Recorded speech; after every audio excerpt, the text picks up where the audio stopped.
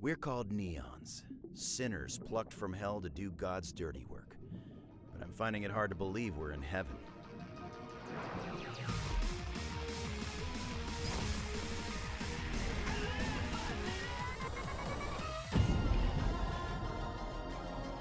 Old friends, ex-lovers. Only one of us can stay in heaven, and I've got a score to settle.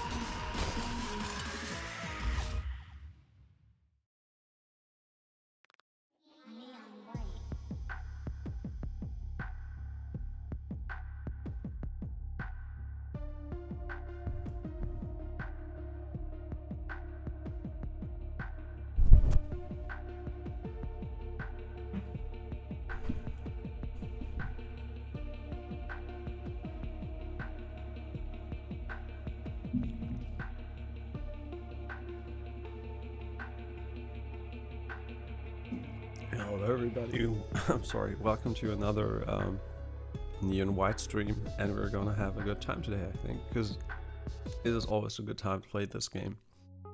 Tomorrow's Christmas, so if there is a stream, it would be in the morning, but probably a little bit unlikely. And today I'm gonna go bouldering, so I don't know if we are gonna have the time to play Persona today, but of course I'll try. And there is a little change in my setup, you can tell because it's only on my screen. I changed a little bit the position of my display, so basically it should be a little bit more a little bit more consistent, hopefully, but it's also different, so it might be pretty bad today.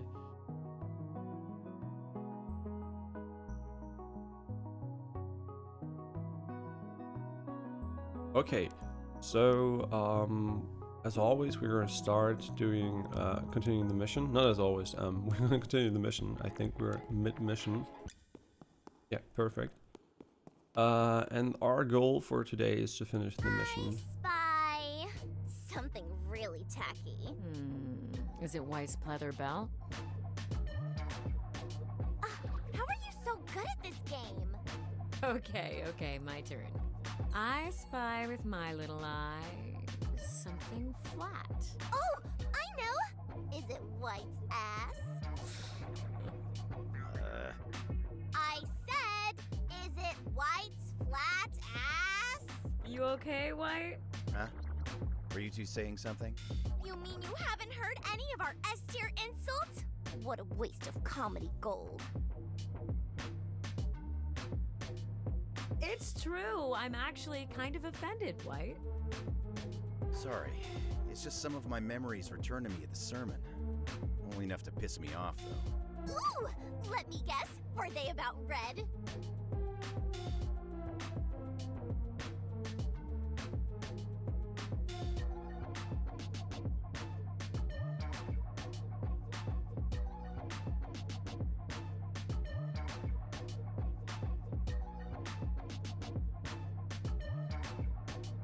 Hush. I just can't believe I had to die before realizing how much Green was manipulating me. You keep telling me not to fight him, Red. But I can't let this end without him suffering for what he took from us. You heard what Mikey said. The true days of judgment were based around forgiveness. If we succeed in restoring heaven, well, eventually, you're gonna have to forgive Green. I don't know if I can. Forgiveness, schmargiveness. Restoring heaven won't change the fact that we're still dead. So, why not treat yourself to a little revenge? Some people just deserve death over forgiveness. What do you think we deserve then, for our past? That's different. We were doing what we could to survive. We were victims of circumstance in a cruel, cruel world. Green lived in that same world with us. I don't think forgiveness should be determined by things like who is or isn't deserving. We all feel and inflict pain.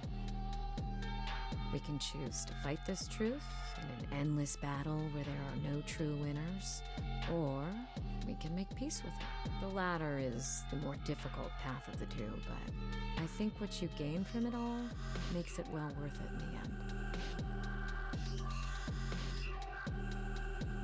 I think I get you. It's like how you can never be a true gamer if you only ever play on easy mode. I mean, if that's what you need to compare it to. I'm back to disagree. I don't think gaming is is about difficulty. I mean, we always play on the highest difficulty, and I'm an advocate for everybody should pick the difficulty they will have the most fun on, because that is basically what the good point of gaming is to have fun. So go ahead and pick story mode if that's what makes you happy. It doesn't really matter, you know. I think a lot of people over, value difficulty, and I don't really care about difficulty. I just care about fun. And for me, the higher difficulties just feel more engaging, and that's me basically. But if that doesn't feel like that for you, feel free to play on whatever difficulty you like. And also, I think that basically what I want to encourage is, of course, to try higher difficulties if you feel up for it, if you actually want to try them out. But if you don't enjoy them, don't force yourself to play them, It doesn't really matter, but feel free to try them out, of course. I mean, the same way, of course, goes also for easier modes. So if you're playing on hard all the time, you're kind of frustrated and it annoys you, and you don't really feel any positive feelings because of it, or not a lot, feel free to try out lower difficulties. I mean, there are just some games which are shitty design. For example, if you play God of War 2018 on the highest difficulty, the game is not going to be that difficult. It's just going to be fucking annoying to play. Unless, of course, you want exactly that experience. And I, for my part, God of War historically always was like more of a power fantasy game. Your fantasy game you had, these moments where you were like super strong, killing everything, being badass. And then when you crank up the HP pool by like, I don't know, a factor of 10 or something, and basically make most of the strategies not viable anymore, and every enemy is stronger than the God of War, it feels basically like you are not the God of War anymore. And I really disliked the feeling, you had there. For example, if you go into Bloodborne and in general Souls games, what they do great is that a lot of enemies are very squishy. You are squishy, I mean on base level, not certain builds. But on base level, you're squishy, the enemy is squishy. When you play Bloodborne, for example, most enemies will die in a few hits. And that feels great, and I think God of War completely fucked up the feeling, And I have no idea if Ragnarok's going to have the absurd same difficulty level. I mean, not difficult from a difficult perspective, but from a design perspective, which would definitely mean we would not play on the highest difficulty, because I really disliked the way God of War 2018 felt. And I played half the game on the highest difficulty until I really was like at the point that I said, yeah, this is not difficult, this is just boring. I'm just really bored by the HP. Every fight is becoming a repetitive, monotonous, input repetition contest, and it felt so boring. I really almost didn't feel any drive to play the game anymore, because it was just not fun. It was not fun. I would say it is about as difficult as you probably could design a game without people getting too annoyed at it. But it was like okay difficulty, It wasn't really like, oh my god, I will never beat this. I think the first part of the half of the game is also considered the hardest part, because that is when you don't have the items and builds. And I still thought it was okay difficulty wise. It was just not God of War, and since, you know, I'm an ambitious gamer, I always try to, you know, I was hoping for, yeah, is it gonna get better? And yeah, it got better, but it didn't get as much better. So I got basically baited by the RPG systems, thinking, yeah, sure, at the start, maybe we don't do a lot of damage, but later on, we're gonna do insane damage.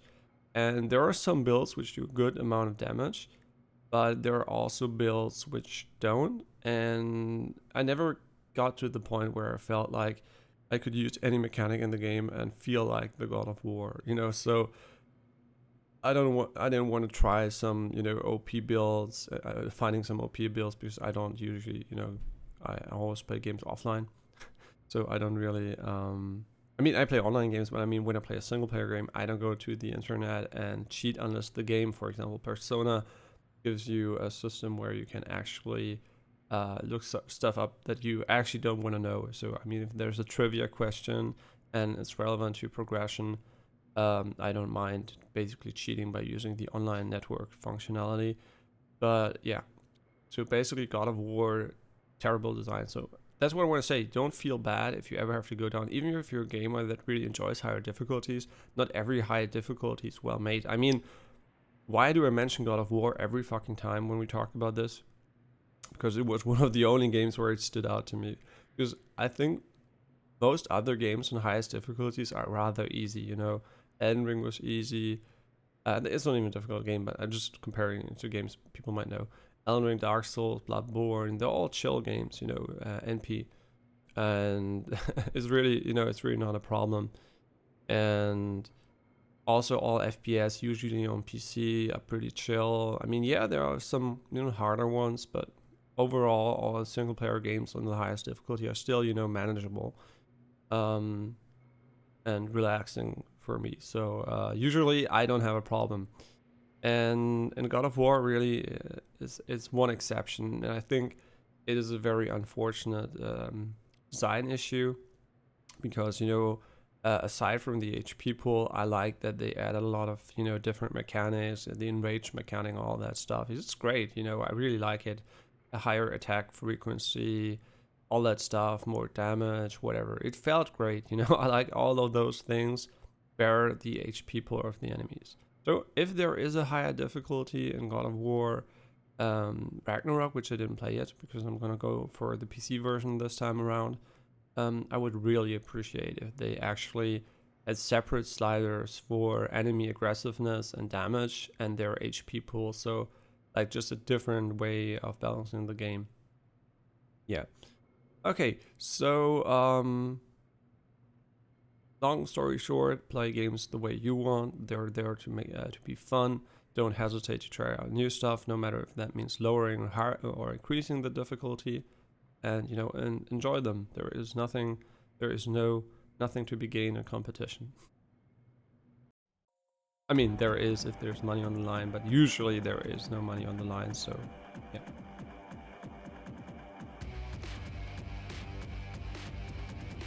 Okay, the mission's called Barrage, and we are still in Heaven's Edge, and we never played it, so I'm going to be curious to see how this was going to work. Okay, so this basically is a start where the game wants us to just use grenade launcher to finish these enemies, I guess. Yeah, so this is basically what we're supposed to do here. Here we can use a double jump. Again, this is just like basically they give us a lot of weapons, so we can actually just do whatever we want here. But here I'm not sure what exactly is the correct play.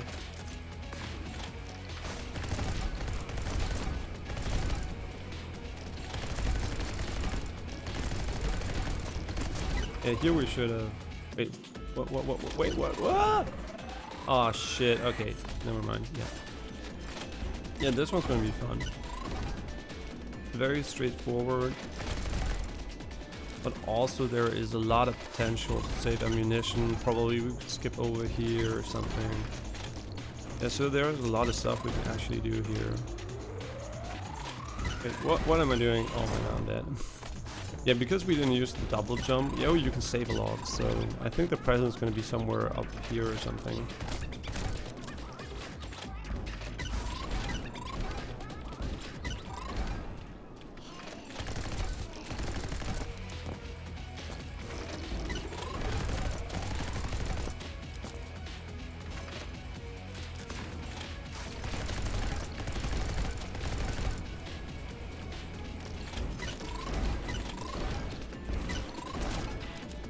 Wait, what?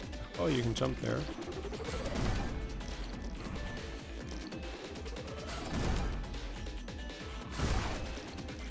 Well, that was terrible. Wait, that was platinum? Okay, it felt really bad, to be honest. I felt like I did a lot of misplays here, and we didn't really use any shortcuts. So I would suspect platinum is like 46 seconds or something, or maybe 47. Because we should be very close to the time. See, that's why I also, I might talk a lot, but I think I'm pretty good at actually, my insight is, well, joke is there's an insight.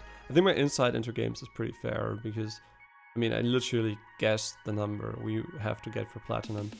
And I don't think we could see it before we beat the level, so I didn't look at it anyway. But, because we didn't use a shortcut, we just executed it, in my opinion, a little bit poorly, but we still beat it. And I don't think if that is basically why is a requirement for platinum. I don't know if they design it the way that you don't need to get a shortcut, and you can always get it by quote-unquote okay execution. Yeah, but you can tell our score is completely average, which, in my opinion, is probably, not great, if I'm being honest. So, what we're going to do is first get the gift, and then we're going to find the shortcut. Okay, the gift is up here. Well, that is, like, almost too easy. Well, I guess we got the gift. Yeah, and so now what we're gonna do is we're gonna try to find a shortcut first. I hope it's not gonna kill me. Yeah, so where would I put the shortcuts? If there is any. Yeah, there it is. Wait, this is the shortcut, really? Okay, going up here to the left. Okay, I get it. Yeah, we can just, by the way, we don't need to shoot at everything. So there is the option to basically save some of the grenades if we want to. So basically we can do this. And now we can do this. This, bam, bam, bam. Yeah, but how much time does it actually save?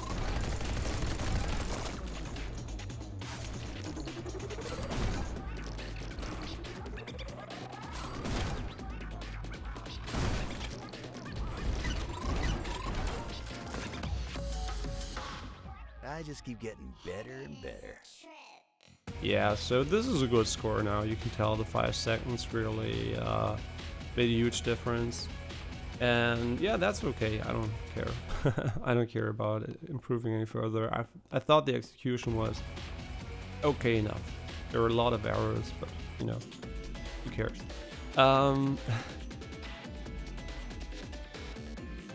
Yeah, it's really weird for me actually that the screen is tilted so much, because I don't know why, but my brain for whatever reason, I completely misjudged the angle until I really tried it out. So this time it's really way more tilted, and it's about 10 degrees only tilted, but it looks very steep. That's, 10 degrees is already quite steep, but it feels very different. It feels very different. I really have to get used to it. And if I can't get used to it, I'll probably just go back to the old tilt, but, and hey, Apricorn, everything okay on your end? Are you ready for the festivities if you partake in them? Which I just assume because we're in Europe and you're from Canada, so probably I would assume Christmas might be in one way or another, even if it's not Christmas relevant. Okay, so as we're gonna be here and just try to, as always, find a good route. So far, so simple. We can get HP over here. We can't get up here anymore.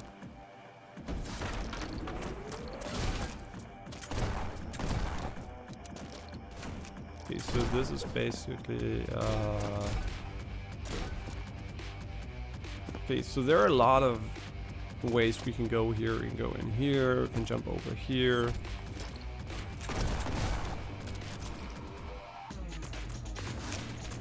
Oh, that was unfortunate. And we have to destroy both of them, okay. Yeah. Wait, is that actually an arrow?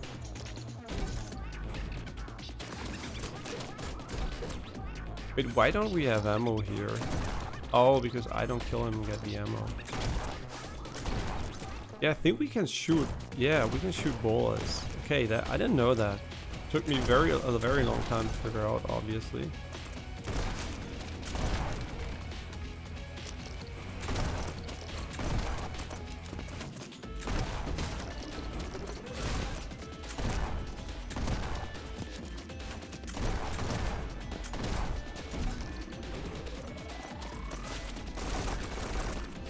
I have no idea what we're doing, by the way. Wait, what is going on? Why are we on that side? Yes, you're excited. Okay, why are you excited? Do you like Christmas a lot?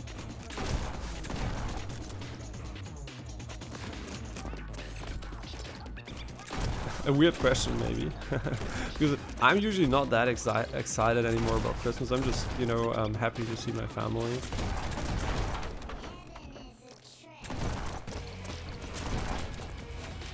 Wait, we still have it? Wait, what is going on?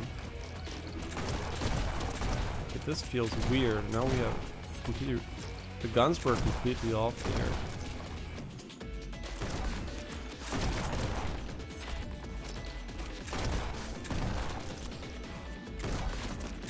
I mean, we can save a lot of ammo over here too.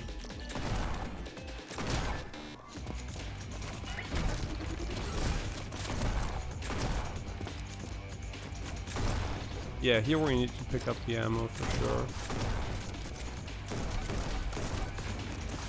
Yeah, I think this is better too. Wait, we need to ram into that, I think.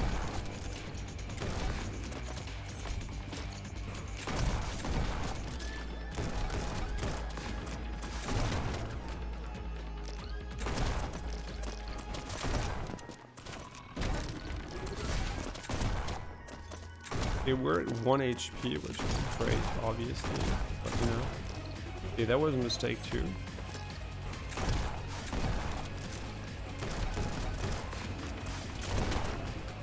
Yeah, it is interesting to see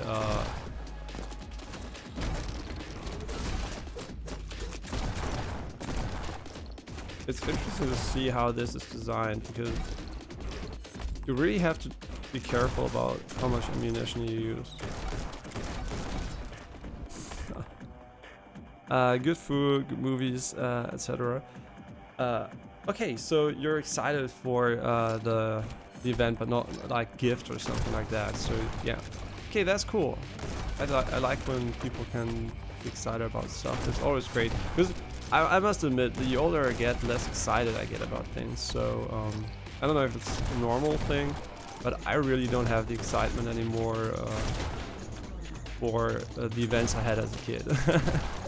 But I don't know, doesn't mean I'm unhappy about the events. It's just like, it's different. It's like I don't really feel too much excitement. I never actually felt too much excitement beyond, you know, a few opportunities. Well, that's not true actually. I just thought about something. Okay, I do feel excitement, but maybe for completely different events. So yeah, never mind that. I do feel excitement, but they're a bit it's a bit different. Man, this stuff's gonna tilt the fuck out of me, because it's very difficult to... Wait, why didn't I pick up...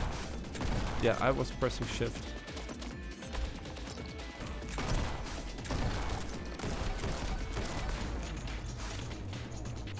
yeah, just play slowly, and probably after a while we should be fine.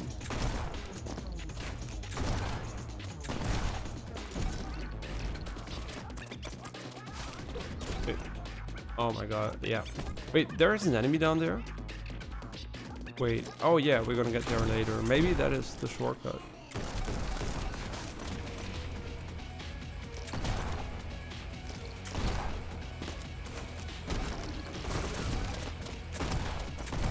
Yeah, we didn't pick up the ammo, which is bad because we actually really need it.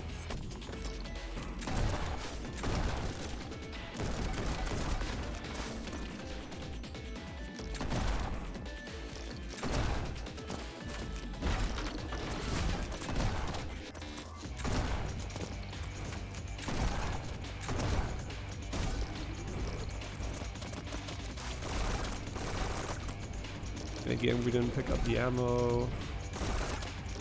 What is going on here? Where do I have to go? Wait, what is... Okay, wait, no. See, now I'm super confused. Where do we have to go? I mean... Oh, yeah, sure, and then we go up here? No, wait, we come from there.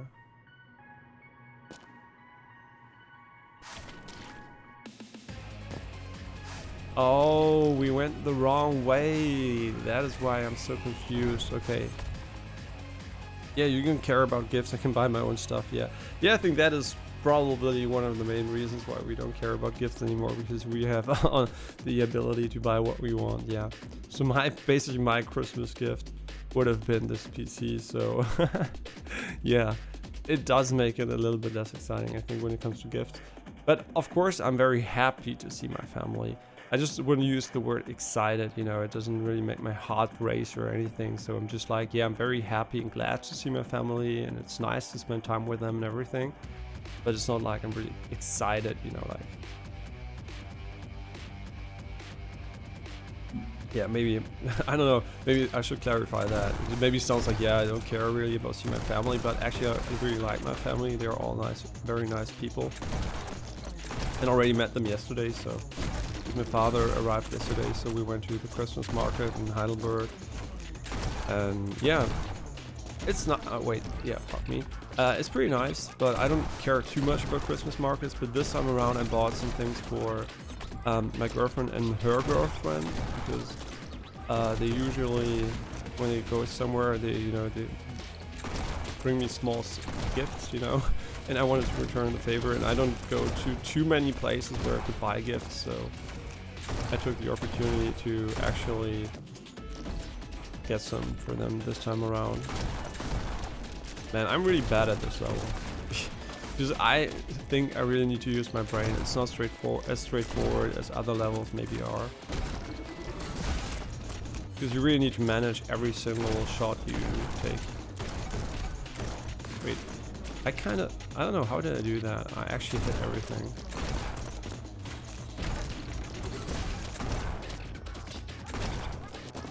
Okay, here we can just go for that, we can do this.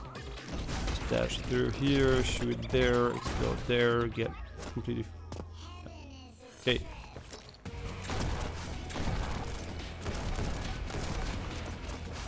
But I really like the level. It feels great to play, but I'm just bad at it.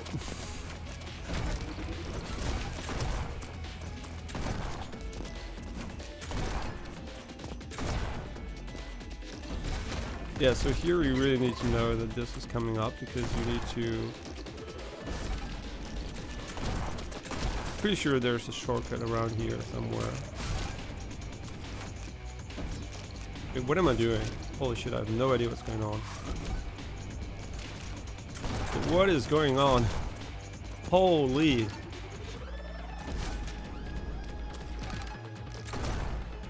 Guys, I have no idea what's going on. This is so confusing to me. This cannot be a good way to play the level. Where do I have to go? I don't even know. What is going on? Wait, there is something in there? Did we also miss something over here? Okay, this level is going to be really... Oh my gosh. It is cool, it's incredibly confusing. I think we completely missed every possible optimal line. I mean, you could even make a point that it's possible to get up here immediately. Should we shoot them right away from here? I mean, it's actually possible to shoot them, so I just don't know if we have to.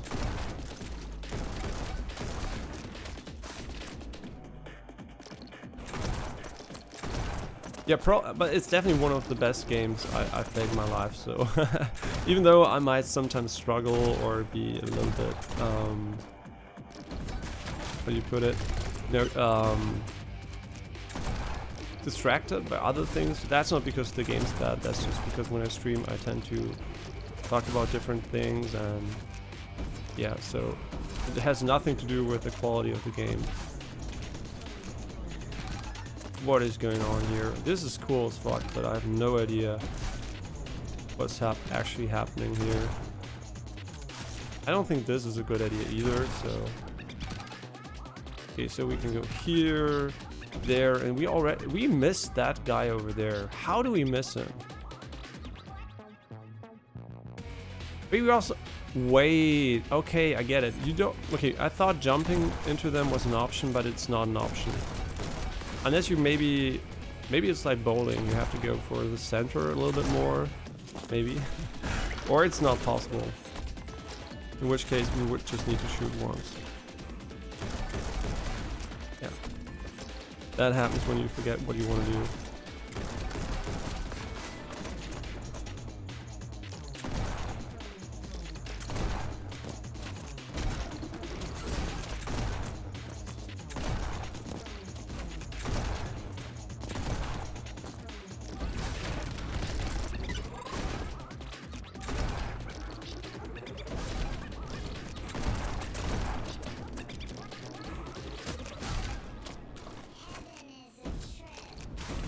No! Oh no, I went against the railing. No. I really had a good feeling about that one. No, I didn't, because I don't know how to execute the jumps at the end, so I'm actually not really sure if there will be a valid run.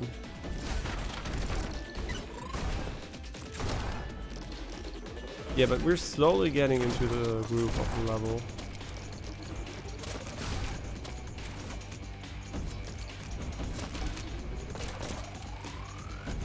Yeah, I'm not sure. This must be a mistake, right?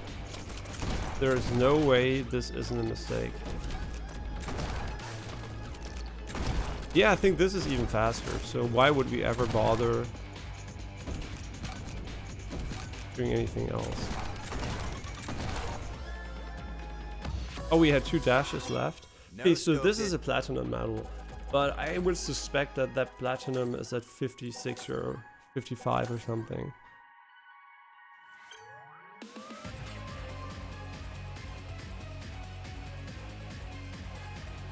No, 58 even. But we're still... I mean, it's 24,000, but I think there must be a shortcut. Probably also the jump we did. Yeah, there must be a way to make it quicker. Yeah, but let's first go for the gift. So, yeah. Where would I put it? I have no idea. This level is weird. I mean, you could just hide it somewhere up there because there's so much space, and there are a few areas which are occluded by geometry, which you usually don't, you know, look at when you play the game. Okay, so I completely fucked up. It doesn't really matter. All we want to do is...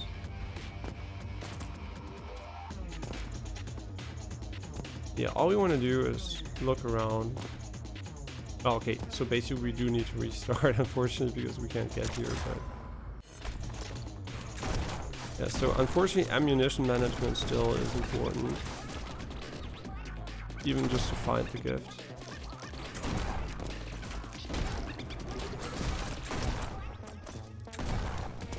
Yeah, so I think the start is perfectly fine.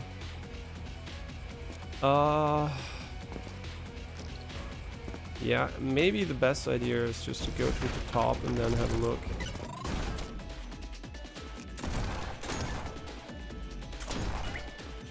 Wait. I'm confused. How do I get ammo out of that?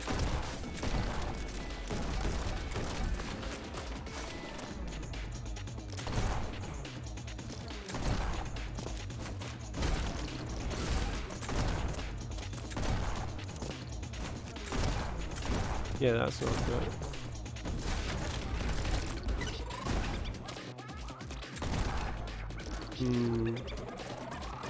Okay, so there's HP over here.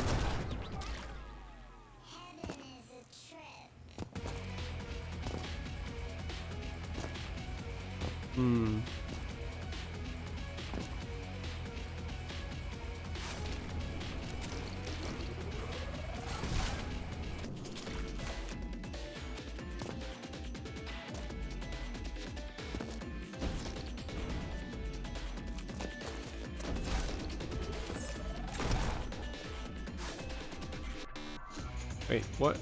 Oh, okay, the shortcut's over here. That means you have to kill the guys down here by shooting. Wait, is there a gift up here? Oh, yeah. Yeah, lucky I saw it. We could have looked around for like ages if I didn't miss that one. Okay, now we're gonna go for green time. Whatever that means.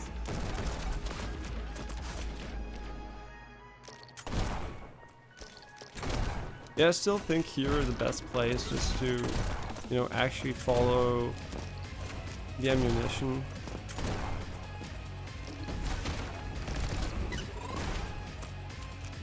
Yeah, we were a little bit slower than last time, but it doesn't really matter, I think. Wait, we go up here, okay. And now, how do we kill those guys? How do we kill them?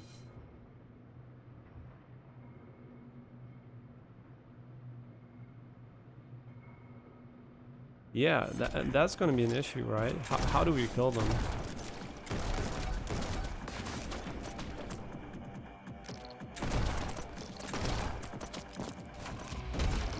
I mean, is there a better opportunity to kill them?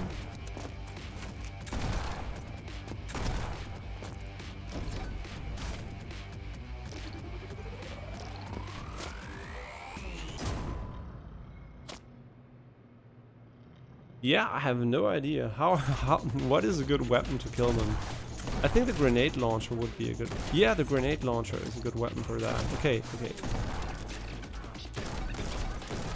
Okay. Yeah. Let's try it out. Can we get there using the grenade launcher?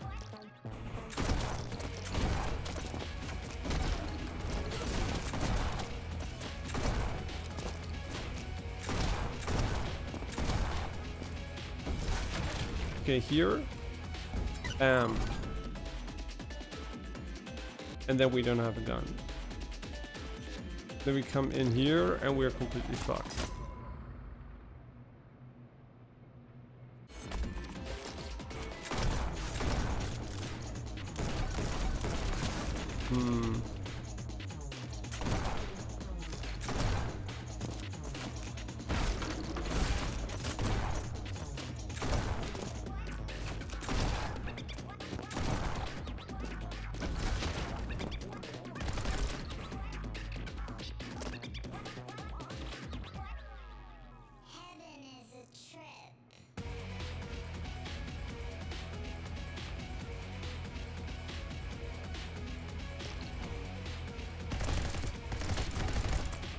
I mean, sure, we can keep it over here, I guess.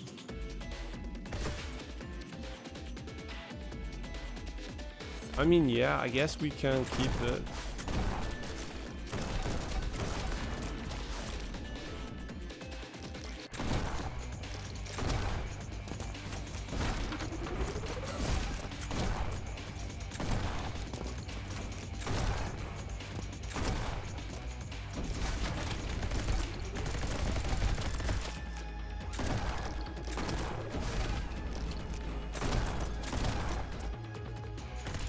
And then we do this. Man, it doesn't feel good, to be honest. I think that the moment we should shoot is probably here. when we try to cross.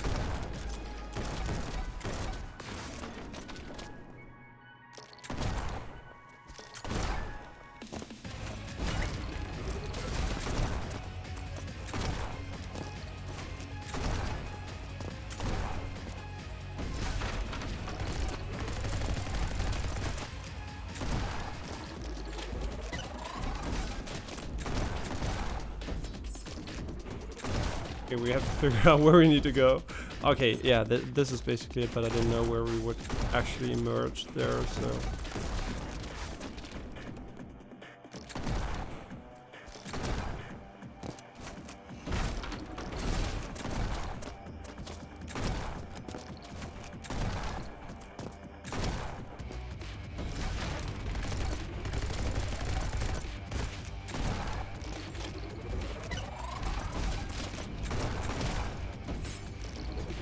Wait, oh shit.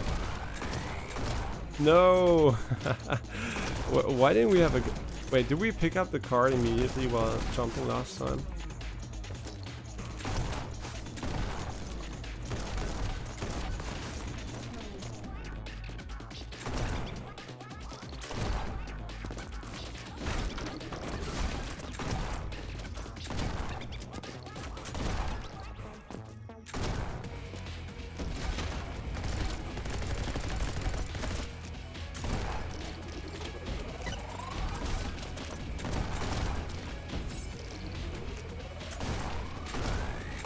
Yeah, we need to one-shot the guy there, unfortunately.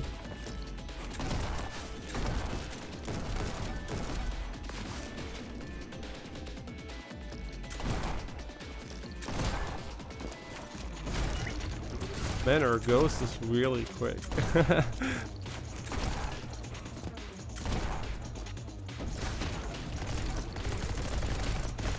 Which is annoying. I shouldn't be jumping here, by the way. I think that's an error anyway.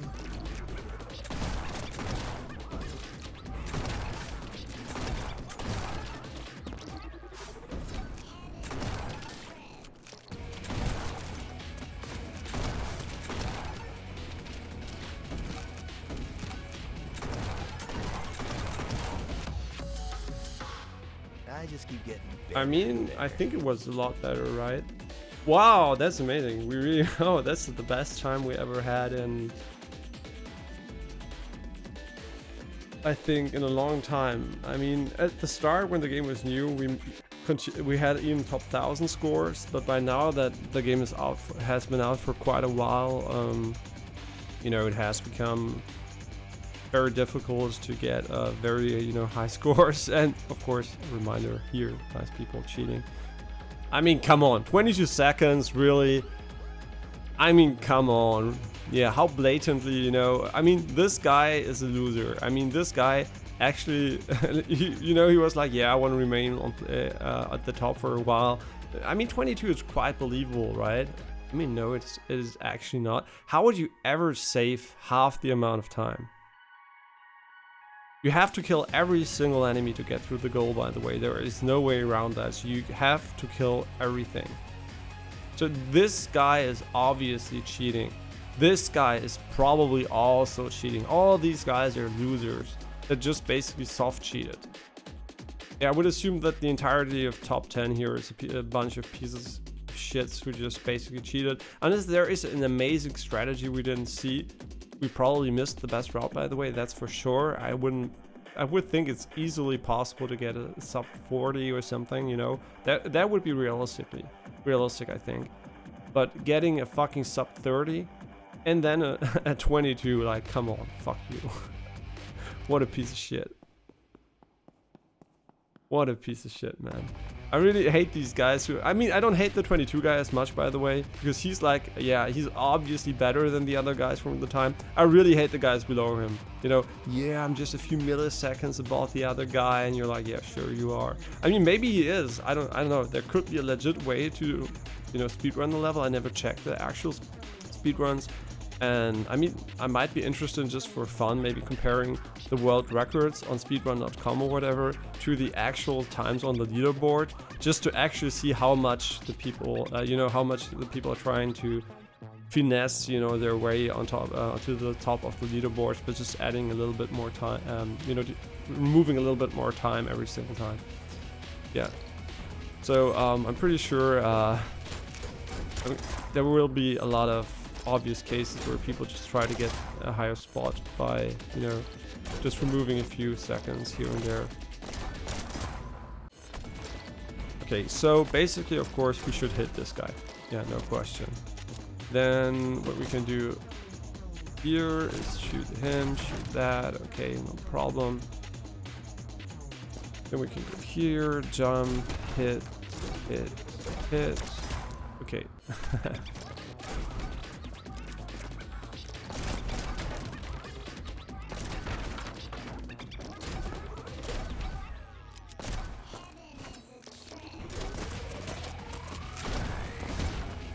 Wait, what? Wait, what?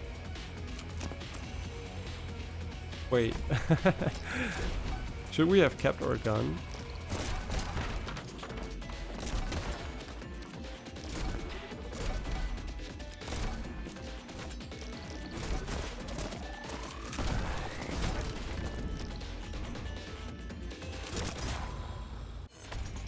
I mean, this level is also very much a puzzle at first. You really need to manage your ammunition.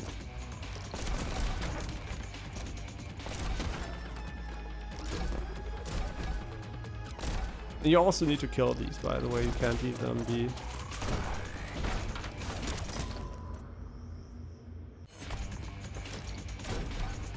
Yeah, so we don't need to, actually we don't need to go fast, but I really like to try to optimize the route early on, so you just get it into muscle memory and you don't need to start doing it again.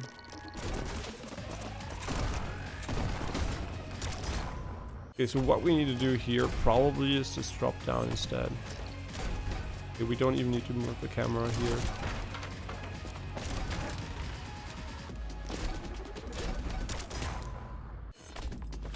Oh yeah, now I know what's happening. The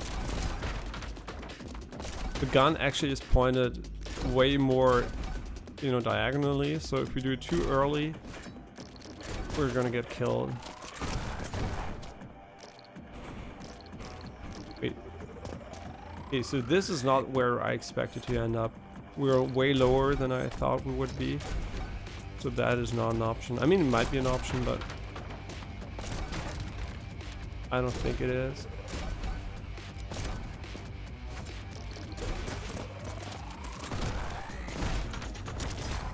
But wait, what am I doing wrong here? I think what we're trying to do is we should probably not go up. Yeah, I think the angle is not good. Yeah, because then we can't actually jump. Oh yeah, I get it. Yeah, that's cool. And now we can just shoot this. They die. Perfect. We can go down. Okay.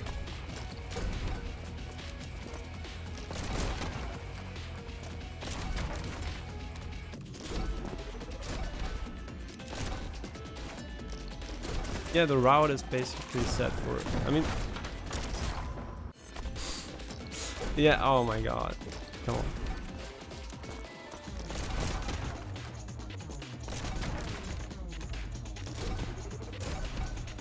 As far as I know, there is no bonus for not getting hit, so...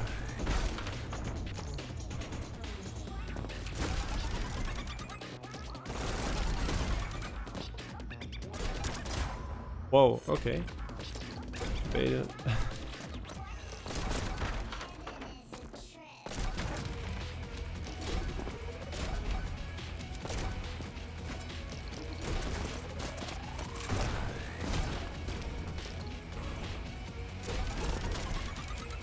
Wait, no. Okay, we can get 2 of those, but does it really matter? I don't think it does.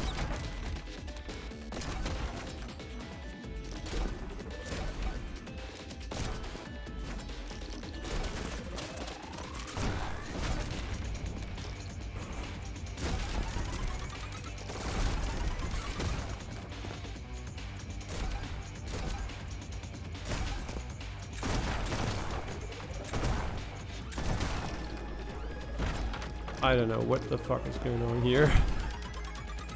Wait. Who did... We missed one. I don't know where we missed him. Fuck.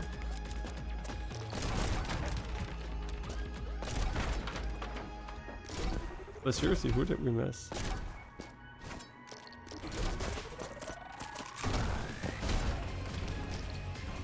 I mean, he dies, right? Yeah, he dies.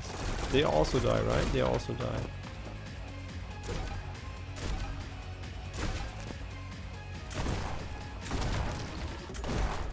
Oh, there must be an enemy in here. Okay.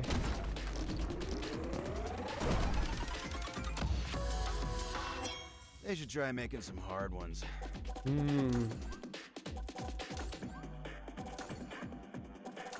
I'm not sure if I mean, we already made a big mistake by not shooting immediately, so I'm not really happy with the execution. And we also didn't take the shortcut, so let's just try to get the gift instead. Hey, we found it. Okay, so there is a vent. The vent is accessible from below. And the only verticality we've got in the game are yeah, the yellow and the red card. So maybe it is a good idea to save as much as we can there, or we are just going to try to go down here instead.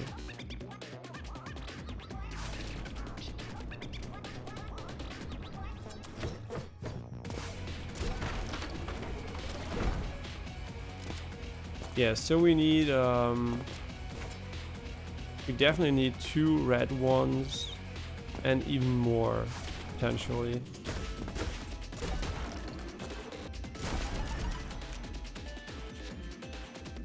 I mean, we would have had a red and a yellow one here. Is that enough? Yeah, I think red and yellow should be fine.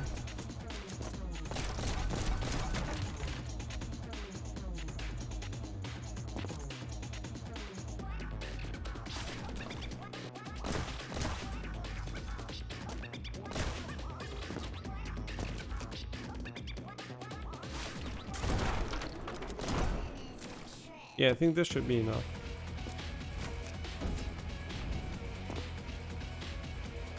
Yeah.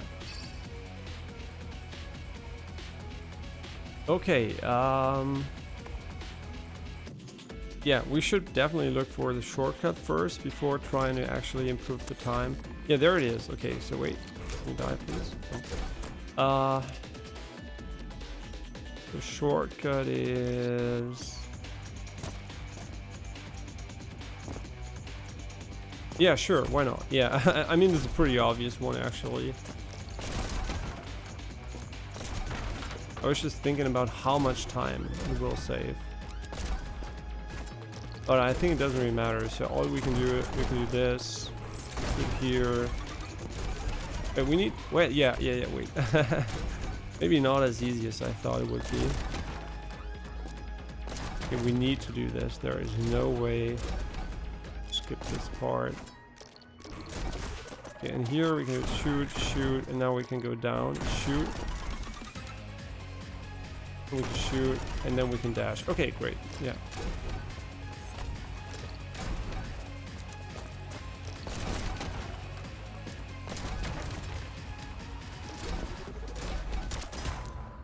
Yeah, I knew it's gonna happen at some point.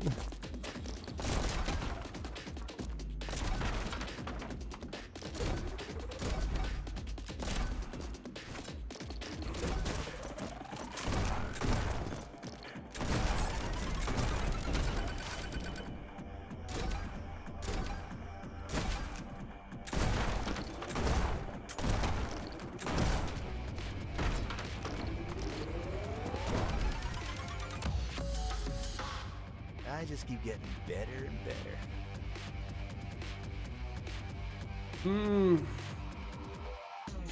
No, I should, you know, I was thinking about doing it again actually, but I think that would be very dumb to do it again, because what did I want to change? I wanted to change how we actually handle the drop down, and at the end how we use the barrel for forward momentum.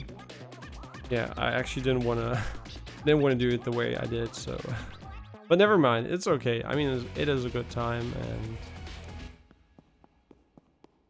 if we want to get to Persona 5 today, we shouldn't try hard too much.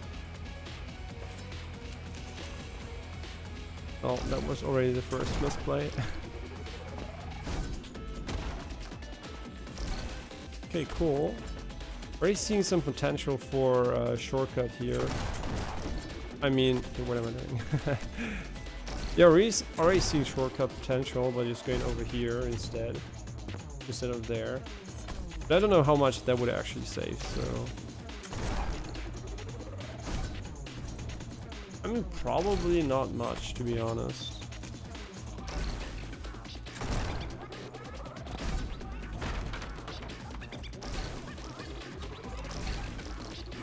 Oh yeah, they die. They do die. Or does it save time? I mean, we can shoot him and just go here instead. I don't know if that's quicker. Unfortunately. So what am I doing here? Yeah, there's 100% a shortcut over here. Yeah, like 100%. You can go and jump over instead of... I think this should be quicker actually, because you fall so slow in the game that every time you can avoid jumping high, it's gonna be quicker. I think.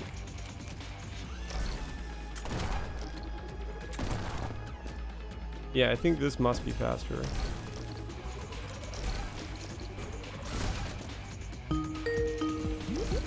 Yo, my mother's calling.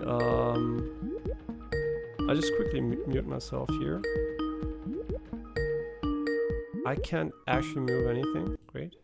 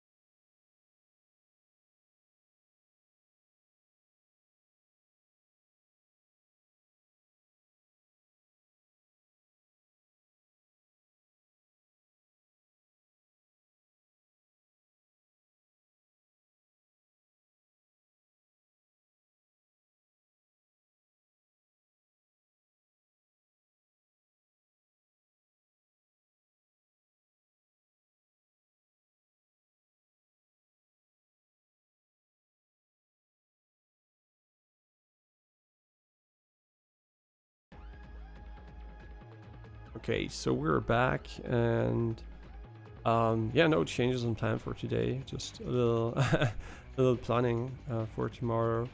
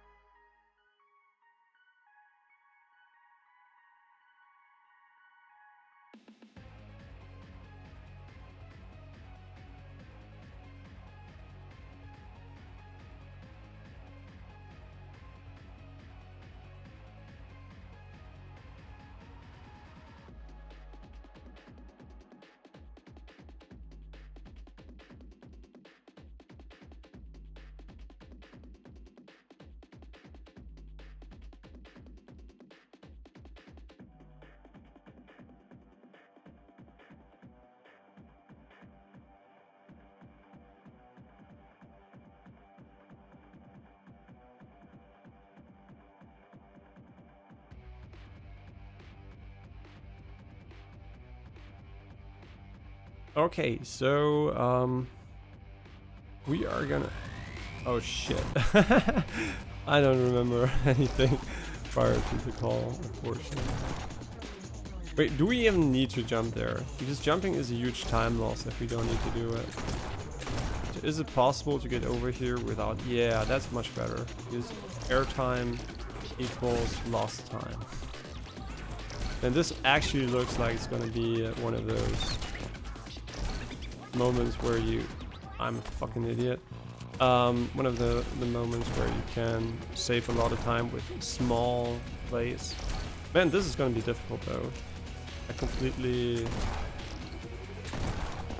underestimated how tight this is gonna be. Wait, how did we do it? Maybe this is actually a very difficult thing to do and we just got really lucky doing it the first time around. I mean, it does feel very tight, so...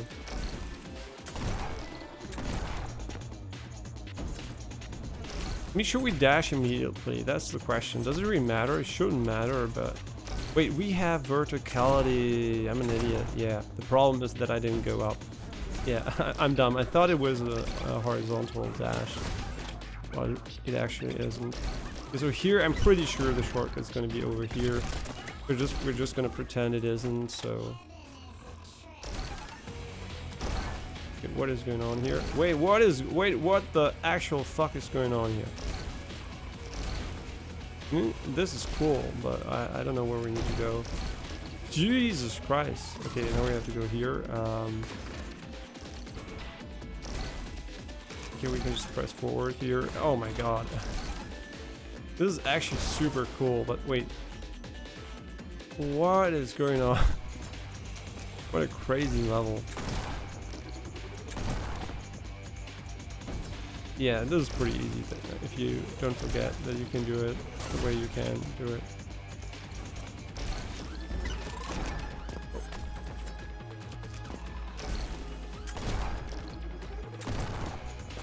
No, I jumped. Why did I jump? I'm dumb.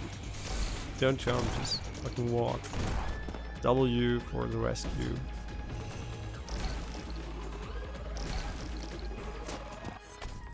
I mean, yeah, we were pretty okay, I guess, time-wise, but...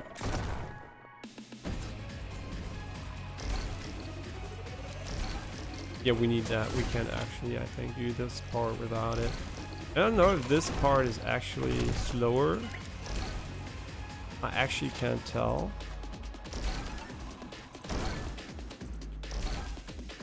Wait, I'm really confused. This was not the correct play, right? So...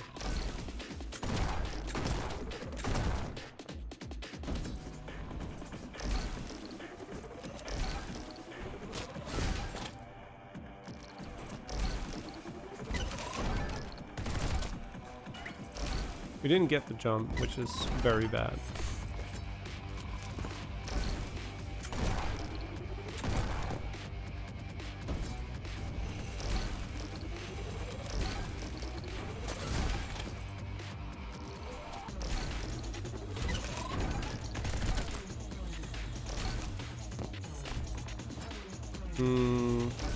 We gain way too much height by using the grenade launcher.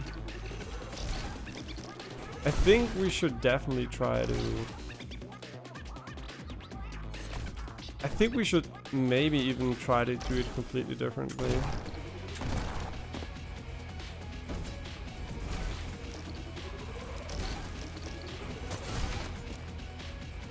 Because we can actually do this, you know, and then we can jump there. But are we gonna kill the yellow guy? I don't think we're gonna kill him, and we're also not gonna get his pickup, so maybe that is not an option.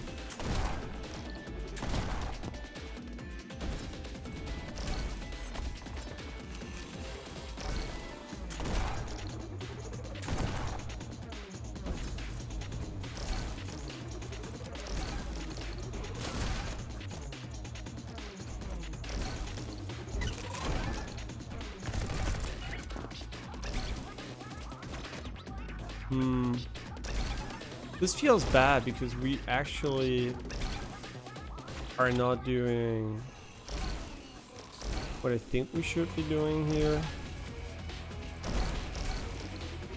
Yeah, now we can just instantly press the button, dash over here, dash, dash, dash, dash, dash here, do this. We don't have a dash left, which is bad. Another one down. And welcome back, Apricorn. We didn't even do a platinum here, so there must be some kind of really cool skip. And we also mismanaged the cards, so...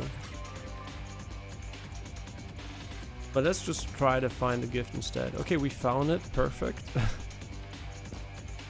I would say it's probably accessible from up here. I think we have to play the entirety of the level again.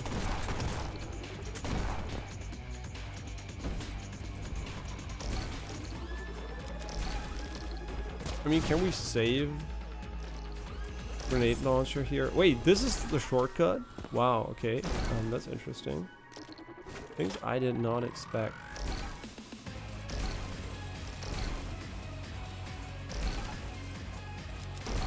Yeah, so here, yeah, this is where I think we are gonna get to the gift. But where was it? I can't remember. There it is. Okay, the problem is we're not gonna get to it now because we fucked up the grenade launcher. There's no way we're gonna have the required elevation here. With 2 grenades, I think we are still fucked actually. So is there actually a platforming part over here? It might be platforming and I can't really tell yet, so...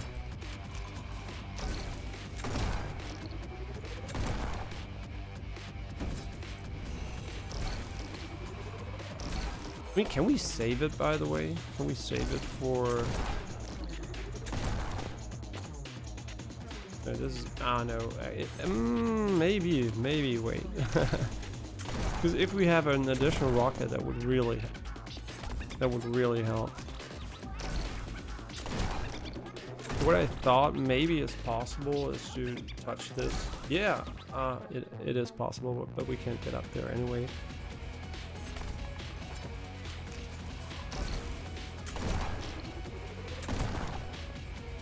Yeah, I'm curious to see how long it's going to take us to get the gift this time around. I still think that this actually is a good idea because we are going to keep the grenades. All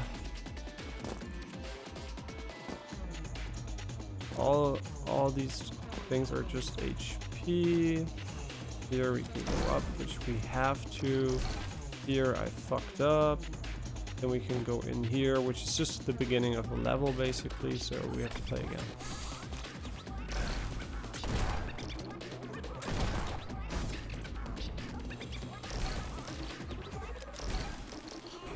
Yeah, but I still think that this is basically the way to go for this section. And here we really have to go as far as... Wait, what am I doing here? But you can actually get stuck there. I didn't know.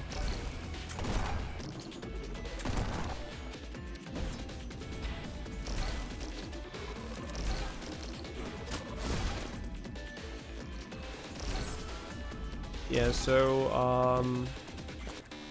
what is the best way to get up here?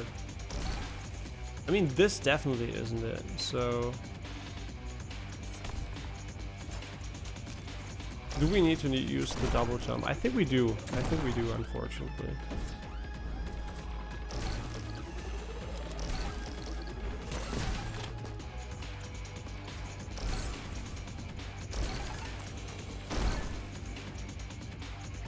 Yeah, I think we do need to use the double jump. And this is really bad.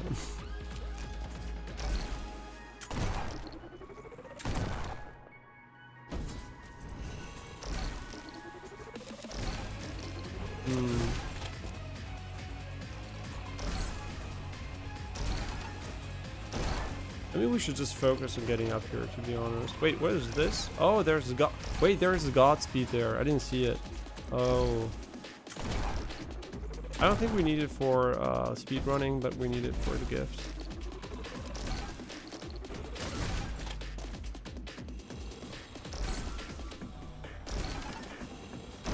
I still don't remember how we were gonna get to it though, so...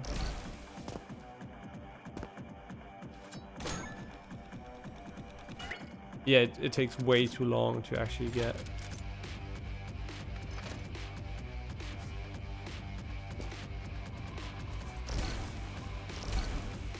And this is so bad. Holy. Okay, and now we just have to go here. Wait, no, we got a stomp. No, I didn't want to get a stomp. No. Maybe, just maybe this is enough. I don't think it is, actually. But there is no way this is enough, right? Would the Godspeed even help? Wait, we didn't need it, right? Oh, no, we don't. We can just go here and... I think we can just jump over here without... not sure, actually. How do we avoid getting the green card? I mean, we're not planning to getting into the US anyway, so why would we need the green card, right?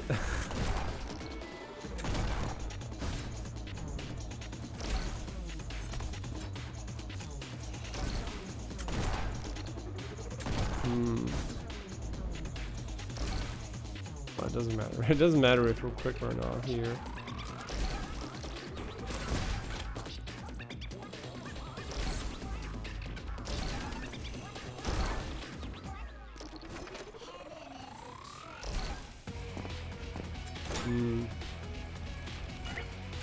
Yeah, I really want to keep Godspeed, but the green card is over here, so if we could avoid just picking it up in some way. Problem is, this is pretty quick, so we can do this instead, right? Oh yeah, perfect. That's great. And now we are up here, and it should be possible for us to get around here now. Yeah, and now we have 2 grenades, and we should be able to get up here, I guess. Yeah, perfect. Oh, why do I didn't... today's bouldering day, and I don't know why, but I have slight sore muscles. I didn't even play too much with my knees yesterday, so I don't even know why. Well, it doesn't really matter. I guess it's going to affect my performance today, but it doesn't matter because it's just training. So as long as I train my muscle, it doesn't matter how. Okay, we're very far away from platinum, so there must be some really really good shortcut, but I didn't see it, so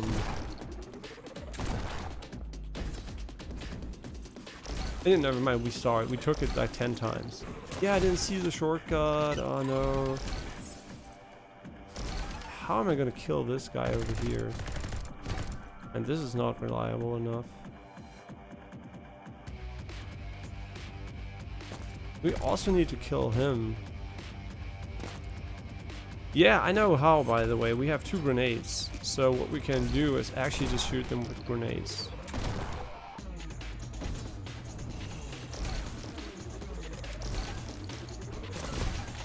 Yeah, so we can do this and this, and then we just fuck up completely. Perfect.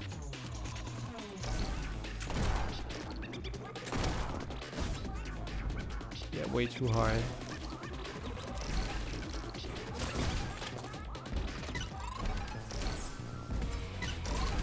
Yeah, perfect.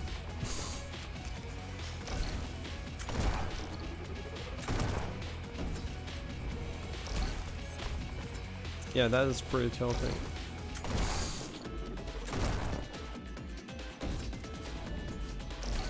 I'm only thinking about this part here, so my brain is completely shut down. Did I kill them? Yeah.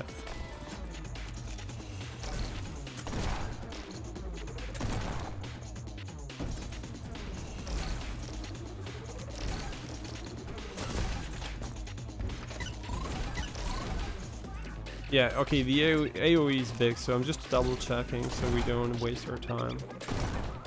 Wait, maybe we should just have tried it anyway. I don't know why I just quit mid-fight here. Now we can completely focus on this part. Man, we're way too high.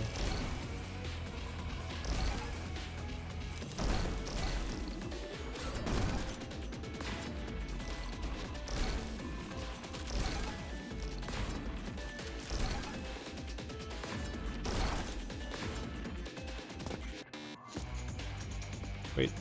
No, he's actually alive. No way. No way he's alive this time around. Fuck me. No. He actually is. What a bitch.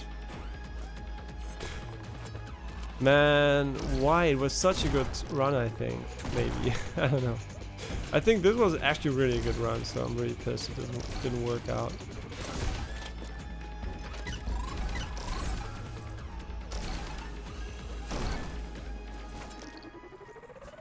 Does you? I mean, I don't know if the momentum stacks, by the way. It could be a good... Fuck me. It might be a good idea, actually, to use the jump earlier. If it does cancel the upward momentum. Terrible.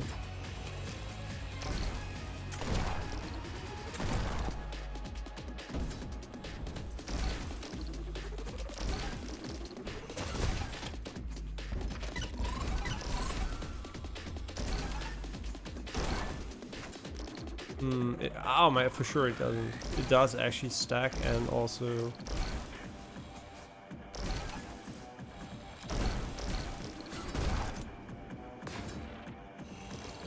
Also pretty efficiently at that. Yeah, we stopped there, which basically means... You're fucking kidding me.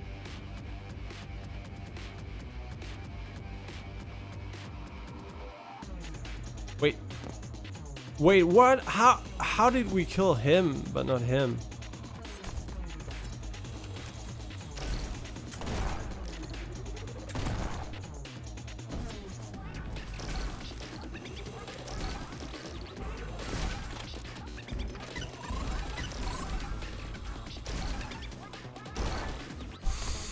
I'm tilted.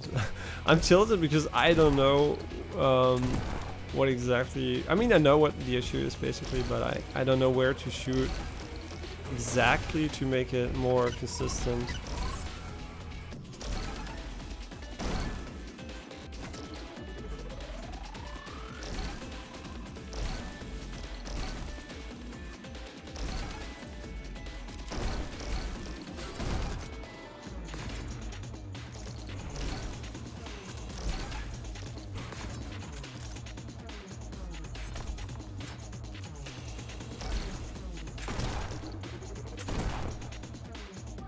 Yeah.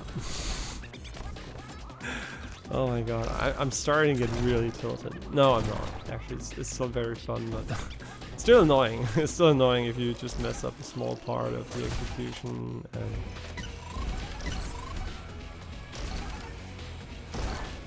yeah.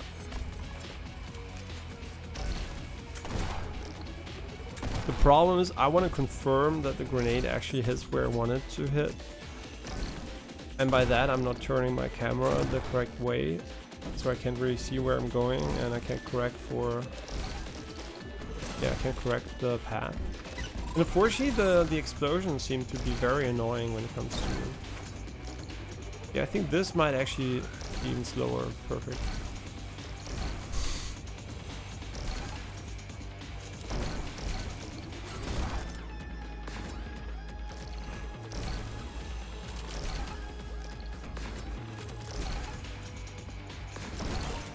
No! Fuck my... Oh, fuck me, man. Oh, I got greedy. I wanted to be faster, and I just pressed the button sooner. Oh my god. We had everything perfect. No, I'm joking. We didn't, but...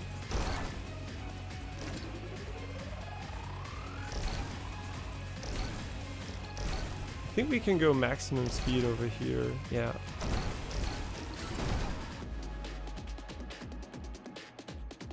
Oh my fucking god. I mean, that was just unlucky. That is not my fault, I think. Maybe it is, but I don't think it is. I think this should not happen.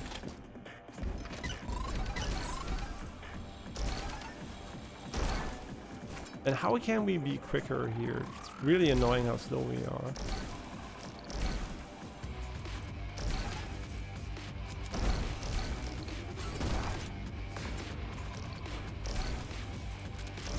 Yeah, we can just press forward here. We shouldn't be having any issues.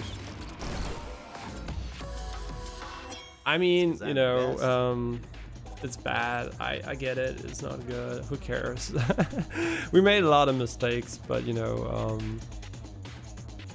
see I mean, look, other people made a lot more mistakes, okay? And I see a pattern here. The pattern basically is there a shortcut that requires precise aim to a location which you have to figure out yourself?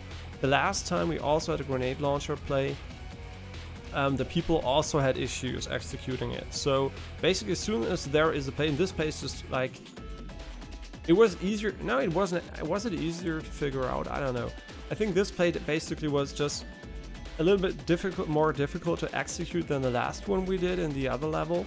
But it basically was the same idea, and we also had a very good time there. So I think that, I mean, look at this. I could easily beat all of these guys over here, easily, because we actually made so many small mistakes when it comes to movement, which basically is what would, you know, give us a little bit more of these here. So we could easily get top 3000. Yeah. So, I'm just curious, how good is the best time in this level? Okay, wait, does he actually do it just in every level? Every level he just basically put in a 22 point something? It's the same guy, right? I think it's always the same guy, this guy with his time, no matter what level. But see, here it is, I mean, the last level actually had like 20 seconds cut off, which is half. And here it's like maybe 7. I mean, that might be possible, but I would assume they are still all cheating. But you know, the top 10, I'm always assuming they're cheating. And it is, I mean, it's 7 seconds on a run, which, I mean, 35 would seem pretty legit to me. Like 35, 32 maybe. Yeah, I think these people are legit. I think 32, I mean, no, they could be cheating too, of course, but I think 32, maybe 33 could be somehow doable with small optimizations, but I don't think that sub 30 is realistic. I'm not annoyed by it. It's just funny to see how blatantly some people cheat. I mean, I like the blatant cheating, but I dislike this, you know, the people who pretend. It's always the same, you know. They're very good players, and what I basically would, you know, the easiest way, for example, when it comes to FPS to see if somebody's cheating, look at his mechanics. How is his movement? How is, you know, everything but his aim? You know, how is, you know, how does the player play? Is there a pattern for certain things being way above average, while others are complete trash, although they should be the same? For example, somebody who can aim like a god, usually also has very good movement because it's the same skill. Basically the same skill. It's basically based on your, you know, reaction time and the ability to execute a physical input at the correct moment. And so usually people who have good aim also are very good movers, to some degree at least, and so they have like an efficient way of traversing. And if somebody's really like a complete bot when it comes to looting, moving, you know, all that stuff, and has bad, you know, habits, how he scans the environment, it's pretty easy to see if somebody's using wall hacks or an aimbot, because they usually have a pattern of being extremely good at something while being terrible at other things. The problem is, of course, that there could be people who are very good at something but bad at aiming, then you can't tell. But then there are some people where you just really notice they're very good at one thing and terrible at others, which just doesn't match up. Because if somebody's intelligent or, you know, physically talented when it comes to inputs, usually it would translate to all the inputs and not just one. Unless you play Kovacs your entire life and then you play an actual FPS or something, but that's not the case for most people. So yeah, a great example, for example, is Defran. Defran has incredible aim, but his movement and everything else, the mechanics and how he plays, is on the same level. So he has very, you know, he's just very, very good and consistent, and nothing stands out as being, you know, weird or something. And there are other people, I'm not gonna name names because people don't like when you call people cheater, but there are people where it's very obvious that there might be something wrong. There might be, because I'm always going to give the people the benefit of the doubt, even if there is like obvious evidence. You never know, that might just be a glitch or whatever. You know, you could make excuses for it. So unless it's really proven, I'm not going to call anybody out, but I think it's fair to do so if you feel like it. But yeah, definitely in Warzone 2 there are a lot of people who are very suspicious, and it is unfortunately masked with people at least saying, yeah, it's on controller or whatever. And then there is physical cheating on controller. You can have your Cronus and all that stuff. Yeah, so you just hardware cheats are, you know, is something we don't have on mouse and keyboard basically. We have only software cheats, but hardware cheats definitely are a thing for controllers. So it's very difficult to actually, you know, make allegations without, you know, catching them red-handed, which is impossible because they're in there, you know, they're at home and you can't actually tell. Yeah, so just don't be too, you know, if something seems impossible for you, doesn't mean somebody's cheating. But if something seems like inconsistent, and I mean, yeah, it's fair. I mean, if you're not good at games, you're never going to be able to tell if somebody cheats or not. That's unless there is really, you know, rage hacking going on, then you can tell. But I think you need a certain level of skill to actually really make the claim. So it's unfortunately very, very difficult sometimes to, you know, see the difference between somebody very talented and somebody who's actually just cheating when it comes to certain parts of this kit. So yeah, it is a problem. But so when very talented people call out other people, that's where I would, you know, maybe start to listen. Yeah, somebody who's very good at a game starts, you know, saying stuff about other people.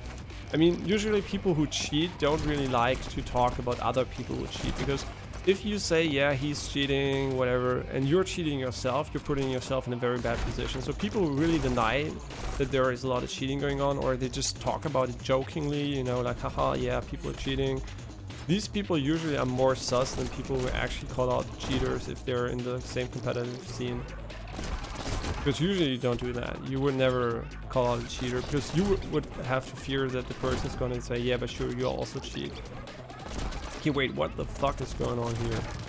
Okay, so this is a very cool level again. Okay, here, we can go there, we can drop down here, then we get a dash, over here, okay.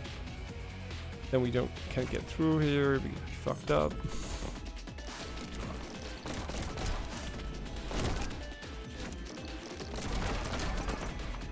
And unfortunately, as always in life, you know, you might think, yeah, but sure, if they would be cheating, Activision would ban them, right? I mean, surely they would, right? Why would they not? Wait, what am I doing here? Okay, I really like the level, by the way. It has, I mean, it's not really like Unreal, but for whatever reason, it reminds me a little bit of Unreal.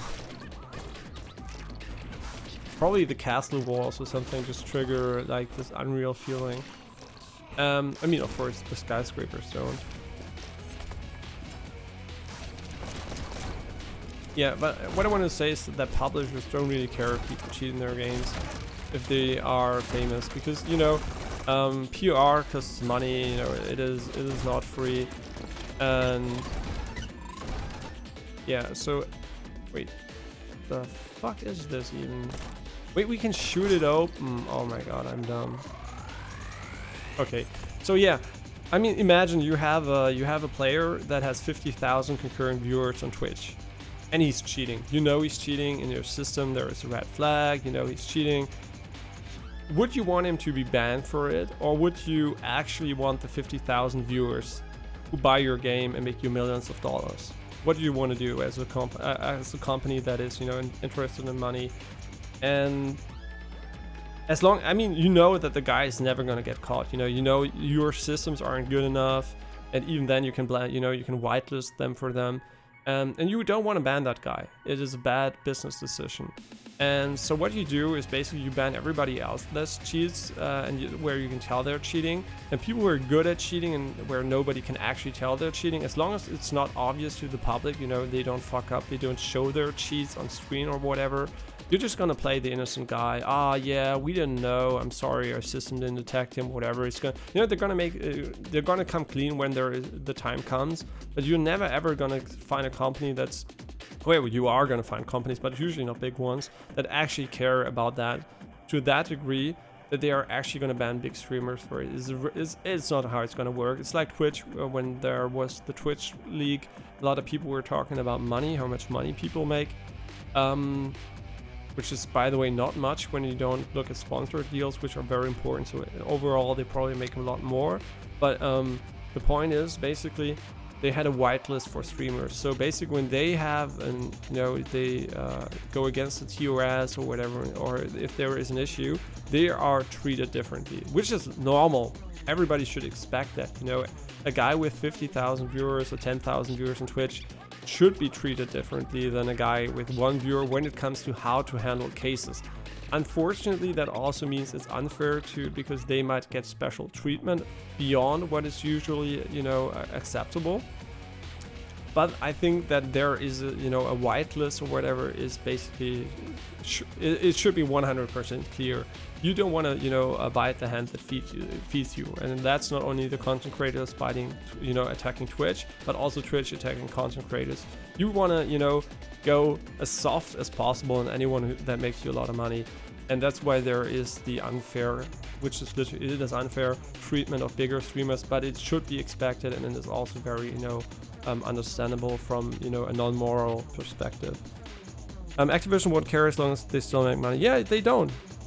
I mean, the only moment I was really surprised basically was when they actually did an engine overhaul for their game. I was like, yeah, I'm never gonna see, they're never gonna do anything. They're just gonna keep the old engine, make no improvements whatsoever. But then for the new console generation, they actually made a completely new engine. And, well, completely quote unquote, but a lot better engine. And now it's a very good engine. And that was an investment they didn't have to make. And the same goes for FIFA, for example, from EA. Even though the game itself is almost always the same, they do kind of care about the visual polish and everything. And I mean, yeah, maybe the investment is worth it. I don't know, but it seems like at least at that on that level they seem to be able to put money into things. And I don't know, maybe the visuals are important for sales or whatever. I mean, they definitely are to some degree, but it was very interesting to see that there is an investment, even though they didn't need to invest because it was still selling very well. And so what I thought about, I thought, yeah, but why would they do it? And probably the reason is not because the game's going to look better. I mean, that's one of the reasons probably, but the main reason is that they probably developed a new engine, which is very efficient when it comes to content creation, because we as a gamer, we only see the results, we see how the game looks. But then there are engines where you can get results very easily with a lot of, with ease, the developers don't have to put it in as much time for optimization. There are a lot of cool tools for, maybe, automatic, foliage placement and whatever. Or, a lot of the lighting and whatever. And then there are engines which are pretty trash, like the Frostbite engine, for example, can achieve fantastic results visually and performance-wise, but it's very difficult to handle and it takes a lot of time and, you know, a lot of bug fixing, whatever. So I think the main reason probably was to get a new engine to spend less money on development, because the development of the engine is going to be, you know, much cheaper than using the old engine and trying to drag it forward. I think that is the main reason. I don't think they actually did it because they care too much about what we gamers get as a visual result. They just, you know, took the most efficient way, which also led to a better graphics for us. And you also, yeah, exactly, their obligations towards their shareholders, so as long as they profit, they won't care. Yeah, that's basically a company. You know, a lot of people ask questions like, how can a game release in such a bugged state? How is it possible? And all that, you know, stuff. And I mean, just look at the games that come out before Christmas, you know, like the games coming out in November and December, compared to games which come out in January, February, you know, whatever. Usually the games before Christmas are the most unfinished because somebody just had to make the Christmas deadline. You know, the holiday deadline is the most important deadline when it comes to a lot of sales, you know, so basically if you don't make that deadline, you're gonna waste a lot of money. And yeah, but I mean, gaming probably is a bit different because there are a lot of games, and if it's too packed, you know, it might even be smarter to move your game away from big games. So there was a game which made the mistake of coming out like pretty soon after Elden Ring. I can't even remember the name because I think I didn't play it because I didn't really notice it came out. Yeah, there was a game which came out after Elden Ring. While everybody was still playing Elden Ring, it was a really bad time to release your game. I was following the game and I didn't even know like 2 months later that it came out and it wasn't that great. So okay, so but we're gonna try to go on here and make a little bit of progress. But yeah, I think a lot of people have a false expectation when it comes to what is not, you know, nobody's obliged to do anything. They can, you know, and they have shown in the again and again and again that they don't give a shit. Yeah, so expecting that they suddenly give a shit is pretty weird, in my opinion. You should expect that nobody gives a shit. The only way you're going to make them give a shit is not giving them money. And then again, of course, you might make the argument, you know, even if you know that, are you going to buy it anyway if you like it, even if it's not perfect? And the truth is, yes, you are. And I'm also going to do it because I'm never going to change the world because, you know, everybody would have to do it. And I don't think that gaming is, you know, is the place where you are going to make a difference, because it's such a big market and there's so many dumb people in the market that even if you are an individual that can, you know, I'm not going to buy the game, you know, I'm going to be the guy holding off on the game, and I'm never going to buy it because it was released unfinished, even though now it is Game of the Year edition, all the bugs are fixed, there's a lot of content, the price is low. I'm not going to buy it, you know, it was released unfinished. I mean, yeah, you can do that, but then you're never going to play any game anymore, because the reality is, if you want to support developers, you know, releasing finished games, the best you can do is buy the Game of the Year edition only. And if that would become common practice, yeah, then there wouldn't be unfinished games. But the only way to get finished games is basically by now to wait until the game is finished. Not for the release date, but for the date that the game is actually finished. And that usually is like up to a year or 2 years after launch. So you just have to find your own way, which is also why I think that, you know, pre-ordering is perfectly fine if you're set to play the game whatever state it's going to come out, but you should always expect an inferior product. The best product you're going to get is the product probably in 1 or 2 years with DLCs, patches, more content, as bugs, better performance, all that jazz. And of course, yeah, sure, the game's going to be 2 years old. It's not going to be as high. Maybe the graphics aren't, you know, the most modern. But the thing is, if you only consume games which are finished, that way you're never going to actually notice, you know, that you're behind. Because if you're 2 years behind, you're going to save a lot of money when it comes to hardware and whatever. So the most efficient way to game is basically being like 2 to 3 years behind. have hardware which is also like 2 to 3 years behind basically for when it comes to performance, because it's going to be so much cheaper, and then you're going to have a great time when you want finished games. It's the only way. And if you don't give a shit, you know, you can do it like me. You can play some games completely unfinished. You can play games, you can start them and drop them and pick them up later. You can, you know, I do it very different. So, for example, Battlefield 2042, I tried it out with the Game Pass. There was, I think, a 10-hour trial or something. So I tried it out. No, it was too buggy. Performance was ass, so I didn't play it. Battlefield 1, for example, also had a lot of bugs, but it was so fun. Bought it day one, played it, was fun, you know. Battlefield 5 had a lot of bugs, never played it. Got it for free, I think, like 3 years later or 4 years later. I know they gave it as a gift before 2042 came out. And yeah, so every game, you know, you can handle it case by case. That requires that you're informed, and that's already the requirement most people don't meet. So, you know, it's very difficult. So if you want to be on the safe side, never get fucked, just play in the, you know, old games. Are you going to get to the One Piece game in January? Is the first RPG game with turn-based combat like Persona. Yeah, the thing is, you might not know it because you joined me for Persona. I'm not the biggest fan of turn-based combat, because I think most turn-based games end up either being a little bit too RNG heavy, or they are rather easy. And so I'm more of the, you know, I like the more visceral, you know, skill-based real-time combat in most games. So that's more what I like. And so I don't know if that is a plus for me or a minus. So I like One Piece a lot, but I don't know if I actually think that this is the One Piece game I'm looking forward for. I think that One Piece, what is it, World Seeker or whatever it's called, I don't know what it's called. Not the best game ever made, but I think that would probably be the One Piece game I would currently be most looking forward to playing, but didn't play yet.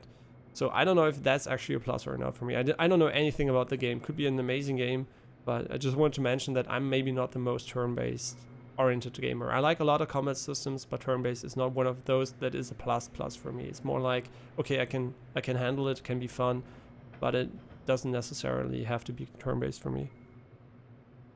And World Seeker was so bad. I mean, I heard, you know, I saw a little bit of gameplay because my girlfriend's girlfriend is also a fan of One Piece. She played it on her PlayStation, and yeah, it looked rough around the edges, and you know, it was like a pretty generic open world game. But I don't know if it looked bad, you know, it looked like average. It was a pretty, you know, average game when it comes to what I saw. It wasn't really bad, it wasn't really good. So that's why I didn't play it until now, but it, at least, you know, visually it looked kind of, you know, nice, I guess, you know, if you like One Piece. I mean, technically it wasn't amazing either, so it was a very average game. But then again, you know, it is an anime game, and if you played the Naruto games, they're also pretty average for the most part. Yeah, all the Naruto games I saw so far or have played myself didn't blow away my mind. So yeah, visually mostly not fine, but gameplay wise pretty generic. Yeah, and it was in development for 6 years. That could be a plus or a minus depending on how the development went, you know. But what didn't you like about World Seeker? Maybe you're just not a fan of these types of games. Maybe you're like, you know, like me when it comes to, you know, turn-based combat. So for me, a bad turn-based combat game is much worse than a bad real-time combat game, because I can at least, you know, improve something there. Yeah, but it just looked generic to me. So I would say for me, probably from a, you know, first glance, it would be something like a 7 out of 10 or something for me personally.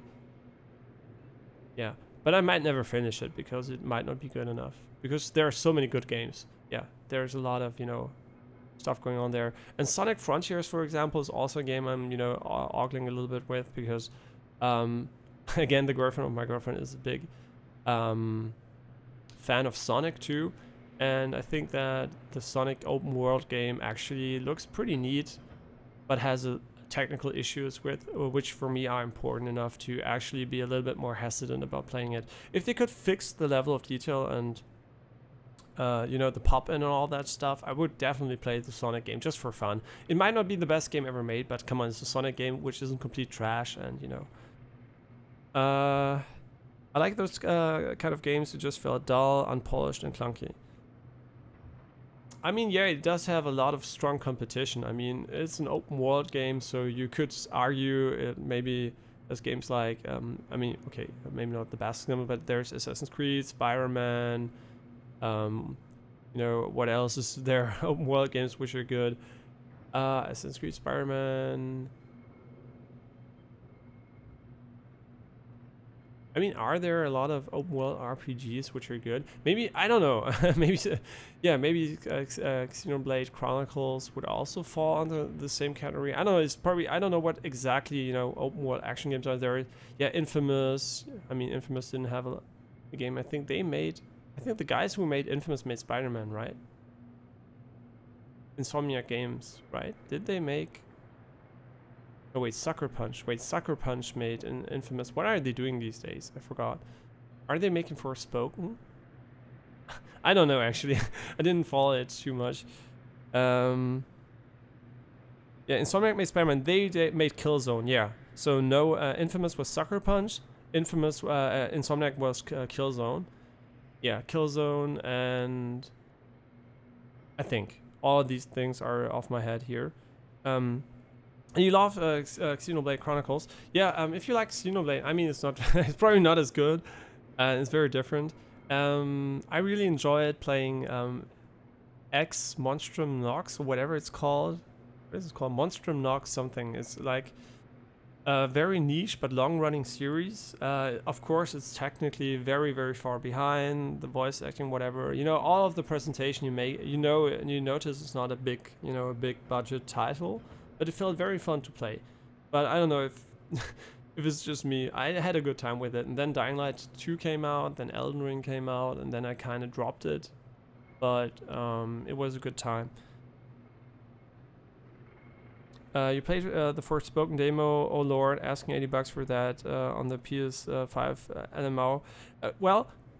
The price point on PS5 and also now Xbox, these prices are just basically a joke by this point. I think the existence of the Game Pass and the older games price point just shows that it's like an early adopter fee for a lot of gamers, and when you're locked to an ecosystem, which is basically the main reason why I always say, if you have the money, just get a gaming PC these days. You have almost all the games you get on console, actually having more, because you get the PlayStation and you get the Xbox games and you get Game Pass and you have Steam and you have so many games which aren't on console too, and you're gonna have so much less to spend on the games themselves than when you play on console, unless of course you buy an Xbox and you just play Game Pass games. But as soon as you want to buy something in the store or whatever, console market is going to be very very costly.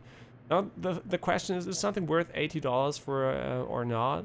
It's difficult to answer because that's very subjective. And I don't know if Forspoken, I mean, at least visually, it seems to be a pretty high budget game. I mean, it does have some flaws. I watched the Digital Foundry analysis, but I really like the particle system. It looks pretty nice.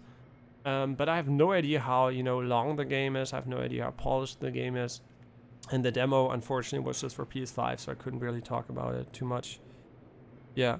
But I mean, in anyway, so if you're not really sold on a game, and in general, I would probably advise most people not to buy a game for $80 in any way, because I mean, yeah, if you're on PC, it won't happen anyway if you're smart enough to not buy on the official stores. But $80 for a game, it must really be a good game for that. I mean, just wait a little bit and get it on sale. Yeah, for most games. But Forspoken, my main gripe with Forspoken was probably, I hope this doesn't come across as wrong again, because it's a hot topic. I didn't like how the characters are presented. I don't like the story, how it was presented in the trailers. I think the characters and their interactions are fucking cringe. and it felt like like Watch Dogs 2 a little bit. It just felt like they put in characters for the sake of putting in the characters instead of actually building a believable story that emerges from the characters and the story they wanted to make. So they just put something in a game and it just feels like completely dissonant with what I would have expected. But maybe it's just me. I don't know. Maybe they changed it and maybe it isn't as bad now. But it just felt really, really weird because first I saw the game. I saw, the characters running through the world. It looked really cool. And then there was the story trailer and I was like, yeah, I mean, come on. It feels really bad. And yeah, I don't know. Maybe that's just me.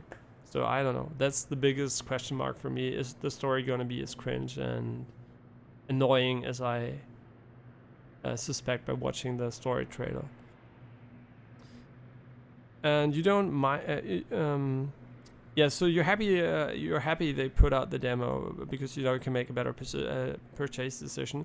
Yeah, demos usually are advertisement tools. So whenever a development team puts out a demo, they usually think it's gonna, of course, logically increase sales. So the demo from Forspoken basically was there to increase sales and raise awareness too. Of course, there are going to be people where it backfires, where it backfires, and I'm not sure if Forspoken should have put out a demo from a marketing perspective. I have no idea. I didn't play the demo. I've heard mixed things about it. Some people really liked it, others weren't too much a fan of it. So I can't really tell if they did a good job with it or not. But anyway, for us consumers, the demo is always a plus point. So we should always be happy if there is a demo and also applaud the development team, even though it is a marketing tool for at least trying to, to be a bit more transparent about what you're going to get. Otherwise, of course, streams and YouTube anyway are going to tell you a story which reviews usually don't, because you can watch the entire gameplay if you're unsure. So you will not know how it feels for you personally, but you know a person which is pretty, similar in taste. Because that's the advantage of having all the YouTubers and Twitch streamers. You can find somebody who maybe is, able to convey if you are gonna like the game or not, even though they might feel different. And so they forced the girl boss personality on the Forspoken protagonist, and the fact that stupid cuff of her arm keeps making corny jokes is so annoying. I didn't even know he does that. Yeah, but that's the problem. You can make a great game and then have bad writing on it and make it a lot less great. Yeah, that's really unfortunate. If a game doesn't resonate with a lot of people, the problem is it might be fine. You can tell whatever story you want. You can put whatever characters in it. It is you as a developer. You're the creative person. You can do whatever the fuck you want, but you can't expect everybody to find it amazing. Just because it's different or inclusive or whatever, or diverse, all these key points they probably have when making such games.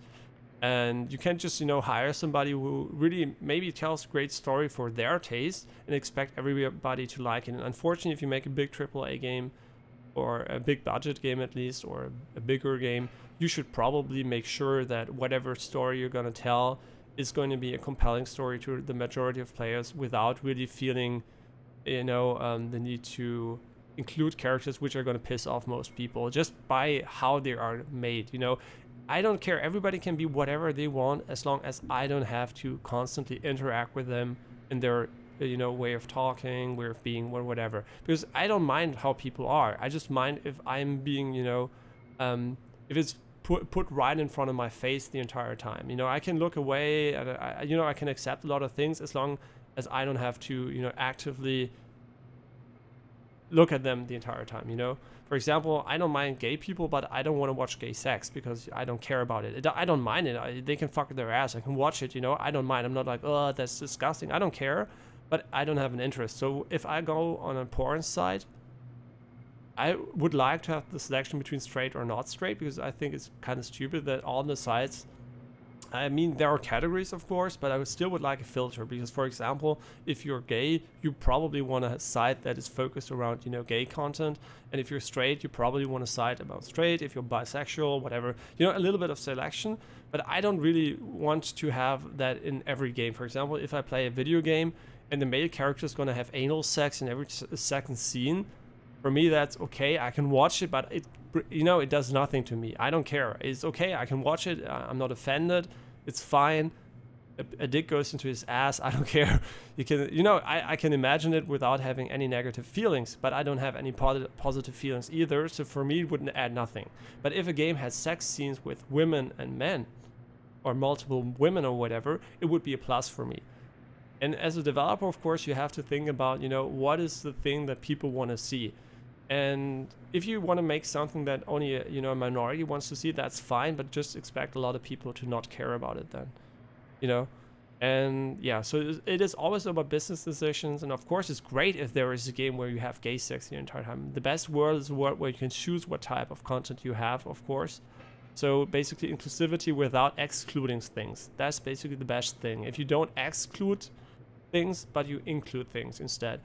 And that's, I think that Dragon Age had, also a very open, sexual design when it comes to, same gender relationships and all that. That's perfectly fine. I like that. That's great. Even though sometimes as a player, I'm a bit annoyed that it is, because it's a video game, it is designed in an unfortunate manner. Because every time when I talked to Alistair, I was afraid that because back then I was still playing a male character. Every time I talked to Alistair, I was afraid that my answer was gonna romance him, because I was like, yeah, I want to talk to him, but I don't want to bang him. I mean, he can flirt with me, I don't mind that, but I want to be clear to him that I'm not gonna bang him. And sometimes the answers were like, yeah, pretty neutral, and it ended up flirting. I ended up flirting with him, which I didn't want to do at that moment. So it is very, it can be very difficult. And then again, unfortunately, of course, if you are on the side of, somebody that isn't the minority, you're going to get a lot of content, which, like for me, for these very, very few cases, will feel for the majority of cases, which is really sad. But unfortunately, the money is where there are a lot of people, which is why the most games are probably going to tend to these interests. Yeah, it's nothing against you guys personally, it's just money, If you are in the minority when it comes to stuff you like, you're gonna always be the guy who's gonna lose in the most cases.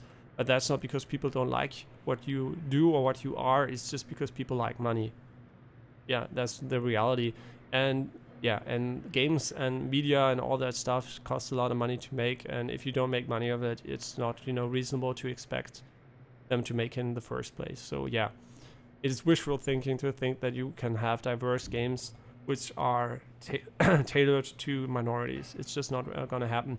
But it's going to happen in the future. So don't worry about it. When AI is there, we're going to have tailored experience for every individual. The games will be, very different from what they are now. There will be games you're going to enjoy much more, but your neighbor's going to enjoy probably a lot less. So it will be a tailored experience, and then we're going to have amazing games for everybody. Every type of player will have their perfect games. There will be no more game of the year or whatever. Everybody will have a perfect experience. So that is the future, and it's going to be probably reasonably achievable within 100 years. So yeah, we are probably the last generation who even has to think about quality. Sorry for talking so long. I just want to finish my rant, and now I'm just going to read the comments, and then we're going to continue playing. I'm sorry for the interruption. And they keep cursing, which I don't mind, but in this instance is obnoxious. They literally added an option to turn down the cuff talking, like they deadass knew how annoying it is. Yeah, it's true. There are some games which have the option. The last game I played was Loopmancer, who had the option to remove the excessive cursing in the game. And I mean, if there is an option, it's unfortunate you have to go to the, you have to go and click the option, because that usually means you already were annoyed. So the game literally is designed around the idea, yeah, you might be annoyed, so here is the option. So yeah, they knew, or maybe they knew afterwards, after playtesting the game, that people don't like it. Yeah, but that's the problem a little bit, that the entire woke and modern, I don't know what the correct word for it, but the modern society has a lot of good ideas about being open-minded and all that stuff, but sometimes the good ideas can be misplaced for the majority of consumers. Yeah, so it is difficult, because at the end, if there was no resource limitation, we would have very, very cool inclusive experiences. And I just think it's important to not unnecessarily exclude people. Yeah, but I can relate, because every time I think about these cases I don't like, I just imagine a person who likes these cases, how many cases they don't like. So just imagine you're the minority and how many games are shit for you because you really don't like how the mainstream works. That's really sad for these people, because they are probably going to enjoy a lot of things a lot less because they can't relate, or don't like the style. Yeah, so it's very, very unfortunate. The less things you like, the more unlucky it is. And so yeah, if I could change it I would, but it's very difficult without an AI or something that just can do a lot more work than humans. Yeah. Yeah, so every time we have these cases, just think about how it is for people who actually like that. The person who thinks, oh my god, Forspoken, finally a game which is made for me, finally a game which feels like, man, I can relate. I love the characters, I love the storytelling, I love the comments, it's my game. Just imagine how many games out there would be not their game. Yeah, that's like, so maybe just give them the game, Of course we can criticize it. Obviously we're doing that. But so I'm always thinking about the few people who actually like it. And I'm like, yeah, sure, if you like it, go ahead, Everything people like, more power to them, It's like, it's great that people can enjoy things I can't. But I still can say that I don't enjoy them, I'm not blaming anybody for enjoying it, for creating it. I'm just saying maybe it's not the best idea to create something a lot of people don't like if you want to make money. Yeah. Which is basically what I'm trying to do here. Not make any money by, making content which permanently offends everybody every few seconds. I felt like the writers really wanted those annoying comments from the cuff. The devs didn't, so they just agreed on option to make it optional. Yeah, I mean, the thing is, that is a big issue. The problem is, games usually, AAA games, these are usually made by big teams, like really, really big teams. Comparatively, if you think there are like 400 devs on a really big AAA game, that's a lot of people. And the more people there are, the more there will be some kind of dissonance in the team. And I think the most obvious dissonance in a lot of games is between the gameplay, the gameplay and the writing.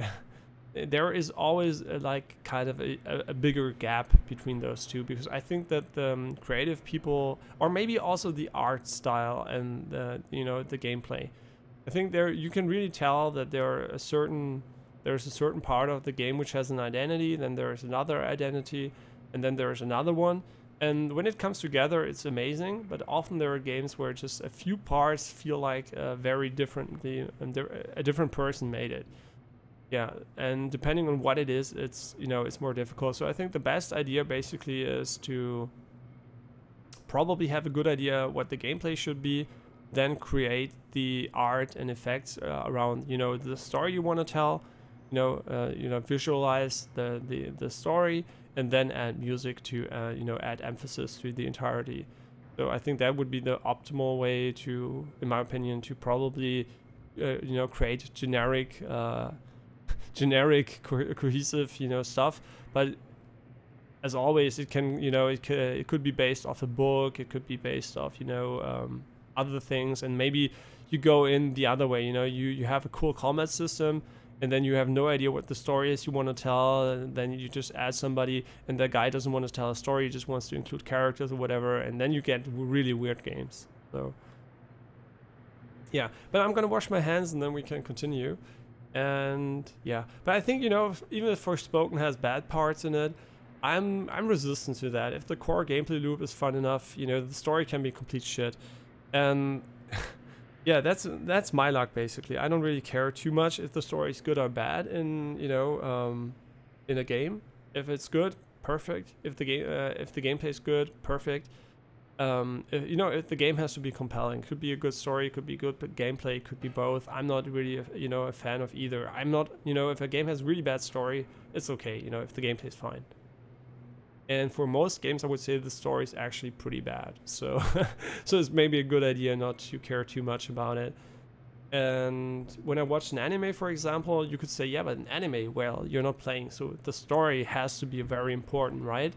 And the thing is, for movies and shows and anime and all that stuff, actually the story doesn't matter at all for me. So now that sounds weird, right? I'm watching a movie. What would I watch it for if not the story?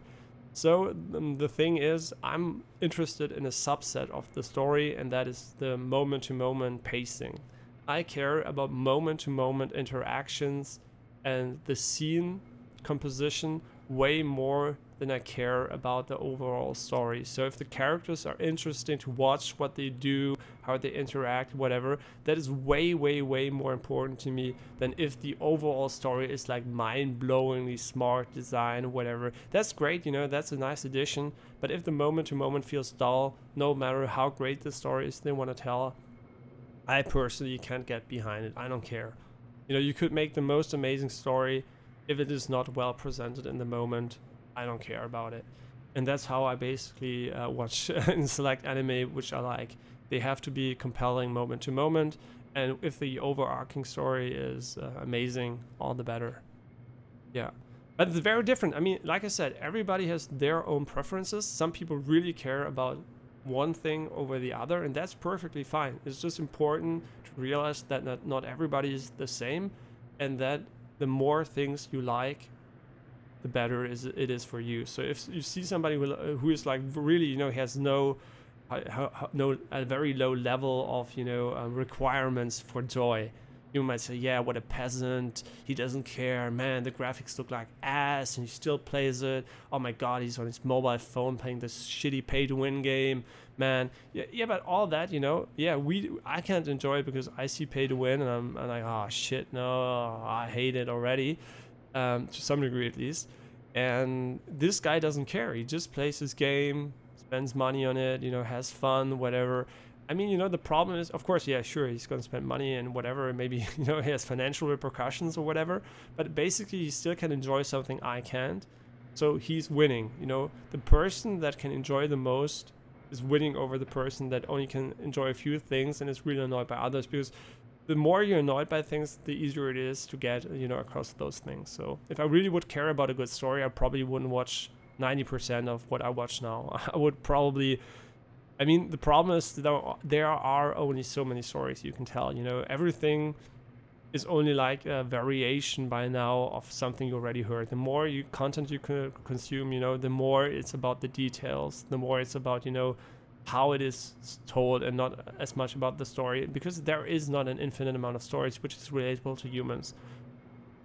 Human nature just inherently limits stories. As I always argued, the focus on, the human in the story makes the story very limited, because it has to be relatable, it has to be interesting, and all these factors just limit the scope of what is possible, because you might think there is an infinite amount of stories you can tell, which is basically true, but there's not an infinite amount of stories you can tell that resonates with people, which is why we get the tropes, which is why we get samey characters, samey, setups, whatever. It just works for humans. We are a very limited and simple system, which is why everything we consume is basically very similar in some regards. Yeah. So, but I really should watch, man. Why did we drift again so far into this niche? I don't have just chatting, by the way, which I probably should for these parts, but just chatting, you know how it is. It is the biggest category on Twitch, and your discoverability is 0. So I'm just staying in the game category, unfortunately. So I hope you didn't mind watching the death screen with failure written on it while I talk about random stuff. Okay, be right back.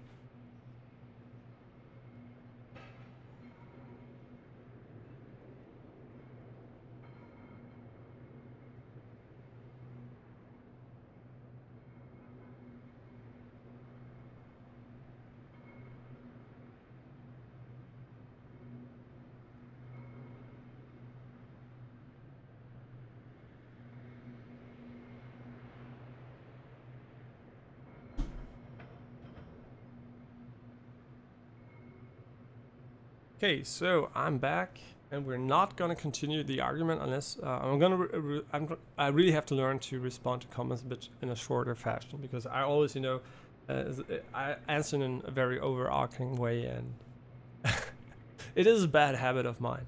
Because I know why, by the way. I always think like, why am I talking so much when I'm on stream? I can also talk a lot in real life, but then I can see the person, I can see, he's losing interest.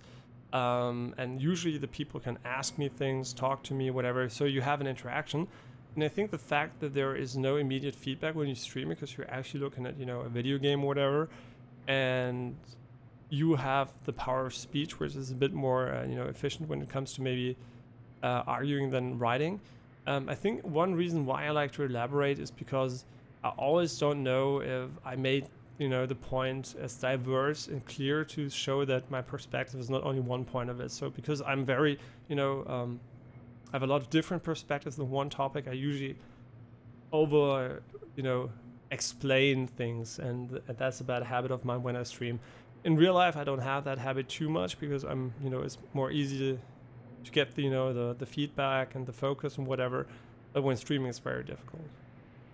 Which is also one of the reasons, by the way, why streamers tend to repeat themselves. You might think, why do they do it? Because they don't really have the feedback. You don't feel understood when you stream. That is a thing which if you don't stream, you don't know. You might suspect it, but you can't really tell how it feels. But as soon as you stream, you notice it feels like you're not being understood, because there is no feedback in a human emotional way. You don't see a face, you don't hear a voice, all these signals are missing. So your brain is like, okay, but did I already get across what I wanted to say? I need the feedback, so I'm just gonna say it again. And that is the main reason people usually repeat themselves. Yeah, so basically, unfortunately, we're human beings and not, we're not meant to be permanent podcasters without a script. So having a script, of course, would help. So basically, know exactly when you say what, and so you don't say it again. Yeah, but I really should put in my phone.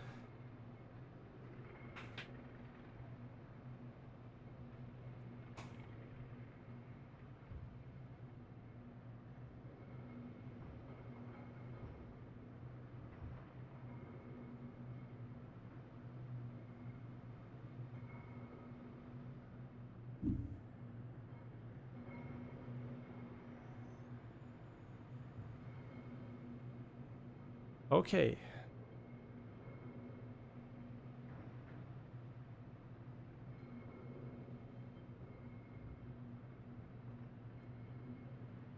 Let's see if we can actually beat level, because I'm not sure we can. Because I'm really not focused at the moment.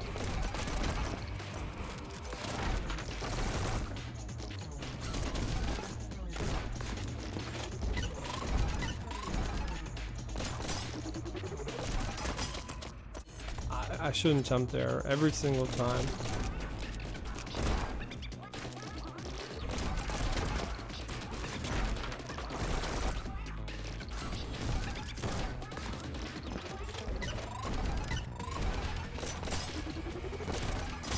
Wait, oh, never mind.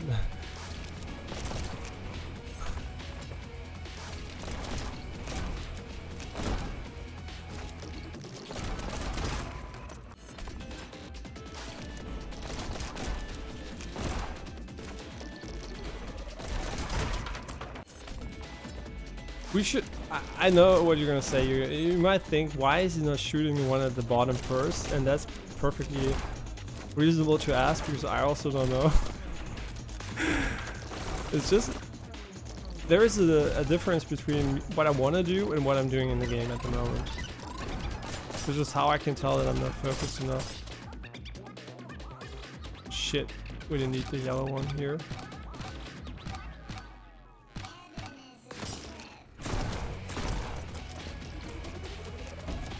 Yo, I have no idea what we're doing here. What the... Wait, there's a chest in there?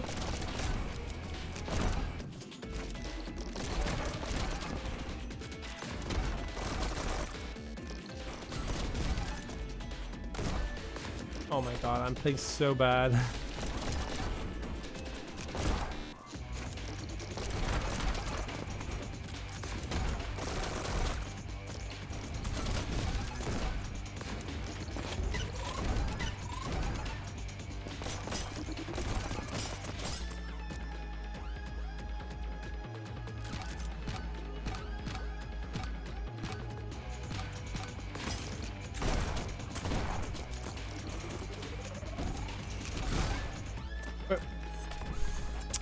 Yeah, I know what I should be doing. I should just drop down because there is a crate below.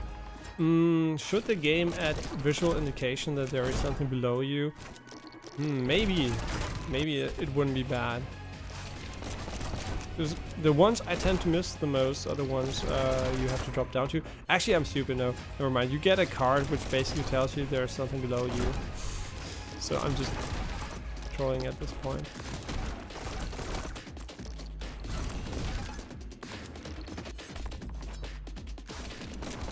Man, we should definitely play Persona.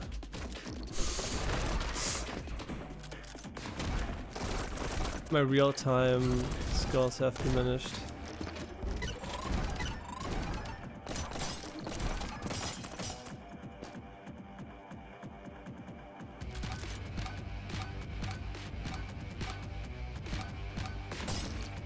Yeah, because this guy basically tells us that we have to go down here. What am I doing here? What the fuck?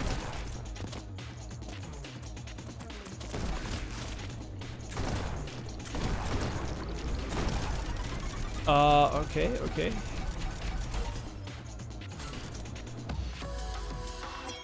No scoped it. Yeah, we didn't do well. No.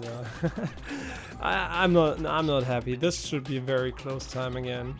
I think 48 is platinum.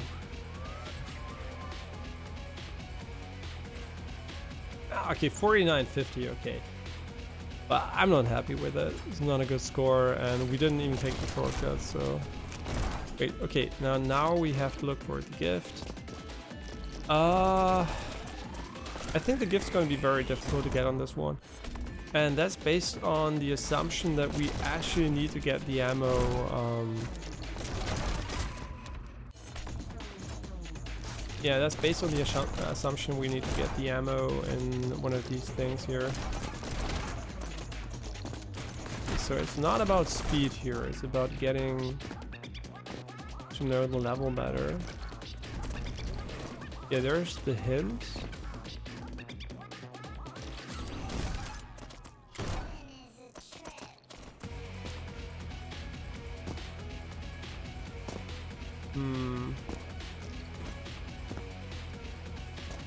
I mean, in any case, it would probably be better to just, you know, look at the level from above.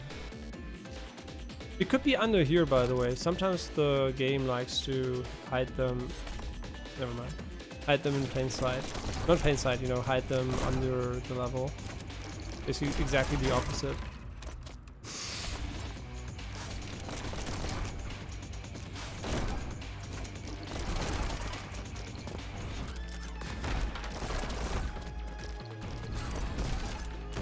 Yeah, let's just play normally until we get a little bit higher.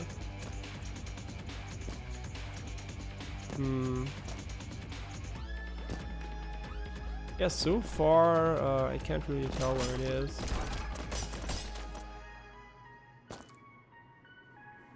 We might not even need to jump here.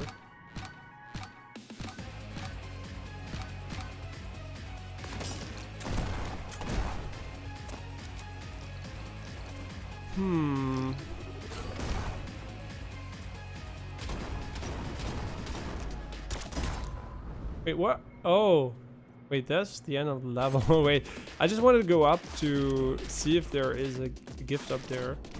I mean, it isn't on the crane, right? I don't think so.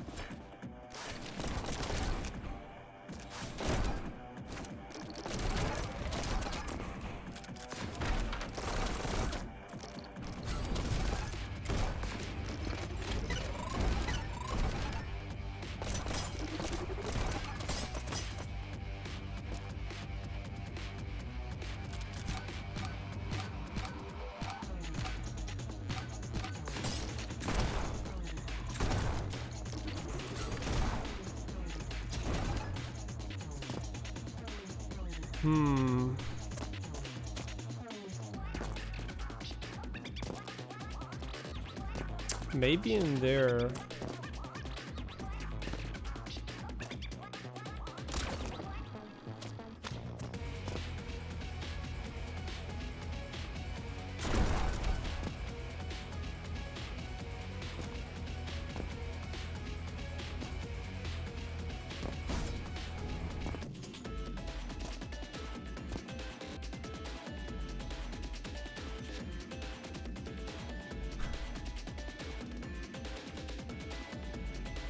Yeah, I mean, I expected the level.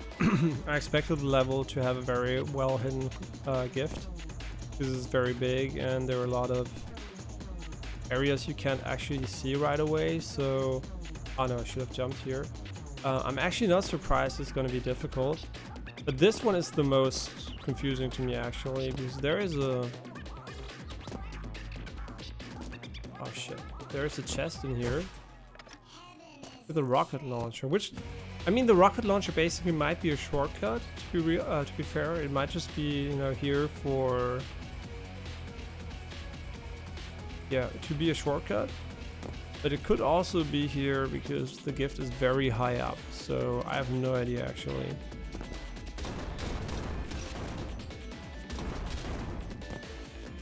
Man, this is gonna be really annoying.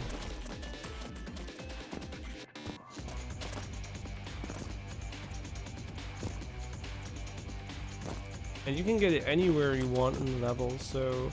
I mean, if it is on top here, I think they would have made it in a way that you can tell. Yeah, and by the way, if you should see it, because it is very possible that that I don't see it and you see it, so you can always say that you saw it, maybe not where, but you can say, hey, I saw it, so I maybe have a little hint, because it would be really annoying if we just walked past it and yeah. I mean, what we also can do is just, you know, look here. Because sometimes they really put it in a very difficult to find position. I mean, it could basically be anywhere, right? So...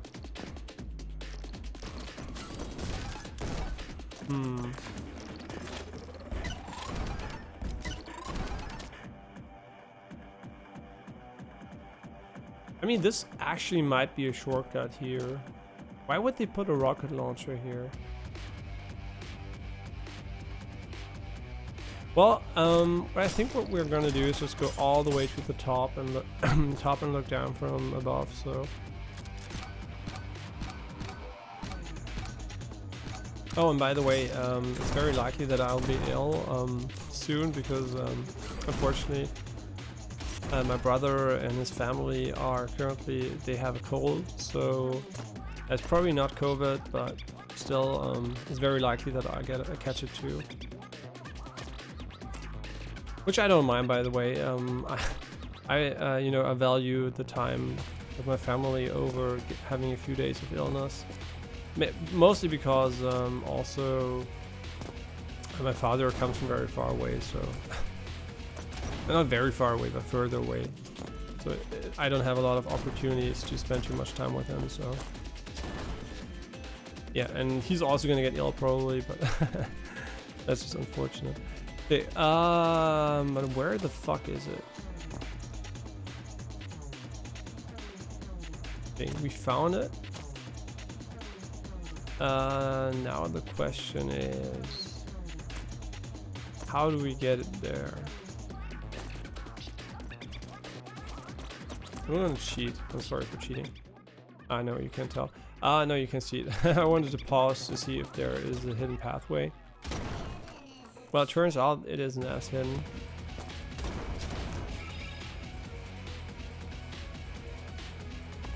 Well, I don't know if we missed it a few times, but we found it. Okay, now we have to incorporate the shortcut.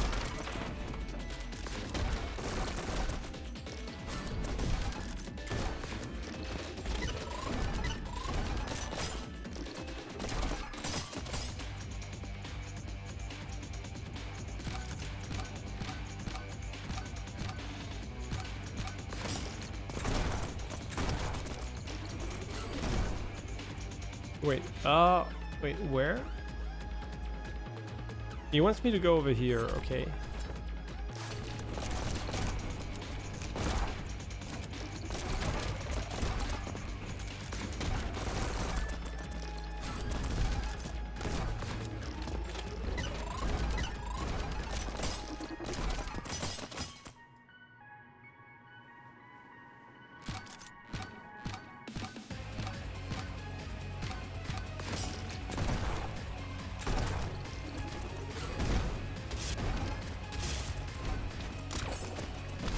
Oh no, fuck me.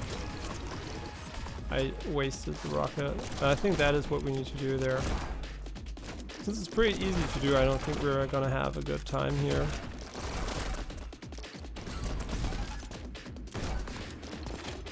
We're already oh wait, what am I doing? We're already behind.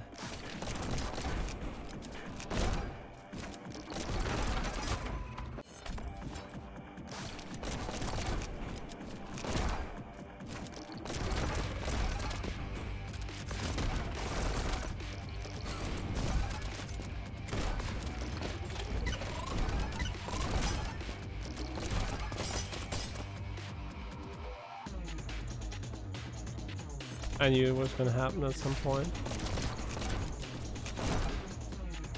I mean, actually, I don't think actually we should do that. We should jump.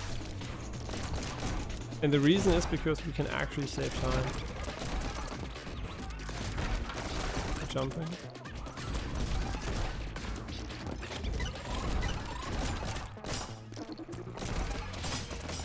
Yeah, I think this is actually shorter. Because the airtime really doesn't matter. So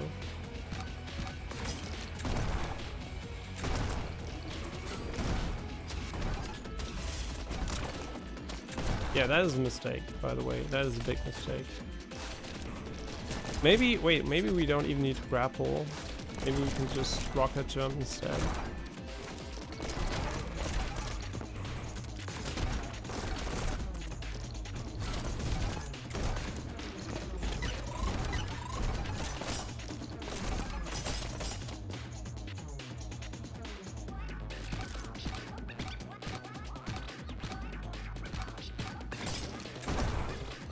Yeah, maybe actually rocket jumping is better.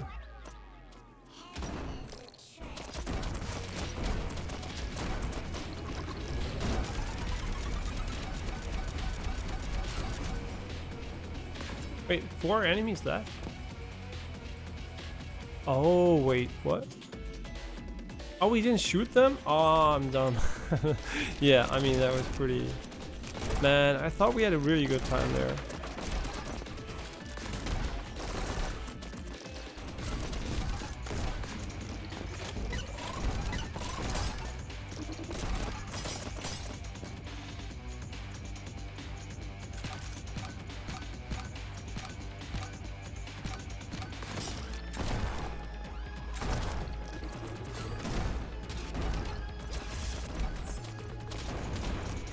Wow, that is terrible.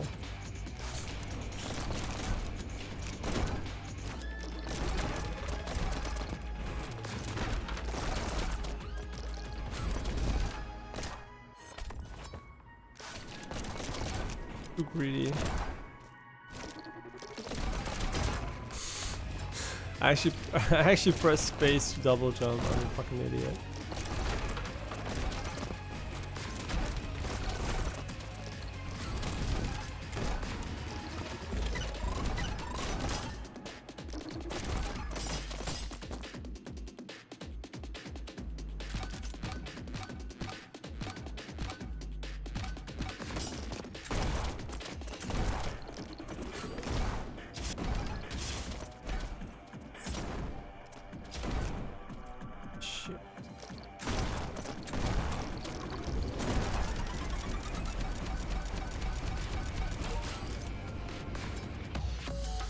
No, I'm not happy, man. I'm not happy here.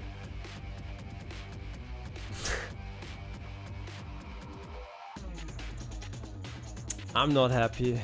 Unfortunately, I'm not happy. I wish I was happy with that, but it was just not about details. It was basically me being stuck, and I hate being stuck, so...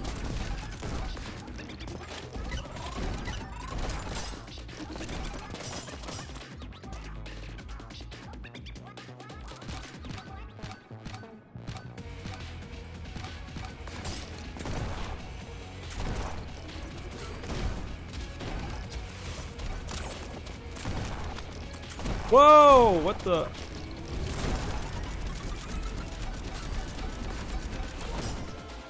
Wait! What? Oh no.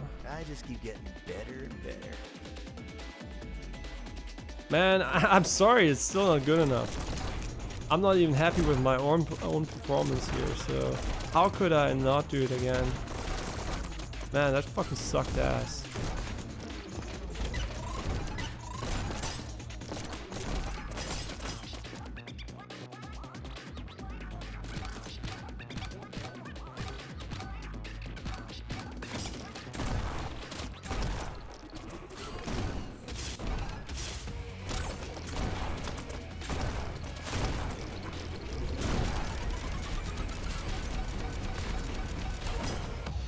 Yeah, let's go. I just keep getting better and better. Let's go. See, I knew I had it in me. I knew I had a better time in me without a lot of effort. Because basically what I'm doing is, what can I do without a lot of effort? You know, where can I see big issues which are easily improvable? And I mean, there are still a lot of issues. I think we could basically grapple a little bit differently. I still think we could easily beat these guys here. Because there were still a lot of mistakes. But I think this is a good time. I think I'm very happy with it.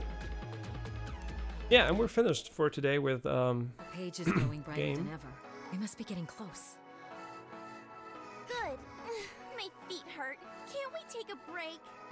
I can do that. Oh, that's right. I stole some treats for us from Central Heaven. Please tell me you got some of those peanut butter fudge things. How could I forget? And for Violet, strawberry cream puffs. They were always your favorite, right? You brought something for me? We figured you'd come around. Why are you being so nice to me? Don't you know how screwed up I am? You know I tried to get White to kill you, Red, and Yellow too. Violet, All because I was scared that White would realize I'm the weakest link in the team and leave me behind. Violet, wait. Hey, no one is leaving anyone behind. Just let me go. I don't deserve any of this. Look, we're a team. We're all we've got here. If you're willing to look past my mistakes in life, then I'm more than willing to look past your mistakes in death. Really? Really. So come on, quit pushing us away. Thank you, White. For being such a chump! yeah, I kind of figured there was not gonna be such a scene in the game. I'll be taking that! Yoink! White! I mean, we have 3 She took HP, the so page. I can't believe you fell for my little act. Serves you right for underestimating me. After all, what's a katana to a cute face and an arsenal of dirty tricks?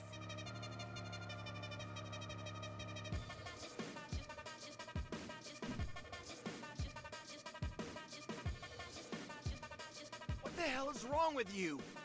Don't you want to help us break out of this endless cycle? I don't want to help you do anything. I don't work for you. I've never worked for you. Everything I've ever done has always been for Green. Green! But he led you to your death. You're wrong. I died of my own volition. hey Ingo, we're gonna speak German soon. Don't worry. It's just the end of Me and White just now. In 5 minutes, we're gonna be at German. Yeah, she got him good. I was more devoted to the business than anyone else, yet you all treated me like a child. Green never paid me as much attention as he did you apes. While the rest of you got to go off on big, important jobs, I was only ever trusted with the junk. Wait, she has sex with him? I could never become the killer I was meant to be, because Green was too busy training you, White. Even in death, you're all he freaking cares about. So you decide to stab me for it? Sorry, White. I meant to stab you only after you'd taken out Red and Yellow. That way, I would be the top neon, and Green would finally shower me with praise. But you just wouldn't cooperate with my plans, so I had to improvise. Ugh! How annoying! You would seriously kill your entire team for Green's worthless validation? Yeah, so? You were all so caught up in your own crap, none of you ever gave a damn about me. That's not true, Violet. Can it, Red? I know you were once just as hungry for Green's approval as I was. But unlike you, I didn't give up when White stole him away. Anyway, none of that will matter soon, because now I know the true value of the Book of Life. And once it's mine, Green will have to admit I was worthy of his respect all along. And then we'll kill you both together. Heart. Oh, heart. Die geraakt Damn it. gesagt. Oh. Ah. Don't worry. Looks like she didn't hit anything vital. Almost merciful on her part. Could you at least pretend to be more pissed? You and I know what it's like to be trapped under Green's spell. It's a painful place to be. We've got more important things to worry about right now. Violet's got the page. White, don't move. Your wound. Can't let her get the book. White.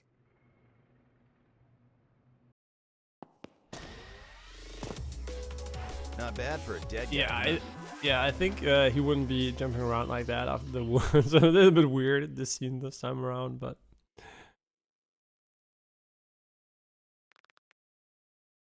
Am I dead? I mean, the assumption, the entire premise of the game is that you're dead, so probably. Oh, right. I already died. A while ago. Then where am I?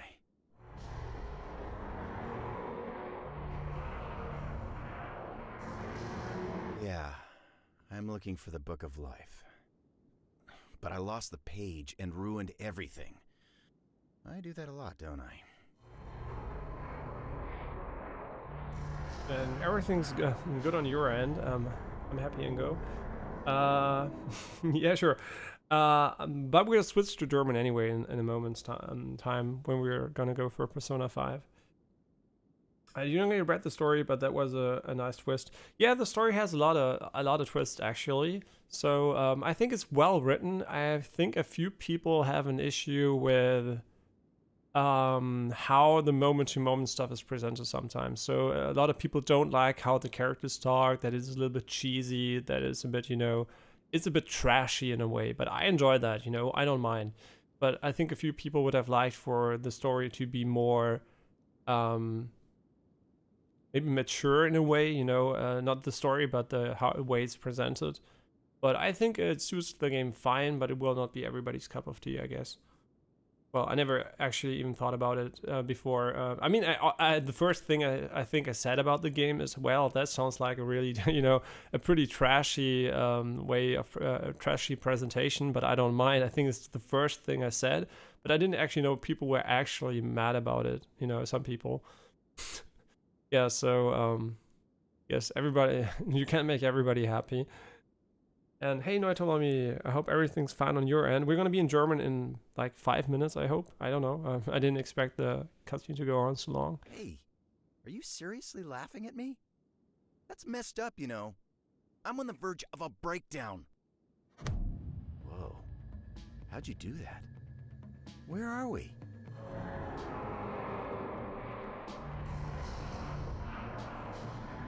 The book is here, at this temple?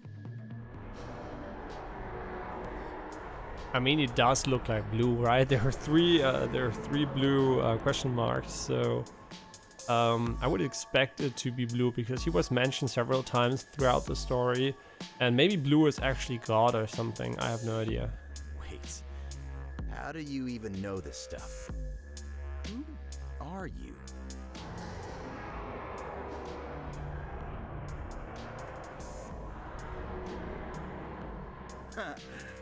Sorry, it's just, you can't really expect me to believe that, can you? That you're God? Hey, called it.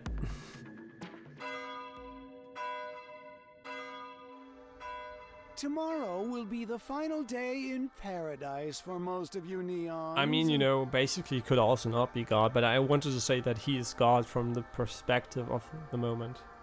What little of you have survived You've done great work eliminating Heaven's pests. But only one of you will be worthy of our gratitude tomorrow. For everyone else, well, there's always next year.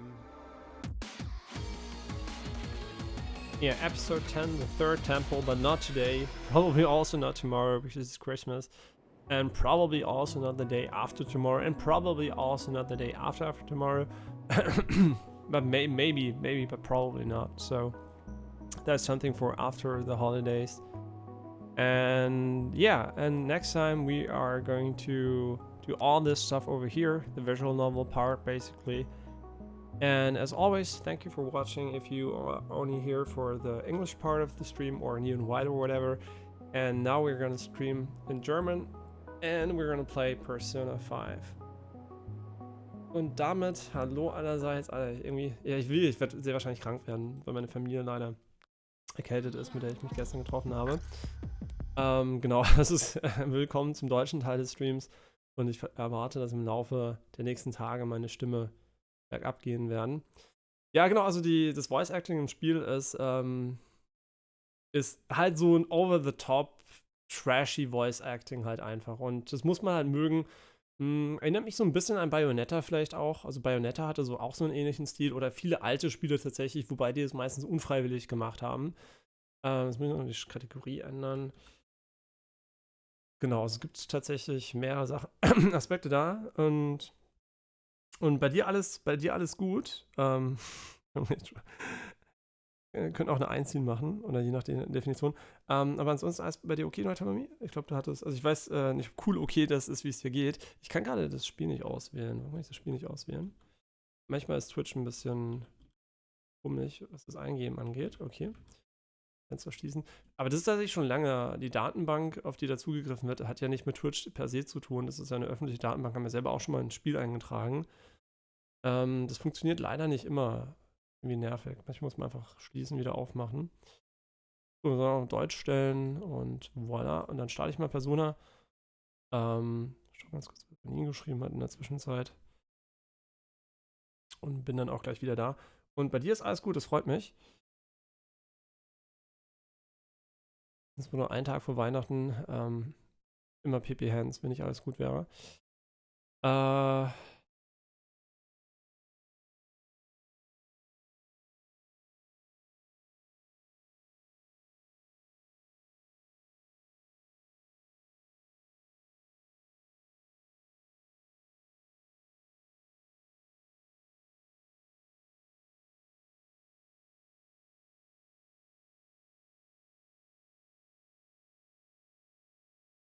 Ja, die Frage nochmal.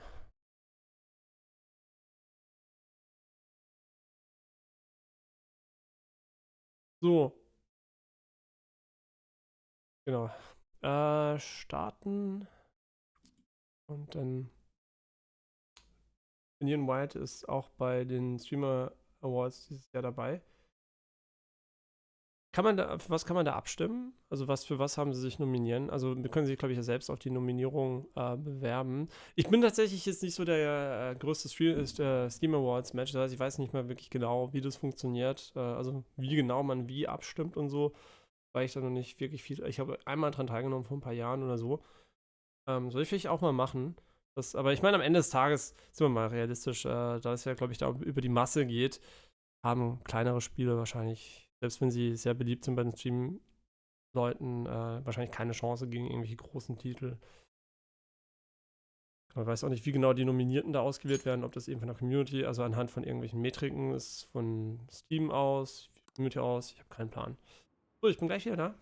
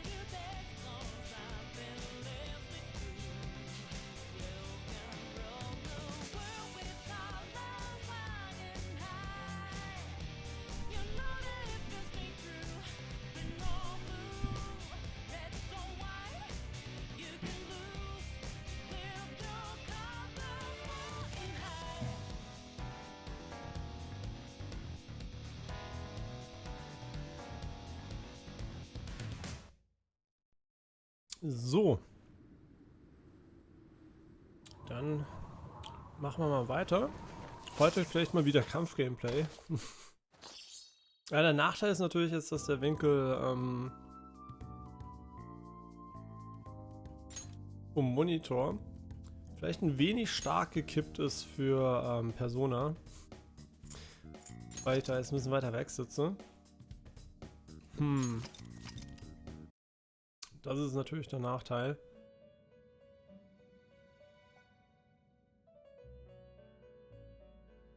Was haben wir das letzte Mal gemacht? Wir haben hier irgendwas gemacht. Stimmt, wir haben versucht, diese Persona zu generieren hier.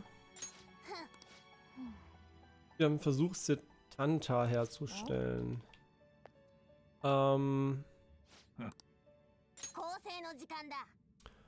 Das Problem war, dass die, glaube ich... Also wir haben irgendeinen anderen Tag. Kann man die nur einmal die Woche machen? Oder ist es wirklich auf einen 24-Stunden-Timer? Kann auch sein. Also zuerst nominieren die Nutzerspiele für Kategorien und aus dieser Spielzahl werden dann die 5 höchst nominierten je Kategorie genommen. Und da kannst du jetzt halt abstimmen. Und wie geht's Ihnen, Herr Alex? Mir geht's an sich eigentlich ganz gut, bis auf, dass ich nicht so gut geschlafen habe. Ich bin relativ spät ins Bett gegangen, wurde von Bauarbeiten. Jetzt wird die Wohnung unter uns nochmal renoviert. Keine Ahnung, wollen die permanent renovieren. Vielleicht machen sie jetzt endlich die Wand unten oder so. Ja, jedenfalls Bauarbeiten geweckt worden. Aber ansonsten geht's mir eigentlich gut, ja. Gestern auf dem Weihnachtsmarkt auch Eierlikör und andere Liköre und Met gekauft für Janine und Klav. Und ein paar gebrannte Mandeln. Scheinbar war der ganz gut. Ich selber trinke ja fast gar keinen Alkohol. Met würde ich ein bisschen was trinken, aber der war jetzt für die Ding selber nicht probiert. Außer am Stand halt. Hat also aus meiner Sicht gut geschmeckt, aber Union Bright ist in der Kategorie innovativstes Gameplay dabei. Ich überlege gerade, was für ein Jahr hatten wir.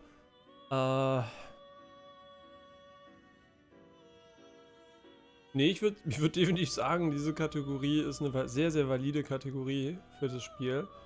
Und habe ja auch neulich einen Punkt gemacht, dass ich, glaube ich, kein zweites Spiel nennen könnte, das genauso ist wie Neon White oder sehr, sehr ähnlich dazu. Also es gibt schon ähnliche Prämissen von Spielen, aber genau diese Ausführung und so weiter ist super einzigartig. Nee, auf jeden Fall eine gute Kategorie dafür. Würde ich tatsächlich auch nehmen. Also nicht nur innovativ, sondern auch richtig gutes Gameplay. Ich weiß gar nicht, wie früh die losgehen, weil ich so spät ins Bett bin, habe ich tatsächlich bis um 11 heute geschlafen. Also wahrscheinlich nicht so früh. Also ich denke, aus rechtlicher Sicht ist es vollkommen legitim, das zu machen. Ich bin, glaube ich, erst um 3 Uhr irgendwas ins Bett. Also genau. Hey, es ist vor Weihnachten und warum bin ich gestern so spät ins Bett? Ich weiß es echt nicht mehr. Weil Janine, ach stimmt, Janine hat nicht hier geschlafen, genau. Wenn Janine nicht hier schläft, verfalle ich meistens in meinen natürlicheren Schlafrhythmus, der halt eben nicht aus nur 16 Stunden wach und irgendwas zwischen 7 und 8 Stunden schlafen ist, sondern ich glaube, ich müsste tatsächlich erst, keine Ahnung, 24 Stunden wach und dann 8 Stunden schlafen oder sowas haben. Und dadurch, leider bin ich halt nicht früh müde und wenn keiner da ist, bin ich eben nicht dazu geneigt, leider von selber früh ins Bett zu gehen. Ja, der getiltete Monitor, ich bin immer noch gerade am Überlegen, ob ich da irgendwas dagegen machen kann. Weil der doch ein bisschen stark getiltet ist für das jetzt hier. Egal, wir gewöhnen uns dran und benutzen jetzt einfach die Fusion. Jetzt habe ich schon wieder vergessen, wie die Persona hieß, aber ich glaube, die müsste hier unten auftauchen.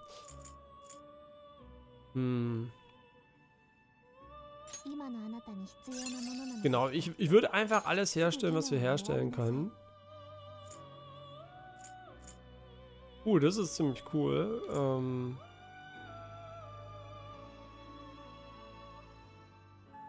Ja, das sind ein paar gute dabei tatsächlich, die mir gefallen. Die Frage ist, in welche Persona stecken wir da rein? Ah, okay. Gut, dann könnten wir ihn tatsächlich weiter auf dieser Linie lassen. Das finde ich okay tatsächlich. Dass wir einfach das hier drin lassen. Und als Heiler möchte ich ihn tatsächlich nicht bauen. Er hat Repel auf die Beine, das brauchen wir nicht. Noch ein Resist Fire reinzuhauen, warum eigentlich nicht? Ansonsten ist die Frage, auf was bauen wir ihn denn? Ich meine, ich bin geneigt, muss ich schon gestehen, ihn auf Wind zu bauen.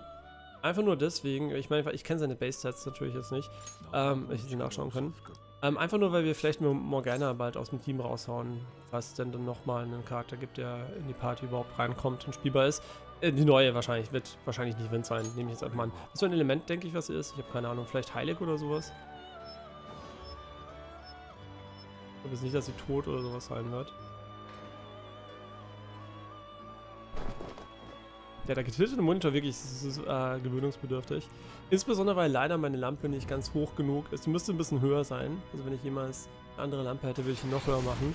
Weil die ganz leicht oben links in der Ecke reflektiert. Das hat sie vorher nicht gemacht, weil ich sie extra so hingestellt hatte. Muss ich auch nochmal gucken. Ja, genau, innovativ heißt ja nicht gleich gut, genau, weil ich bin mir sicher, dieses Jahr gab es unglaublich viele innovative Spiele wieder, die ich noch gar nicht gespielt habe, auch zum Teil. Und die dann vielleicht aber einfach nicht so gut waren. Genau, das ist halt eben das Problem an der Stelle. Passend zum Thema, was würdet ihr tun, wenn ihr über euch einen Nachbar hättet, der laut mit Schuhen in der Wohnung herumstampft und ihr mittlerweile auch die harte Verdacht hättet, dass er mit Absicht so einen Krach macht? Na gut, also ich meine, je nachdem halt, kannst du ihn ja fragen, also ich meine, ich weiß ja nicht, ob er Teppiche hat oder Parkettboden und so weiter. Weil das Problem ist zum Beispiel, manche Leute machen es ja nicht absichtlich, manche Leute machen es absichtlich, ist schwer zu sagen. Zum Beispiel unser Nachbar, ich bin mir sicher, der macht das nicht, um mich zu nerven, der macht das, weil er taub ist, dass er so laut Musik hört. Trotzdem nervt es natürlich und eigentlich hat man ja Kopfhörer für sowas, aber ich meine, am Ende des Tages denke ich nicht, dass es macht, um Leute zu provozieren. Macht es an sich für mich natürlich jetzt nicht erträglicher, aber immerhin moralisch irgendwie besser. Aber andererseits, gestern war ich auch wieder bei meinem Bruder und hier haben wir einen Parkettboden und halt 3 Kinder. Und die Nachbarn unter denen tun mir wirklich leid. Also das muss laut sein. Also wenn das nicht in einem Erdbeben gleicht und da das halt Kinder sind, was sollst du machen? Sollst du deinen Kindern sagen, hör auf zu spielen? Du darfst nur noch still in deiner Ecke sitzen und wehe, du fängst mal an, ein bisschen durch die Gegend zu springen und zu laufen. Ich meine, das ist halt das Problem eben. Einfach, dass, wenn man Pech hat, hat man halt einfach Kinder über sich. Oder jemand Lautes in seiner Nähe. Und bei Kindern tatsächlich ist mein Verständnis ein bisschen größer. Das Einzige, wofür ich nicht so Verständnis habe, ist, wenn man dann die kurzen Momente im Flur halt eben nicht einfach ruhig sein kann, dass man im Flur halt einfach weiter laut ist. Ich finde, der Moment, wo man seine Wohnung verlässt bis zur Haustür, wenn man einen hellhörigen Flur hat, ist der Moment, wo man einfach kurz die Klappe halten kann.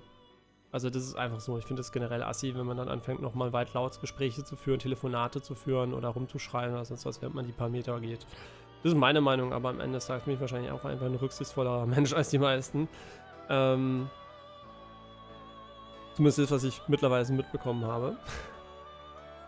Genau, aber ich meine, du kannst trotzdem fragen, hey, kannst du irgendwie, ich höre ganz oft halt wirklich super laute Schritte, machst du irgendwas Besonderes oder so, weil irgendwie, keine Ahnung, ist halt laut, hast du vielleicht einen Teppich, den du hinmachen kannst oder sowas, ich weiß halt nicht.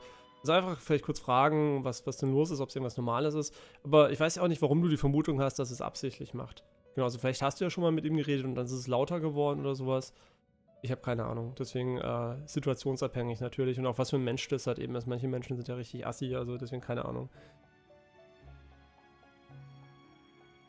Naja, er geht halt laut, was soll er darauf antworten? Ja gut, die Frage ist halt eben, ob er es wirklich absichtlich laut macht oder halt eben nicht, oder ob es einen Teppich gibt oder nicht. Ja, ich bin schon oft bei dem gewesen wie in der Musik, also ich meine, das ist ja absolut inakzeptabel, die Lautstärke. Also das Problem ist halt eben, dadurch, dass er taub ist, merkt er ja gar nicht, wie laut es ist scheinbar. Und natürlich, klar, wenn es dann mal wieder zu laut wird, natürlich gehe ich noch rüber und sage halt was. Ja, ganz klar. Oder auch als sein Wecker halt eben am Sonntagabend so laut geklingelt hat, dass ich halt um 5 Uhr morgens wach geworden ist und war halt nicht da. Habe ich auch den Strom abstellen müssen, weil es war so laut, dass ich halt eben nicht weiter schlafen konnte.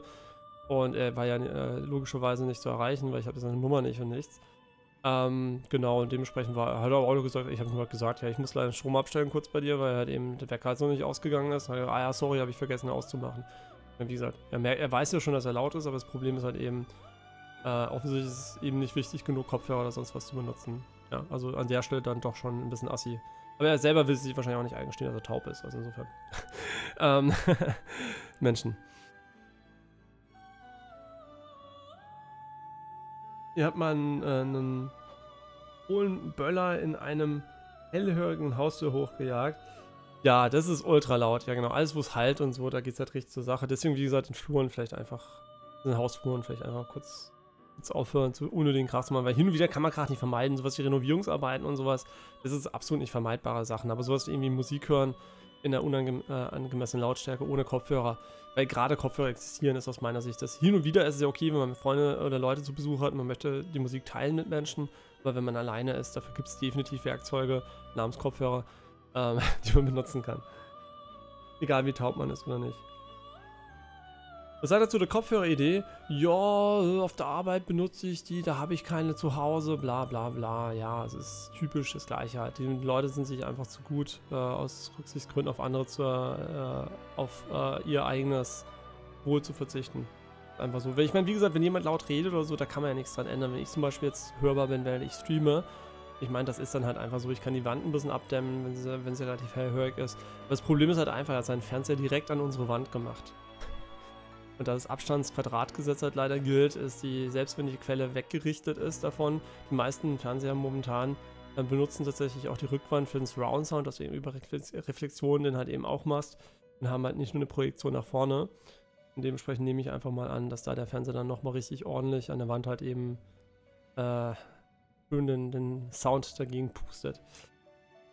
Also es pustet dagegen schwingt. Ja. Wenn man auf den Krach des Nachbarn reagiert, dann stampft er noch lauter.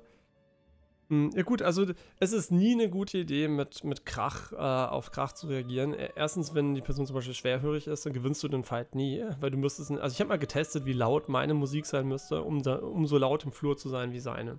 Einfach nur um zu gucken, wie laut seine denn ist. Und die ist so laut, dass ich davon Ohrenschmerzen kriege. Also wirklich, das ist abartig laut. Also viel, viel lauter, als ich jemals irgendwas hören würde. Genau, also das ist für mich ein eindeutiges Indiz, dass bei ihm was bei einem Hörschaden vorhanden sein muss, sonst würde er diese Musik gar nicht ertragen von der Lautstärke her. Und genau, also ich würde anstatt Krach mit Krach, ich würde einfach den darauf ansprechen halt, weil ich meine, wenn er wirklich läuft, ich weiß nicht, was er eben macht, unter Umständen eben ist es ja nichts, was er abstellen kann. Ja, also ich meine, einfach drüber reden und wenn dann halt immer noch nichts passt, eventuell, wenn es halt wirklich Vermutungen gibt, dass halt eben das einfach nicht okay ist, dann vielleicht Vermieter reden, aber je nachdem halt eben, wie halt eben der Boden gestaltet ist und so weiter, ich kenne die ganze Situation nicht. Es ist wirklich schwer zu sagen, weil bei mir zum Beispiel ist es relativ eindeutig, dass die Person sich nicht rücksichtsvoll verhält, aber es halt eben tut, weil sie wahrscheinlich schwerhörig ist und eben halt auch nicht einsieht, dass sie dann eben Kopfhörer benutzen sollte. Genau, das ist halt eben der Fall, aber ansonsten, wie gesagt, ja, es ist halt jedem selber überlassen und je nachdem, was für eine Situation es ist, kannst du halt was dagegen machen oder halt eben auch nicht. Genau, zum Beispiel, das ist der Sohn vom Hausverwalter, also Chancen, dass ich da was mit der Hausverwaltung machen kann, sind 0.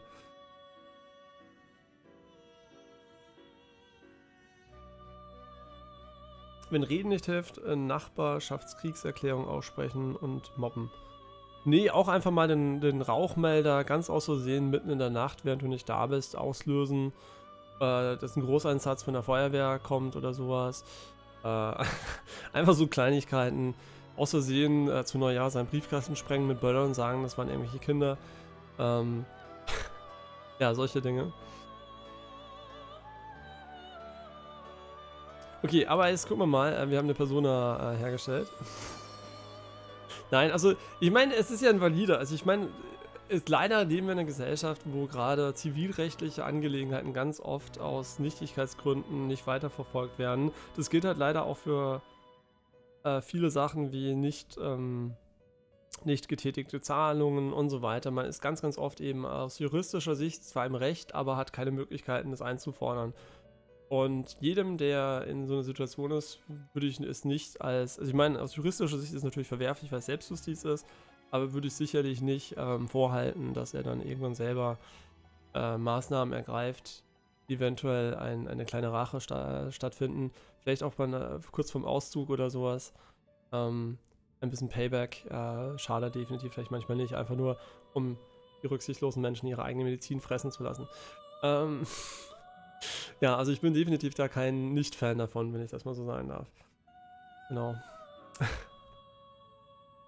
Aber naja, jedem das seine. Aber wie gesagt, bei ihm keine Chance, das mit Krach zu machen, weil ich müsste tatsächlich einen Lautsprecher machen, der die Schallwellen in die Wand macht. Habe ich auch schon drüber nachgedacht, das zu fahren, so ein kleines Ingenieursprojekt zu starten, wo ich einen Lautsprecher mache, der die Wand als Membran benutzt, dass die Membran dann quasi bei ihm halt den Ton rüberbringt. Aber hey, noch ist es nicht umgesetzt, aber wäre vielleicht eine kleine Idee so.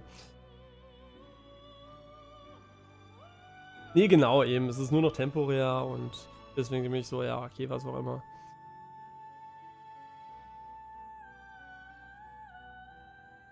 Ja, nee, das Problem, wie gesagt, er ist der Sohn des Verwalters und die Vermieterin ist irgend so eine alte Dame, die komplett die juristische Seite und alles Verwaltungsseite komplett abgegeben hat. Die hat null Interesse daran. Genau. Also dementsprechend keine Chance, daraus zu machen. Genau, wie gesagt, auf einem legalen, juristischen Weg nicht. Und deswegen ist wie gesagt, das Beste, was du halt eben machen kannst in so einer Situation, wo du halt eben nur auf die Rücksicht der anderen Person angewiesen bist, so freundlich wie möglich zu sein, weil wenn du Beef anfängst, du gewinnst es nicht. Ja, also das gewinnst du nicht mit Beef. Das ist einfach das Problem. Der einzige Weg ist, Freundlichkeit und Verständnis irgendwie zu fördern. Und wenn das halt nicht geht, bist du meistens halt eben darauf angewiesen, umzuziehen oder halt eben dann den Beef halt eben zu machen, wenn es halt eben keine Rolle mehr spielt.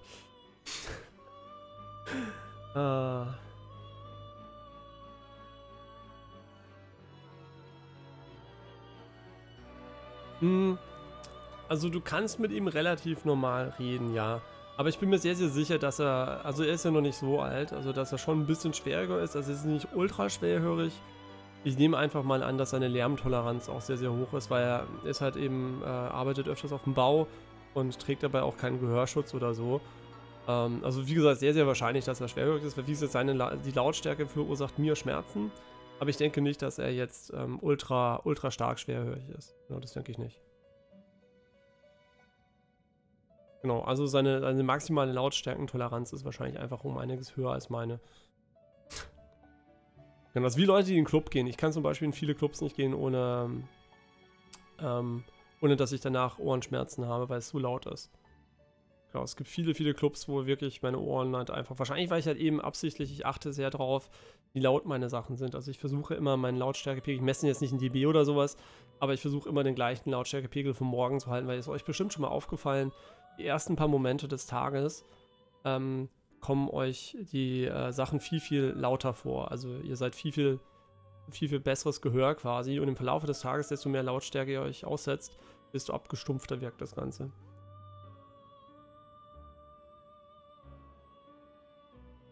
Ja, im Treppenhaus angeschrien, genau, ja, so sah das aus. Ja, im Treppenhaus angeschrien, da habe ich noch meine Pumpgun geholt, seine Tür mit FBI Open Up aufgemacht und okay, so. Ey, wir haben es geschafft, eine Person in der Zeit zu craften. Let's go, Progress, Leute. Let's go. Genau, so hat es bei ihm morgens dann.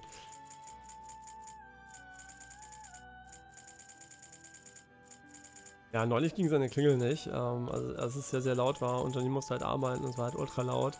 Und dann musste ich auch ein bisschen stärker klopfen. Motiviert durch das Video, wo der Stärkste in meiner Welt mit dem Vorschlaghammer die Türen angeschlagen hat. Bei Haustüren, habe ich ja schon öfter gesagt, sind super unsicher, die normalen, die nicht verstärken. Die kannst du ultra leicht aufkicken oder sonst irgendwas. Also wenn du rein möchtest, kommst du super leicht rein in die nicht ein bisschen besseren Haustüren. Genau, und das ist definitiv eine Haustür, wenn ich da einmal richtig schön so einen Dropkick drauf machen würde, dann wird die wahrscheinlich aus den Angeln fliegen ohne Ende. Okay, so. Wir wollten aber immer noch diese Persona machen. Dazu holen wir uns aus dem Register jetzt Personas um das Level herum, wo ich vermute, wo die Persona ist. Okay, ich will immer diese Persona machen, weil die hot aussieht, aber genau deswegen nehmen wir sie jetzt auch wieder. Genau, wen haben wir denn noch nicht gemacht? Ich weiß nicht. Wer könnte denn... Vielleicht den da?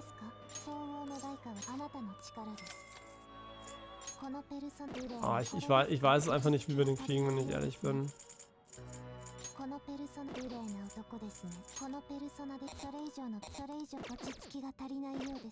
Mann, das ist wirklich nervig, weil ich weiß nicht, was ohne Google ein guter Weg wäre, rauszufinden, wie wir die Persona machen können. Ja, schon wieder keiner.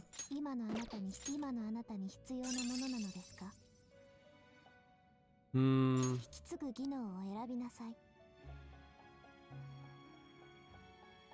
Hey, das ist cool.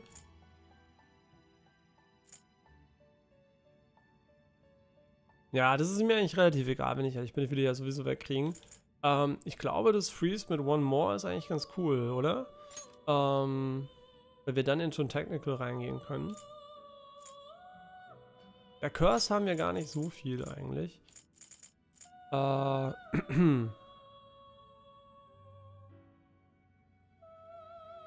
gefällt mir eigentlich auch immer ganz gut.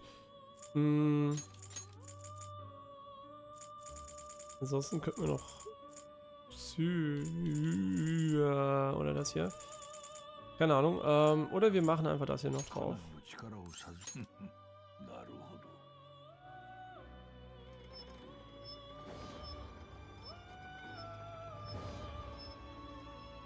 Ja gut, in letzter Zeit arbeitet sie ganz viel, Ingo, während ich das mache. Aber ja, also sie macht sehr, sehr viel. Also wenn ich alleine zocke abends oder so, ist sie meistens am Costworken. Oder spielt halt Genshin Impact oder Sino Alice. Genau, aber tagsüber definitiv meistens arbeiten.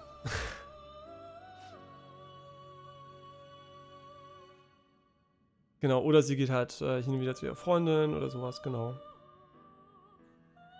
Genau, Costworken ist, wenn du quasi Cosplays machst. Irgendwas an Cosplays kann von alles sein, von Props, Make-up, Kostüm, Auftritt. Irgendwo Auftritt vielleicht nicht. Weiß nicht, ob das auch schon noch damit reinzählt. Alles, was quasi mit dem Kostüm irgendwas zu tun hat.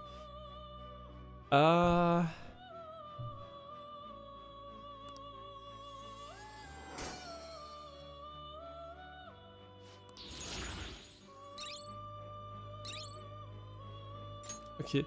Ich weiß nicht, wie viel SB das draint, wenn ich ehrlich bin. Ich würde einfach sagen, wir nehmen das nicht mit.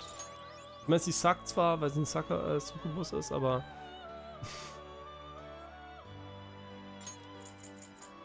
aber gut, die ist Freeze, das ist nice. Also mein Ziel, also ihr denkt es gerade, ich will meinen Pokédex, ich meine mein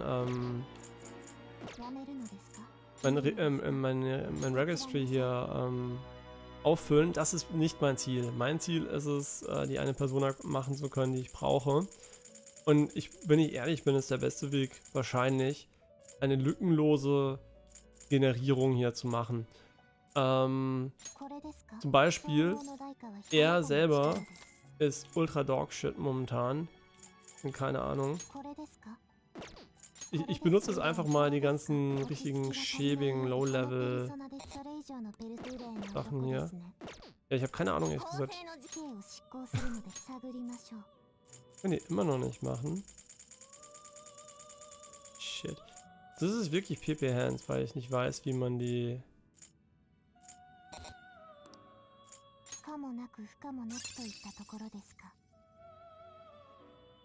Level 10er Persona. Sollen wir den machen? Ich meine, schadet an sich nicht. Wir sind jetzt sowieso gerade in der Phase, wo wir alles zum Fenster rausschmeißen.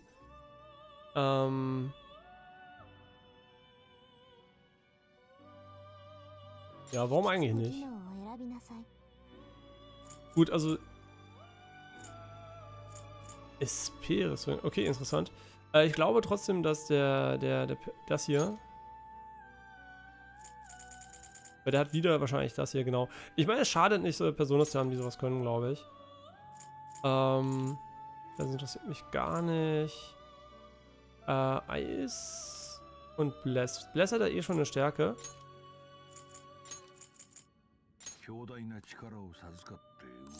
Ja, so.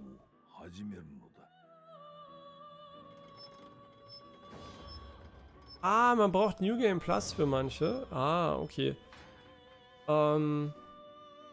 Gut, also mein Ziel ist es sowieso nicht, das zu machen, Gott sei Dank. Aber gut, dass wir das wissen. Stimmt, das Spiel hat New Game Plus. Ja, ist Habe ich schon mehrfach gehört. Weiß nicht, ob es nachgepatcht wurde oder erst in Wild drin war. Oder ob es von vornherein drin war. Ich glaube, es wurde nachgepatcht. Oder? Keine Ahnung. Ich kann mich nicht erinnern. So viele Spiele kriegen im Nachhinein, zum Beispiel God of War Ragnarok, glaube ich, im Januar New Game Plus oder sowas.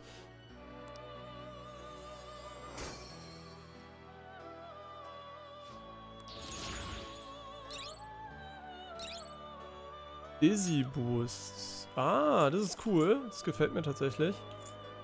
Dann machen wir doch das hier rein. Moment, er kann heilen? Wo kannst du heilen? Will ich nicht als Heiler spielen.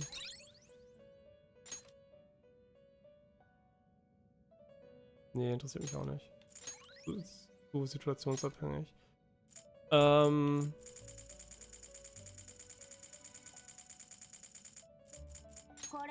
Die haben wir schon in der anderen Variante gemacht, deswegen weiß ich nicht, wie relevant das für uns ist. Wir könnten den hier, nee, können wir nicht machen, weil wir zu low level sind. Nee, wir haben die leider immer noch nicht, das ist ein bisschen ärgerlich. Ich vermute mal, dass sie so um die Level 25 sein wird. Habe ich das letzte Mal, glaube ich, mal ausgedacht. Ich glaube, es ist sie, die uns fehlt. Weil alle anderen haben ein viel zu hohes Level. Danach. Wir haben sie aber noch nicht freigeschaltet, oder? Ne, wir haben ja schon nach dem Namen geschaut.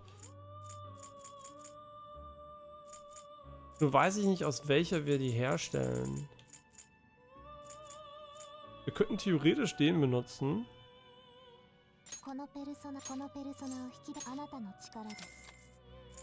Sehen wir eigentlich, wie viele wir noch frei haben? Nur wen könnten wir denn noch? Wir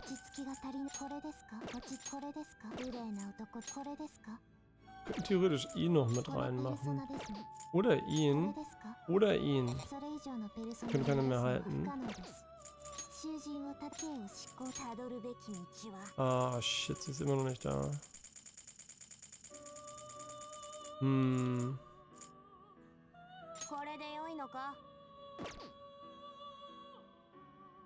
Weil die meisten Personen sind ungefähr auf dem Level, wo man sie auch craftet.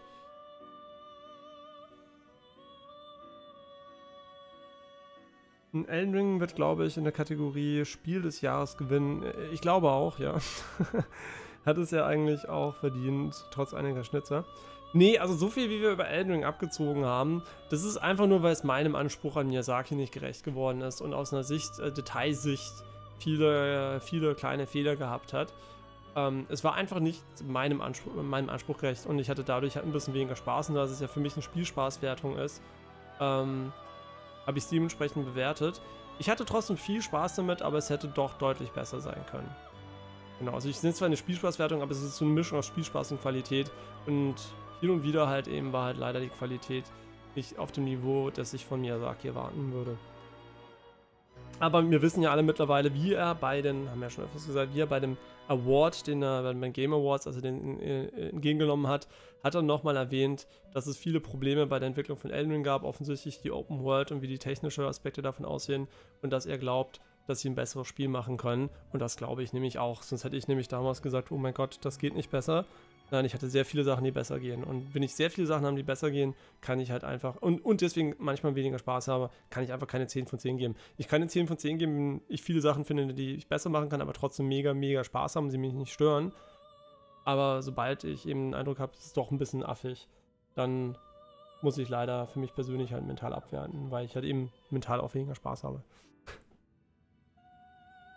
Und ja, der Nervenpart ist, du kannst alle bis auf eine kriegen. Ah, okay. Das ist natürlich schade.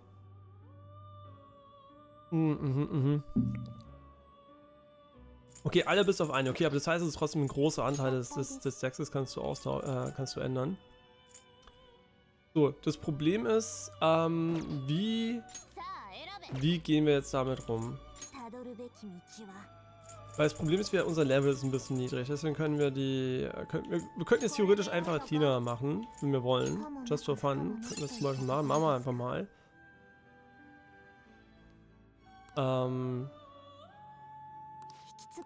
Genau. Ja, ist die Frage, wollen wir, das ist auch ziemlich nice, ehrlich gesagt. Weil wir müssen nicht jeden einzelnen Typen das hier nehmen lassen. Es reicht, wenn wir 1, 2 Personen haben, die es machen.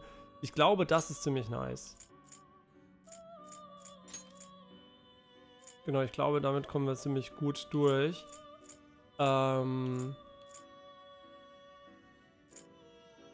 Ja, ich glaube, das ist eigentlich auch ganz cool. Keine Ahnung, wie gut das ehrlich gesagt ist. Wir könnten jetzt hier tatsächlich Eis noch nullifyen. Und noch einen Heat-Up reinhauen. Ich glaube, damit bin ich zufrieden.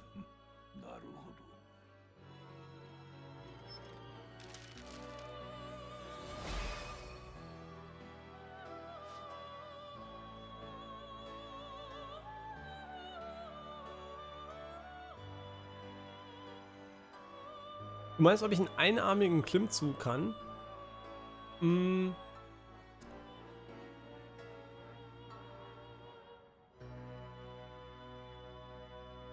Vermutlich denke ich schon. Ich hangel super viel, deswegen glaube schon. Ich glaube schon, dass ich einen einarmigen Klimmzug kann. Und auch an einem Finger kann ich mich locker halten. Ja, das geht auch. Wenn der Griff gut genug ist. Also wenn es ein Henkel ist, also wenn ich den Finger wirklich mit viel Fläche habe, also wenn es nur eine kleine Leiste ist, dann kommt es ganz stark drauf an, ob ich mal, also wie der Winkel auf die Leiste ist. Also ich kann auch würde sagen, wenn ich die vorderste Fingerkuppel oder da, ich weiß nicht, die Fingerkuppel halt da, wo bis da halt diese erste Gelenkstelle quasi ist, wenn die aufliegt, kann ich mich auf jeden Fall mit einem Finger halten. Ja, das geht auf jeden Fall. Aber das ist auch nicht so schwer. Also ich denke, wenn man lange bouldert, das kommt von selber. Der einarmige Klimmzug ist aber wahrscheinlich eher, weil ich wirklich viel in die Richtung trainiere halt eben, weil ich halt eben super viel hangel. Also ohne Füße, Routen hochgehe. Und da hilft es doch sehr, wenn man sich mit einem Arm hochziehen kann. Ob ich auch sehnige Arme habe? Ja, tatsächlich sehr sehnige Arme sogar. Also wenn sie nicht gepumpt sind, also was jetzt gerade zum Beispiel, jetzt sind sie gerade entspannt und locker, was gut ist. Aber sobald ich halt eben greife oder halt eben anspanne, habe ich sehr, sehr dicke Unterarme im Vergleich zu was normalerweise selbst trainierte Leute haben, weil die wenigsten Leute trainieren so viel Fingerkraft, wenn sie nicht klettern. Ja, deswegen habe ich sehr, sehr schwere Unterarme, was tatsächlich beim Shooter-Spiel nicht ganz ein Vorteil ist, weil ich halt eben mehr Gewicht habe, was ich eben mitbewege. Genau, also eigentlich ist leider Bouldern so ein bisschen ein gegenläufiger Sport zu First-Person-Shooter mit Low-Sensitivity-Spielen. Aber das Gute ist, ich habe ja nicht eine super niedrige Sensitivity, ich bin ja eher so in der Mitte.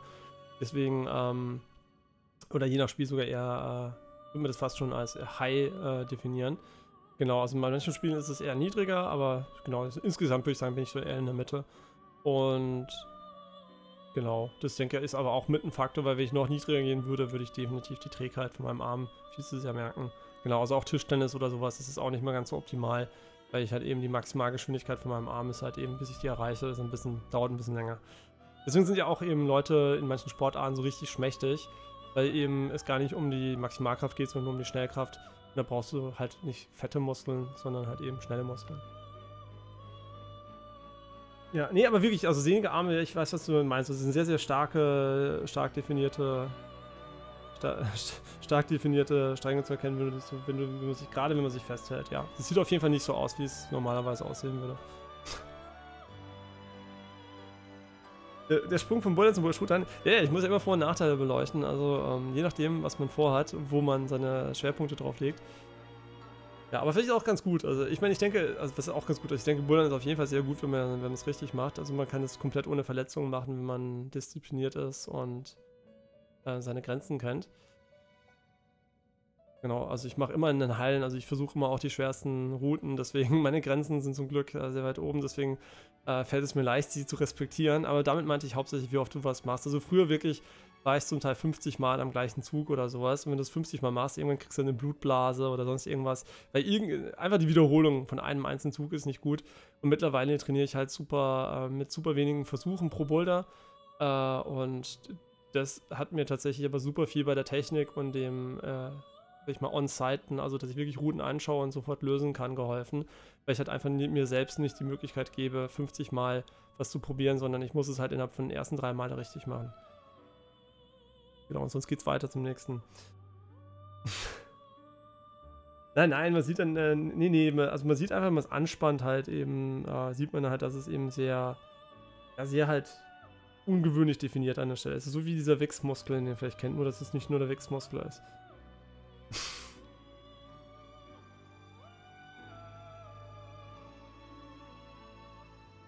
Okay, jetzt wird guck, das Thema wird immer seltsamer, desto länger wir drüber reden. Ja. Ja, das Gute am Bouldern ist ja, es baut ja nicht nur eine Armenkraft aus, das ist ja der ganze Körper halt eben, der komplette Körper wird trainiert. Bis auf die Antagonisten, die ich aber auch trainiere, genau. Also ich trainiere mindestens eine Dreiviertelstunde Antagonisten jedes Mal, wenn ich klettern gehe. Ja, also das ist auf jeden Fall... wo ist der Wichsmuskel? Kommt drauf an, wie du wichst. Also wenn du eine komische Wichstechnik hast, kann der auch woanders entstehen. Ich meine, geh mal in die Haltung, wie du wichst und beweg deinen Arm und schau mal, welcher Muskel angespannt wird.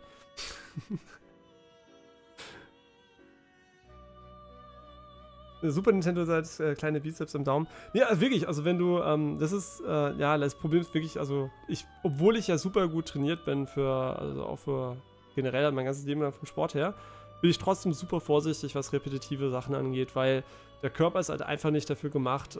Manche Sachen ja, also Laufen oder sowas, okay, das kann er ganz gut repetitiv. Es gibt gewisse Bewegungen, die sind halt natürlich gesehen sehr häufig. Aber es gibt halt auch Bewegungen, oder Blinzeln zum Beispiel, der Muskel, dem stört es auch nicht, dass er oft blinzeln muss oder so. Aber gerade Muskeln, die eben vielseitig sind nicht optimiert auf einzelne Bewegungen. Und wenn man die dann trainiert, klar, baut man dann optimierte Muskeln und Sehnenstrukturen auf. Deswegen zum Beispiel Klettern braucht man relativ lange, bis die Sehnen da sind. Die Kraft kommt relativ schnell. Sehnen braucht richtig lange, bis man sich dann einen richtig kleinen Leisten ohne Schmerzen halt halten kann, wenn man dann ein bisschen schwerer ist. Und deswegen gerade so Sachen wie Button-Mashen oder sowas sind ganz, ganz scheiße für den Körper. Weswegen ich ja immer, wenn wir Spiele spielen, wo man ganz oft angreifen muss, versuche, das Button-Mashen zu vermeiden. Das einzige Spiel, wo ich wirklich Button-Mashe momentan, ist leider Genshin Impact. Was aber mit dem neuen Charakter... Habe ich gestern meine Dailies nicht gemacht auf meinem Account, nur auf Janines? Shit. Oder ich habe...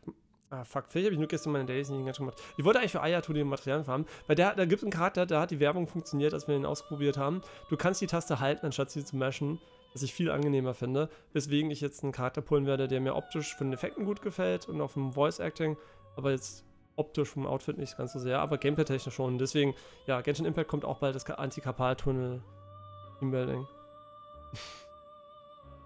Ja, aber ich habe tatsächlich das meiste Button-Mashing habe ich auch definitiv mit meinen frühen Konsolen gehabt. Auf jeden Fall.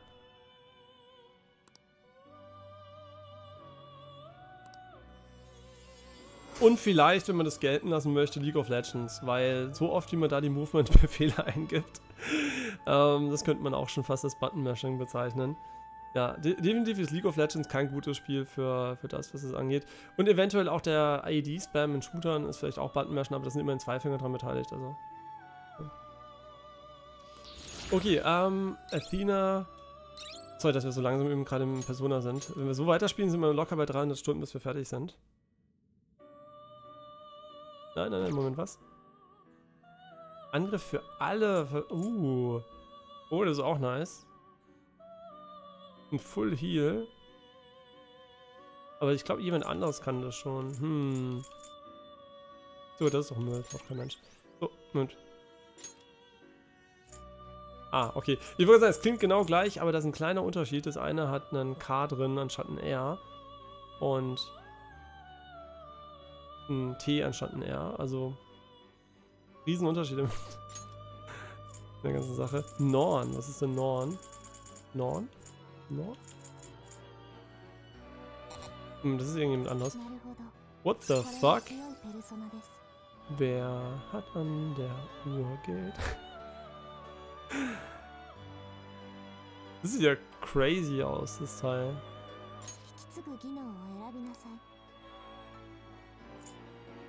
Oh, Technical Damage, let's go. Genau, ich beginne mal mit den Sachen, die ich denke sind cool.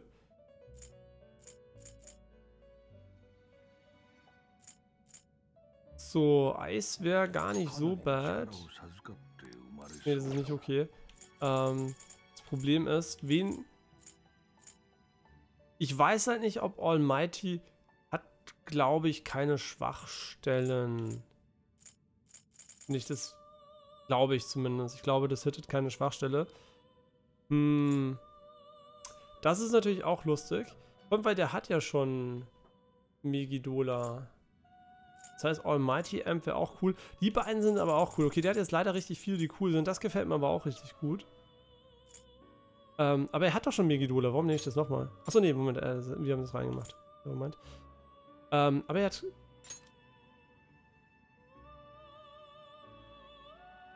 Ja, to be honest, keine Ahnung.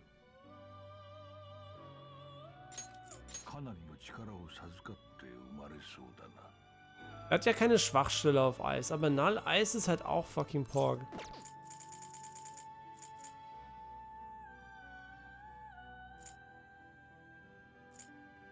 Ist wirklich schwierig. Ich möchte mehr haben, als ich bekommen kann.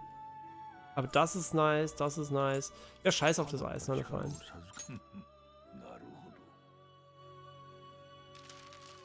Ich glaube, eins der Gamerspiele, das mir am meisten mit Button-Mashing auf den Sack gegangen ist, war Goemon. Alter, ich hasse dieses fucking Button-Mashing im Spiel.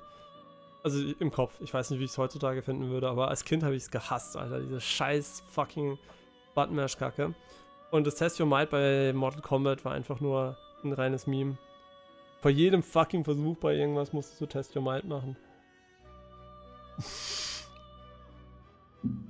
So als ob du gegen Melania kämpfst und jedes Mal, bevor du gegen Melania kämpfen darfst, musst du 100 Mal eine Taste drücken.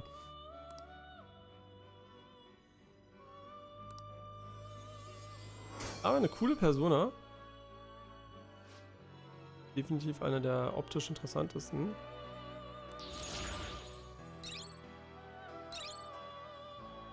So, einen. Auch die kann voll heilen. Ja, Was ist das? Ich weiß halt nicht, ob das irgendwann Gameplay relevant wird. Und wenn wir es nirgends mitnehmen, werden wir irgendwann dumm dastehen, glaube ich.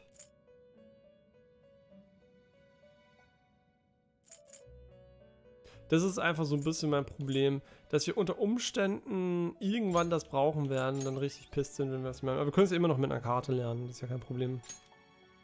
Aber bei den Personen ist es nicht so schlimm wie bei Verbündeten. So. Ich weiß immer noch nicht, wie wir an diese fucking Persona rankommen, wenn ich ehrlich bin. Ja, ich bin leider immer noch nicht weiter, weil ich rate ja nur, also...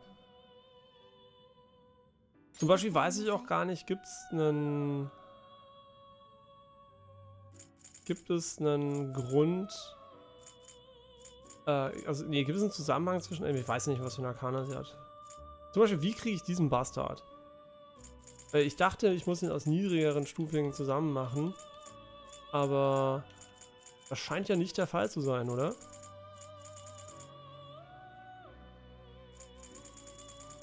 Vielleicht kann man ihn auch nur fangen, aber...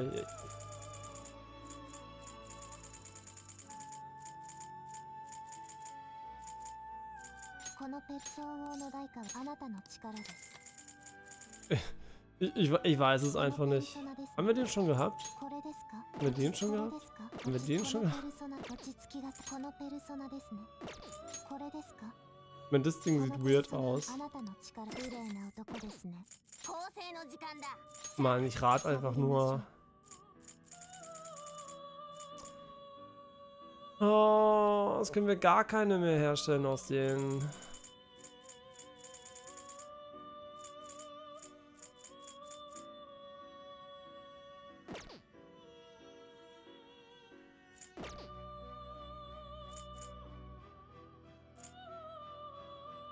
Ich meine,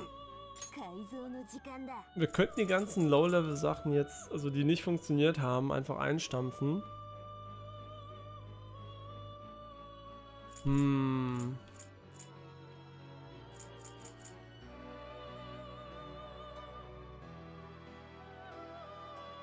Ich glaube, wir nehmen jetzt die hier und opfern. Ich weiß, das sind teure Personas. Und opfern die.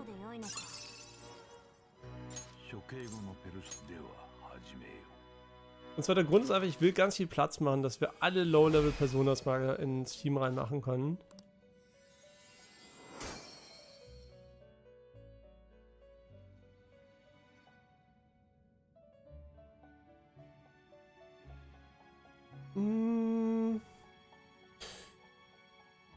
Ich weiß tatsächlich nicht, ob ich dem zustimmen kann. Apricot meinte, dass das Spiel einem alles gibt, was man braucht, dass man sich nicht softlocken kann.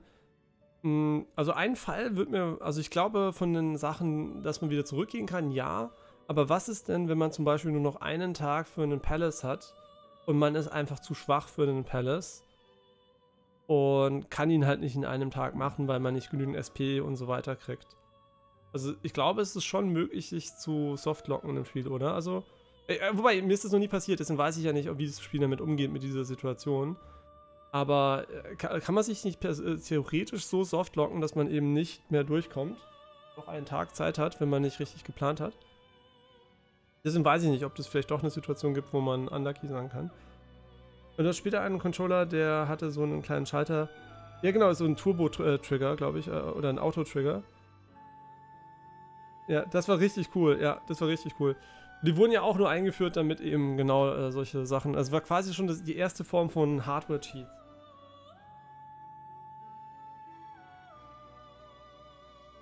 Heutzutage hilft der Controller beim Recoil. Jetzt, früher hat er geholfen beim Button-Mashen. Gut ist, dass man heutzutage kaum noch Spiele hat, wo das wirklich nötig ist. Deswegen zum Glück ein Relikt aus vergangenen Zeiten. Außer, ne, stimmt gar nicht. Wir benutzen es ja auch im laufenden Band, um irgendwelche Auto-Attacks zu automatisieren. Ja, am PC hat man die Taste zum Glück per Software reingemacht.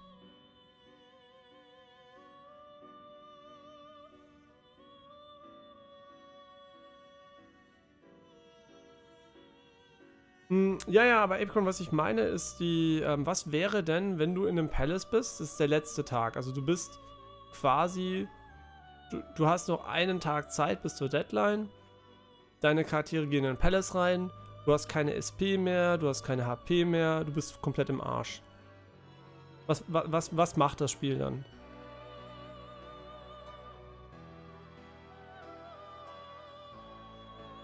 Action Replay, das sagt mir gerade irgendwas, aber ich kann es gerade nicht einordnen.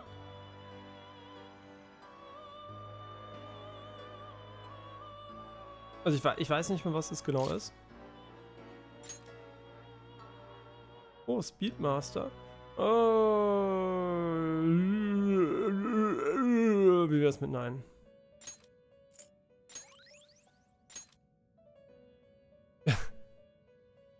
NA? Also nicht verfügbar. Achso, die geht nicht mehr. Kann man nur einmal machen, oder was? Ja, wie dem auch sei, Unicorn kriegt den da. Ja, absolut. Ja, nee, genau, aber das würde ich ja auch als Softlocken bezeichnen. Also wenn ein Spiel quasi dich in eine Situation bringt, wo du Game Over gehst, und du halt nicht mehr weiterkommst, weil du halt eben die Ressourcen nicht mehr hast. Also es wäre schon möglich quasi out of Resource zu gehen, wie in Spelunky 2 zum Beispiel, wo man ja auch sich selber softlocken kann. Und nicht mehr rauskommt. Aus zum Beispiel der Grube oder so. Das ist uns nie passiert übrigens. Ich erzähle von anderen Leuten, habe ich bei anderen Leuten gesehen, die sind irgendwo runtergesprungen, hatten dann nicht mehr genügend Seile, um rauszukommen. Das passiert uns natürlich nicht. Es gibt bestimmt auch keine Möglichkeit, irgendwo einen Stream ein Wort zu finden, wo ich jemals was gemacht hätte. Was uns nämlich nie passiert ist.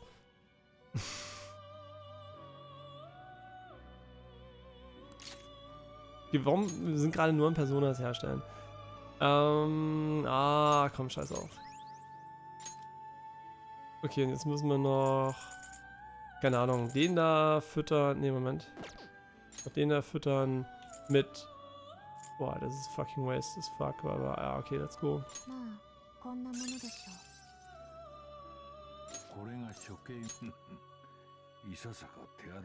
Nom nom nom nom nom nom. Achso, Moment, wir sollten die übrigens speichern, bevor wir das. Fuck me, Missplay. Missplay, wir haben nicht gespeichert, wie wir die XP reingemacht haben.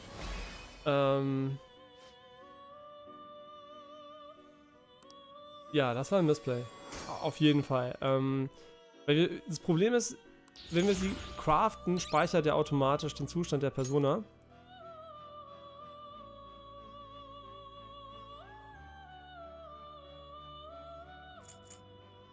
Wen interessiert das? Was kriegt denn Almighty Amp? Das was ist. Wobei, gibt es was schlechter ist?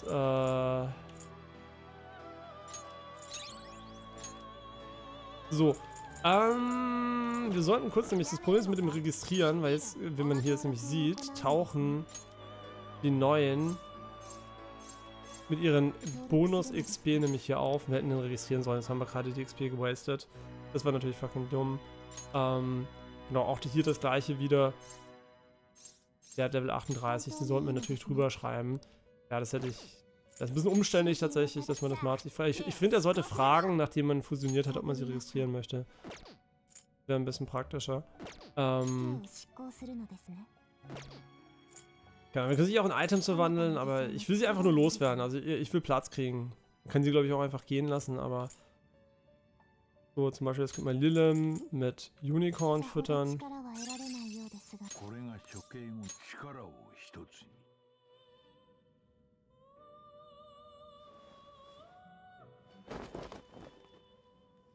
Das ist so ein Zusatzmodul zum Cheaten, das zwischen Konsole und Cartridge gesteckt wurde. Nee, das hatte ich tatsächlich nicht. Nee. Eher so ein Action-Replay habe ich irgendwie gedacht, vielleicht ist es irgend so eine Aufnahmetool oder sowas, wo du so vielleicht nochmal was probieren kannst. Und könnte man auch nutzen, um S-Cartridges auf E-Konsolen zu spielen. Das ist natürlich dann praktisch. Vielleicht habe ich das tatsächlich mal im Zusammenhang mit sogar Speedruns oder sowas von Spielen gehört.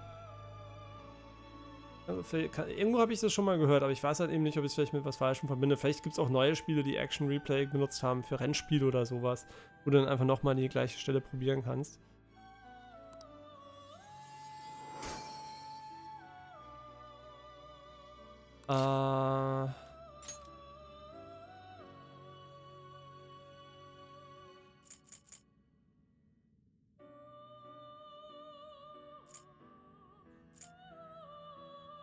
Ich meine, die ist eh so low-level, dass sie keine Relevanz hat. Also warum denke ich überhaupt drüber nach?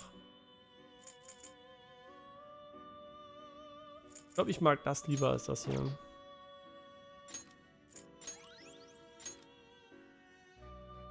So, wie immer müssen wir sie leider ganz kurz registrieren. Genau, ich wünschte, er würde mich fragen danach, wenn ich sie erstellt habe, weil offensichtlich gibt es ja ein kleines Problem hier mit dem UI, dass man dann doch für relativ viel unnötig durch die Gegend jumpen kann. So, okay. Ich glaube, ich würde die beiden gerne noch itemisen. Tapsuan gibt es dafür. Okay, was auch immer. Nur für Frauen, Sexismus.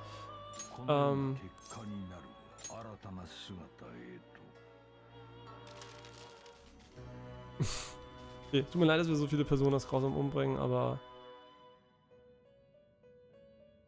es gibt keinen anderen Weg, Platz zu machen. Achso, du bist noch in einem Ding drin. Gut, dann kommt die noch weg.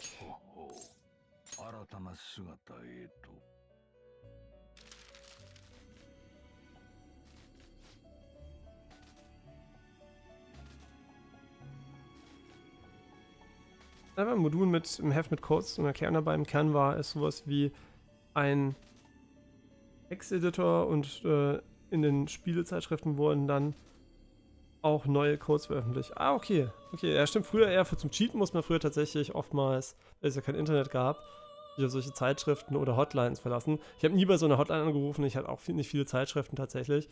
Aber, wo habe ich denn die Cheats eigentlich hergekriegt? Vielleicht von LAN-Partys oder so? Weil irgendjemand muss sie ja irgendwo hergekriegt haben. Oder manchmal hast du sie auch in Spielen gefunden, wenn du halt eben ein Spiel zum Beispiel durch hattest oder sonst irgendwas, hast du manchmal so geheime Codes gefunden. Zum Beispiel gab es einen, wie hieß denn das Spiel? Es war so ein Fighting-Game, das habe ich eigentlich super gerne gespielt. War wahrscheinlich aber nicht eines der besten aller Zeiten, sondern eher so ein, naja, aber wie hieß das denn? Es war so ein Gameboy, gab es so ein Gameboy, ein Kampfspiel, glaube ich, wo einer auch Engel mit Flügel hatte und so. Und auf jeden Fall, da konnte man auch Charaktere mit kurz freischalten. Aber da natürlich der Gameboy nicht alle Cartridges in der Lage waren, irgendwas zu speichern, muss man das leider jedes Mal von vorne eingeben. Aber meistens war es nur noch mit cooler Musik oder einem Effekt verbunden, wenn man es eingegeben hat. Ja, sehr retro. Okay, ansonsten den können wir nicht wegmachen. Dann würde ich jetzt sagen, ist jetzt erstmal der Plan. Wir gucken erstmal, wir können natürlich jetzt viel weniger fusionieren. Bis auf diese komische 88er, 83er Person, die da oben rumläuft. Genau, aber wir können hier unten nichts machen. Und jetzt finden wir gleich mal raus, ob das so funktioniert, wie ich es erwarten würde. Und zwar werden wir uns jetzt alle Personas holen, die... Moment, ich glaube, hier kommt mal schnell so runter. Und zwar werden wir uns jetzt die ganzen Personas holen. Was sagt er? Ist kein Grund mehr? Nein, gibt wirklich keinen Grund. Oh mein Gott, können wir die irgendwie schneller gehen lassen? Weil die würde ich tatsächlich, weil sie so Low-Level sind, einfach gerne schneller gehen lassen.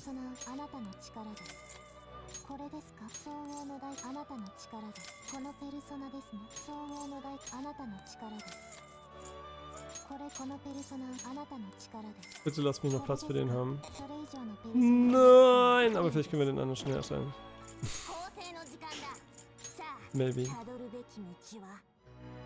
Please. Please. Easy. Ernsthaft, den hatten wir nicht? Oh mein Gott. Yikes.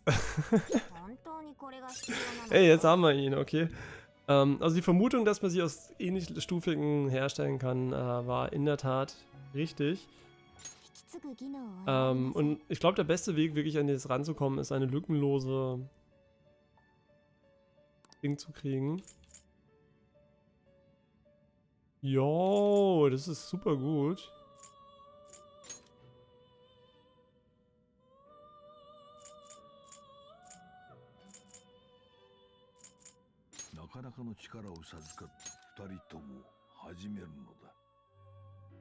Okay, wir haben Progress gemacht. Let's go. Alter, dass ich den nicht hatte, verstehe ich nicht. Was haben wir denn falsch gemacht, dass wir ihn nicht hatten? Alter, das ist süß, wie Low-Level der ist. So, haben wir sonst irgendwas Neues hier? Nein? Ausgezeichnet. Nein, Scherz. Nicht ausgezeichnet. Das Problem ist...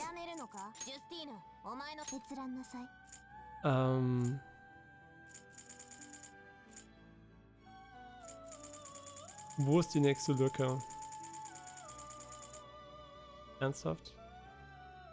Und was ist mit dir los? Also dich haben wir sogar schon ausgerüstet, oder was?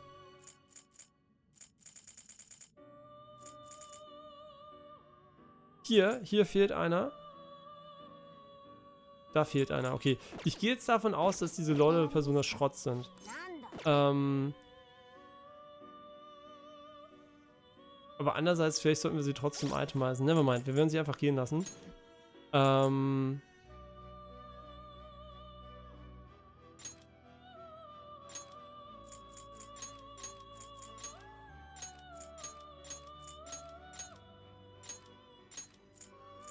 So. Genau, und jetzt ist unser Plan, alle einfach unten drunter zu kaufen. Habe ich noch nie gemacht in einem Persona-Spiel, deswegen tut mir leid, wenn ich das nicht optimal löse gerade. Das ist mein erstes Mal. Dementsprechend sieht es mir nach, wenn wir hier so ein bisschen peinlich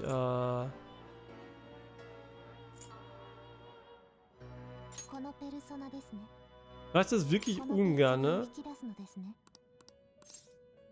Aber ich hole den jetzt einfach nur, weil wir ihn schon in einer anderen Version gecraftet haben.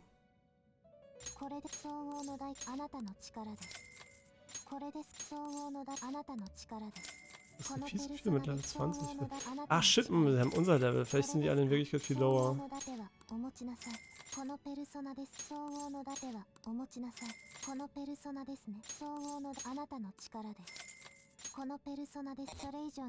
Okay, wir haben bis zu Flauros gemacht.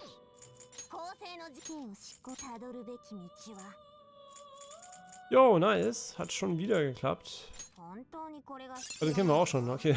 Offensichtlich haben wir irgendwas Wir sind kein guter Pokémon-Trainer. Stimmt, das ist auch schon, was Janine schreibt. Ich bin jetzt gerade von kein guter Pokémon-Trainer zu kein guter Freund gegangen.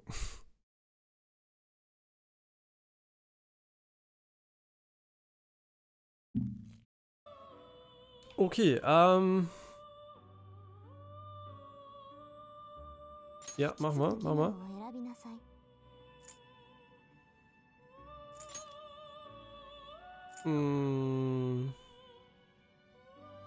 Ich weiß halt nicht, ob Rage ein generell guter Zustand ist.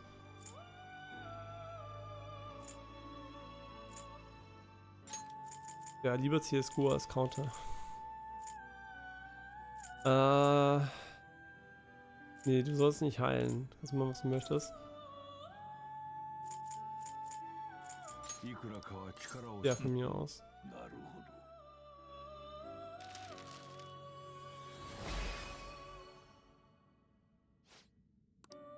Das erste Mal wirklich, dass wir so viel... Also, dass wir versuchen, die Liste zu komplettieren. So, einfach nur, weil wir die Person nicht durch Zufall gefunden haben. So, haben wir jetzt irgendwas Neues? Shit. Egal. Nicht egal. Okay, sind wir doch langsam an dem Punkt, wo die Person auftauchen sollte, oder?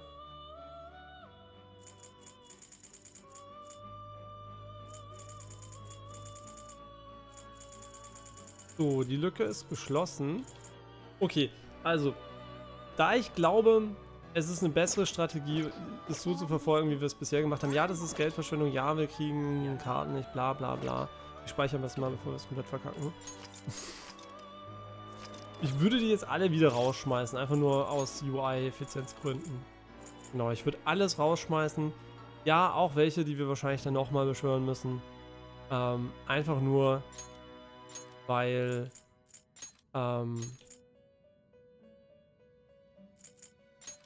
ja.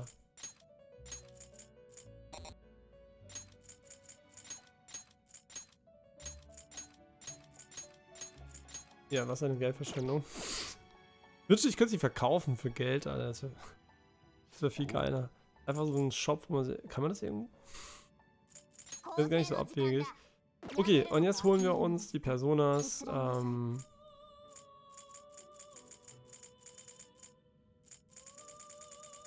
Die unter dem Level hier sind.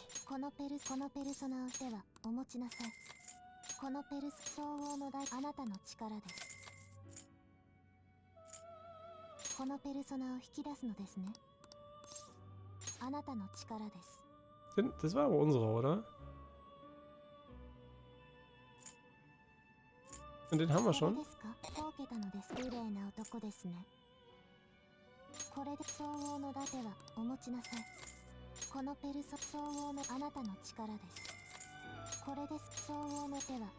So, bis es damit nicht geht.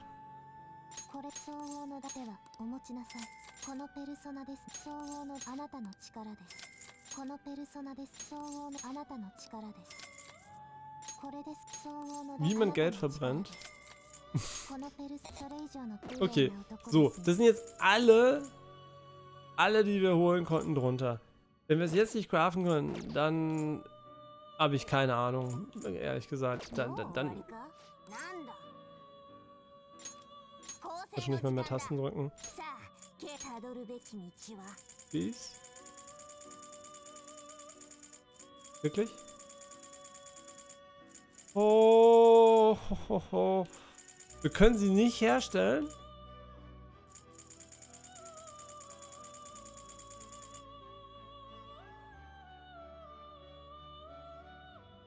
Okay, jetzt machen wir was anderes. Ich hab's nicht übersehen, oder? Das ist keine da. Okay, also, neuer Plan. Weil ich ja manchmal die Personas level, wenn ich sie baue, könnte es sein,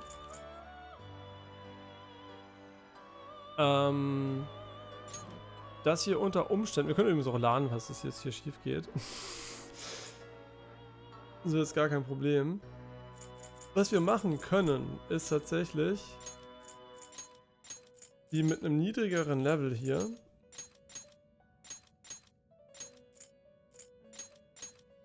So, jetzt machen wir die hier weg. Und was wir jetzt machen, ist eine andere Strategie. Jetzt holen wir die, wo drüber sind.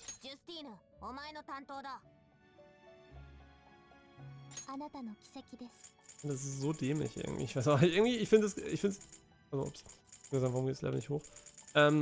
Ich weiß nicht, warum wir die nicht kriegen. Bin mir sicher, dass es die ist, die wir brauchen. Also nicht sicher. Ich vermute es. So, jetzt ist die Strategie, weil wir ja nicht wissen, ob die einfach nur vom Level zufälligerweise höher gelandet sind als die. Vom Base-Level halt.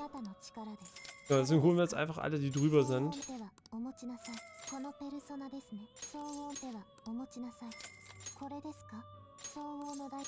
Alter, jetzt wird's teuer langsam. Okay, so, und wenn wir sie jetzt nicht machen können, Pech gehabt, dann gehen wir auf. Jetzt wird das Spiel deinstalliert und... Aber doch schon so ein bisschen, oder? Oh mein Gott, wirklich?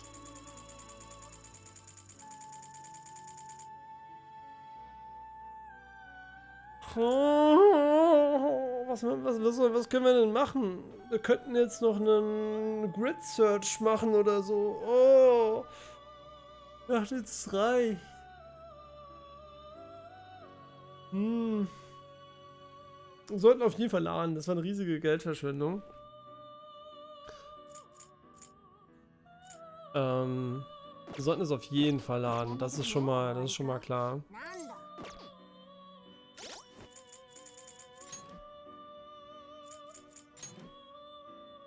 Mann, sind wir unlucky irgendwie?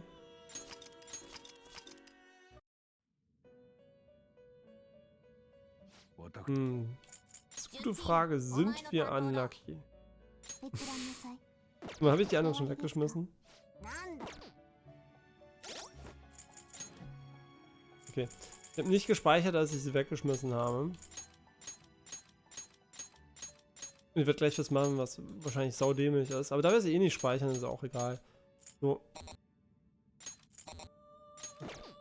Was auch immer. Mama, mach was du möchtest. So. Okay. Also das Beste, was ich anbieten kann, ist eine Art Grid Search zu machen, die nicht wirklich ein Grid Search ist. Also wir skippen einfach jetzt jede zweite Persona ab Level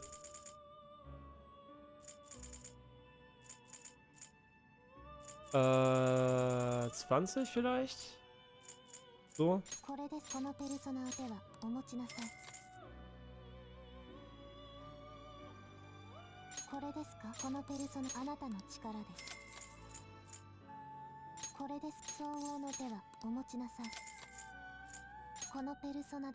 Es gibt jetzt gerade zwei Personen anstatt eine.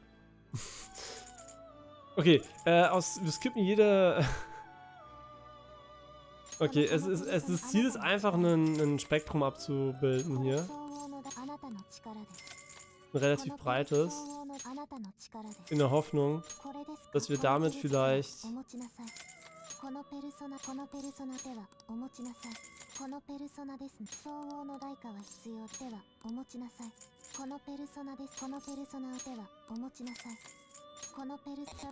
Okay.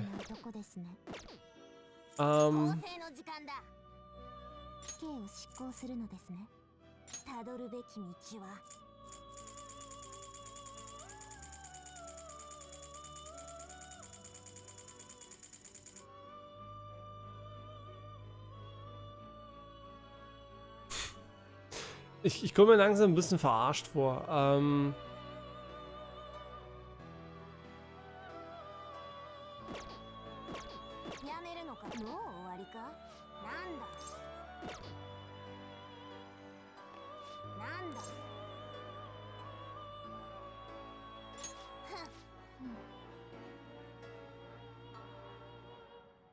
Wo soll ich Setanta herkriegen? Ich gehe davon aus, dass es die Persona mit dem Level ist.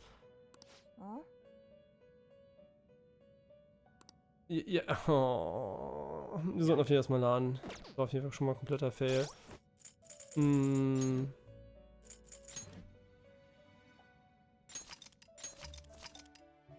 Was können wir denn machen, um... Also wie geht man denn... Also ich meine, ich dachte, das, was wir jetzt gemacht haben, war so ziemlich das Schlauste, was mir eingefallen ist, tatsächlich.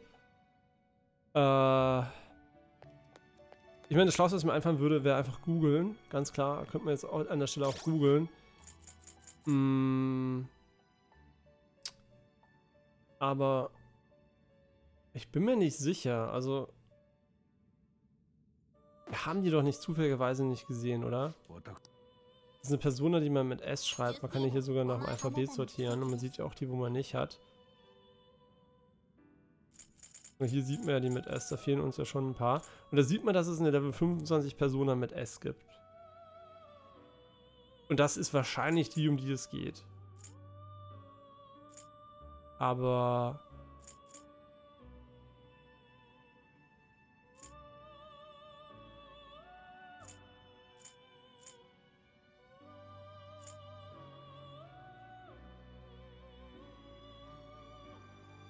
Würde ich jetzt einfach mal erwarten.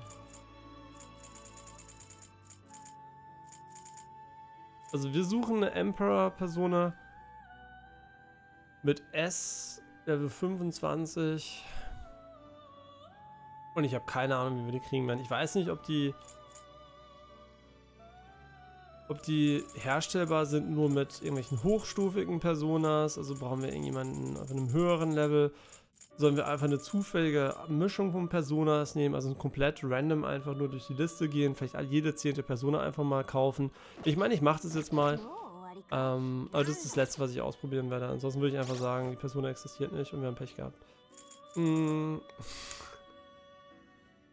Okay, also. Okay, wir müssen nach unten gehen, damit ich nicht mehr das.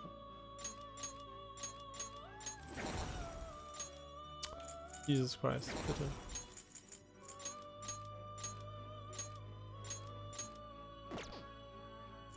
So. Kaufen. Und Persona. Oh, Jesus. Jede 10. Persona anhand des Levels. Okay, wir beginnen unten.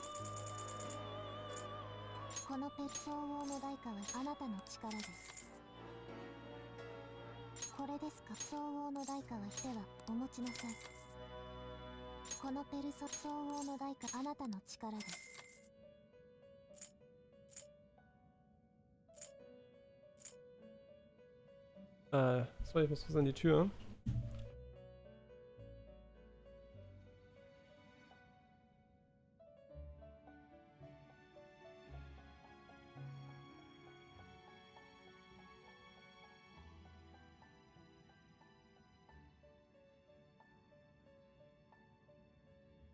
So, Janine ist wieder da.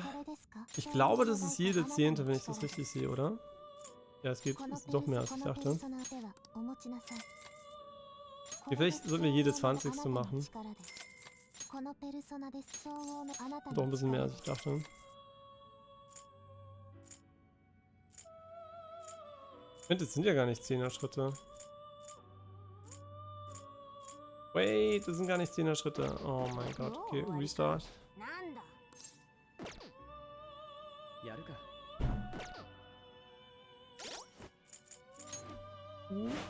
Hallo Muffin.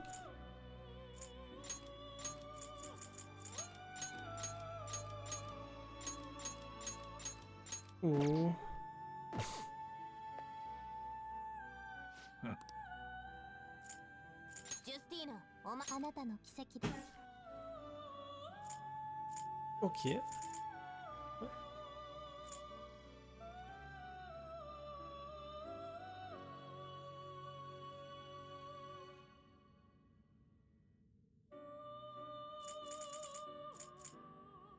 Wir sind alle überlebt.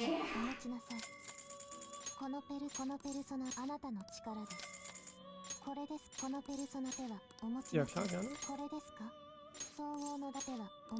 Ja, nee, klar, super. So cooler Spätzle heute.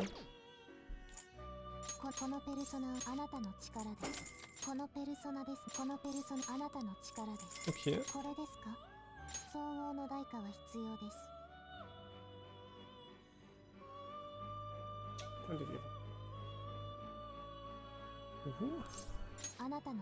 Oh, wie war der Ding?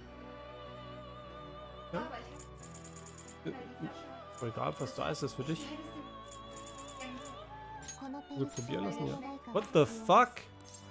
Warte mal, das ist irgendeiner von den Cheater-Personas. Möchte ich gar nicht. Du kannst dir Personas holen, die irgendwie, die du nie gehabt hast. Ich hoffe, wir haben jetzt nicht so viele davon geholt. Ja, ich habe gestern das Getränk noch beim Ding geholt. Kann ich dir eine lustige Person anzeigen? Nicht die. Okay, okay, kann ich dir gleich noch eine lustige Person anzeigen? Moment.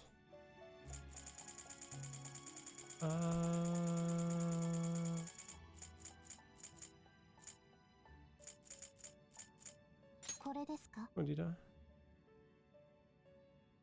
Oder?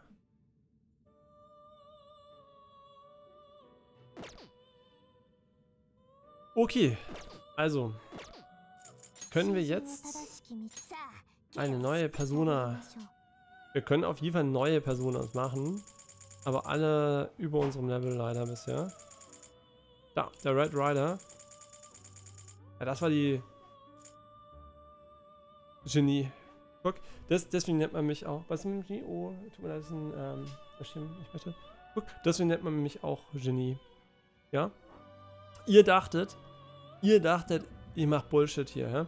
Aber wahrscheinlich ist es wirklich, weil wir gelevelt haben, darüber hinaus. Ich nehme an, dass das damit zu tun hat, dass die Personas nicht mehr das ursprüngliche Level haben. Was ein bisschen ein Problem ist von der Sortierung tatsächlich, dass man nur bei den Unbekannten das Level sehen würde. Da ist sie. Ach shit, die kannten wir. Oh mein Gott, die haben wir auch noch im Spiel gesehen. Wir wussten sogar, wie sie aussieht. Naja, wie dem auch sei, wir werden jetzt craften. Fuck me.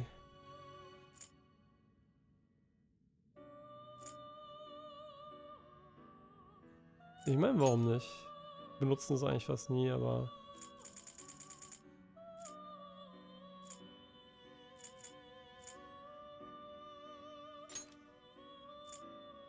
Warum ist er jetzt rot?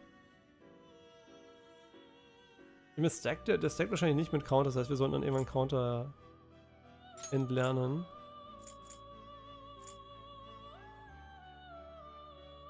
Eigentlich mag ich den ganz gerne, wenn ich ehrlich bin.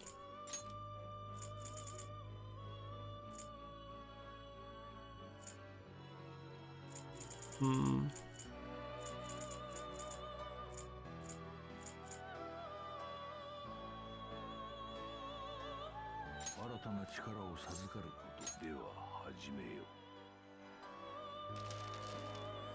Okay, jetzt brauchen wir nur noch die Karte. Aber Alter, das ist lange gedauert, den zu kriegen.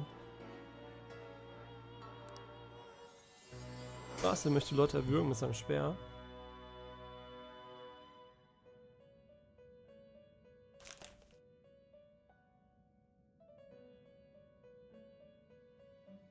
Mhm.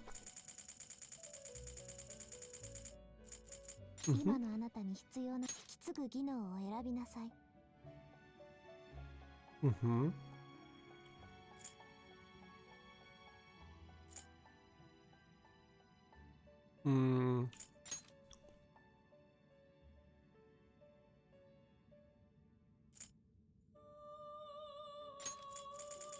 Mhm. Mhm.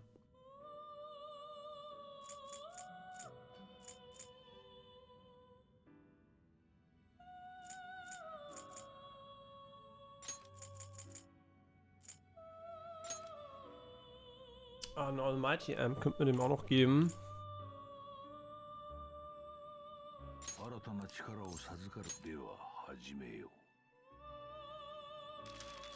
Okay, nice. Wir haben es geschafft.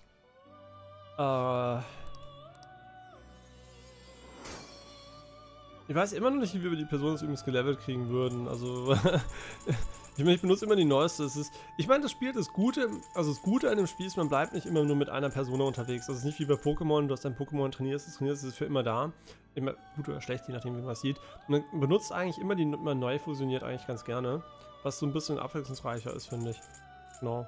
Nur weiß ich halt nicht, wenn man dann doch eine mag, wie kriege ich zum Beispiel Pisaka auf Level 50, ohne dass ich endlos grinden muss. Genau, keine Ahnung, ob es da einen Weg gibt. Weil man kann die Leute ja ineinander füttern, aber es geht irgendwie auch nur einmal. Keine Ahnung. Oh, da ist nochmal ein neuer. Ja, natürlich, klar. Dakini versucht ihr immer aus dem höchsten Level Personen zu erstellen. Ich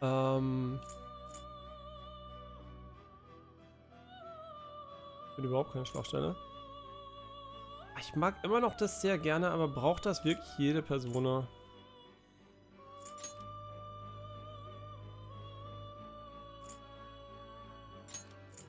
Schauen wir mal, weil das kostet halt immer...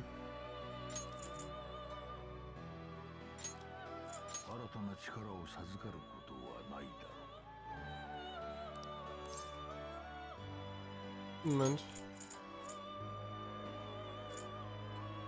Ah, da ist eine SP-Generation drin. Das ist einfach die bessere Variante vom anderen, wenn ich ehrlich bin. Was wir auch machen könnten tatsächlich, ist sagen, wir gehen bei ihr auf Skill Voll Combo, Invigorate 2 und, aber nicht mal 3 leider. Invigorate 3 wäre ziemlich gut. Wenn wir das hätten, dann wäre das ja so gut wie das andere. Und dann dazu nochmal Heat Up rein. Und dann können wir Null Physical noch machen bei ihr. Und auch noch Null Eis, wenn wir wollen.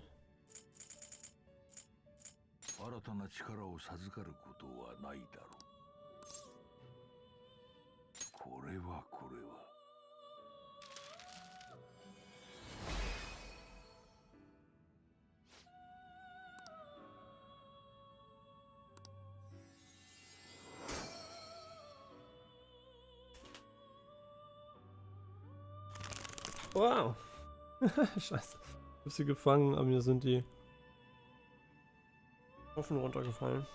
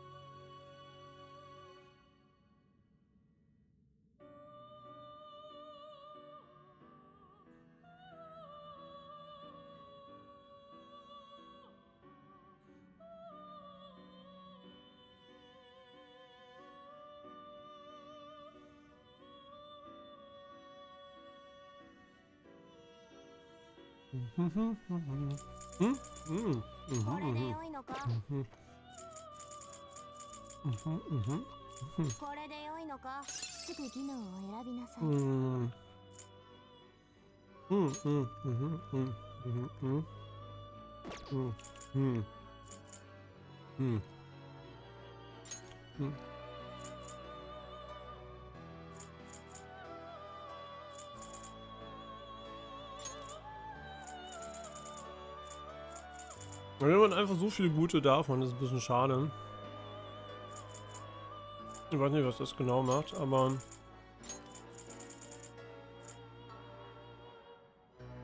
Hm.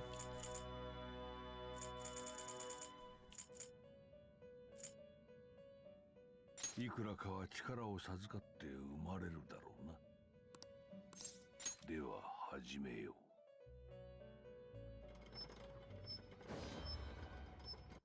Nein.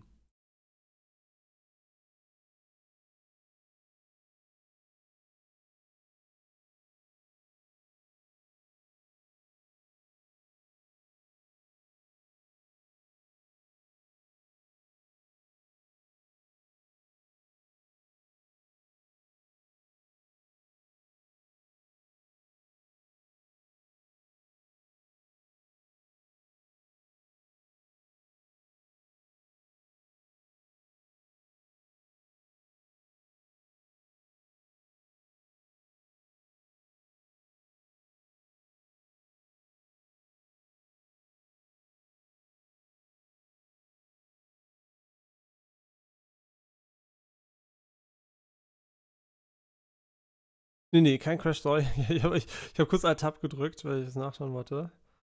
Ähm.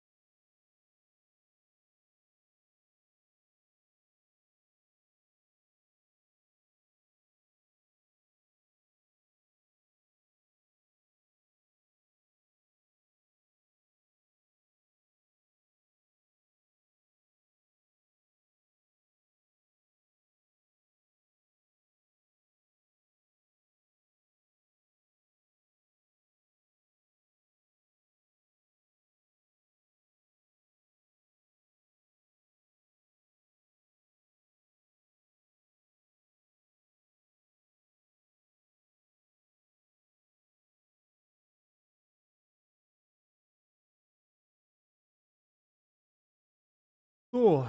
Oh shit, ich bin voll Idiot. Reflex. Wir machen gleich weiter. Jetzt, genau, um zu sein. Genau. Das ist geklärt. So, okay, da nicht gecrashed leider. Leider läuft das Spiel nicht weiter. Ich dachte, ich mache das jetzt, wenn die Cutscene läuft, aber offensichtlich muss man dafür Inputs machen und wenn man einen Tab drückt, friert das Spiel ein. Ach, eiskalt das Spiel. Hier ist ja nochmal ein Dizzy Boost. Moment, was ist das denn? Oh, ein Isanagi Picaro. Den haben wir noch nie gesehen tatsächlich. Würde ich sagen, schauen wir den her. Nice. Moment. Der ist richtig cool. Und er lernt auch noch Wind. Das gefällt mir.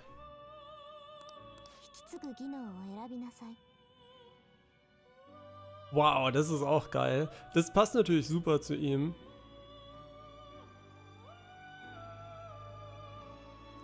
Nee, also auf jeden Fall das hier, weil er ist ja drauf gebaut, dass man das mit ihm macht.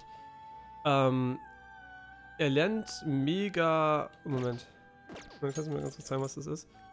Ja, der lernt es sowieso schon, genau. Dann müssen wir nämlich das gar nicht... das müssen wir ja gar nicht lernen. Da könnten wir theoretisch ja auch noch 4... ist das mit 4? Oh, okay, Moment. Ja, ich würde sagen, das machen wir auf jeden Fall. Und da ist auch noch 4 mit drauf. Das ist ja interessant. Also... Aber er hat auch noch Invigorate drauf. Da sind echt viele gute Sachen dabei hier gerade. Wir könnten theoretisch ihn tankier machen oder wir könnten ihm noch Bloodbath. Aber ist das so wichtig? Ich glaube tatsächlich, das ist nicht so wichtig. Ich meine, es macht bei Physical Damage aber Low 4. Dann machen wir lieber das mit 4 und dann die Combo. Bei ihm ist, glaube ich, besser. Genau, da glaube ich, würde ich lieber einfach Physical Attacks gerade fallen.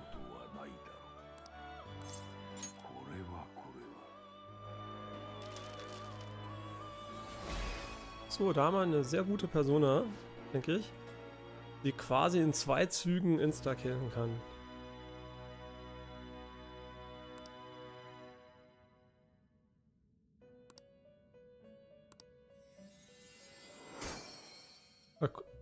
Nochmal Muffin? Ach so. Ja, nee, macht Sinn. Okay, dann sind wir tatsächlich... nee, Moment, sind wir nicht fertig. Wir müssen erstmal hier die... Wir müssen noch rausfinden, was für ein Skill die braucht. Aber dann sind wir fertig. Genau, sie möchte Rakukaya haben. Haben wir denn schon eine Karte, die das kann, zufälligerweise? Raku, Kaya. Haben wir, super.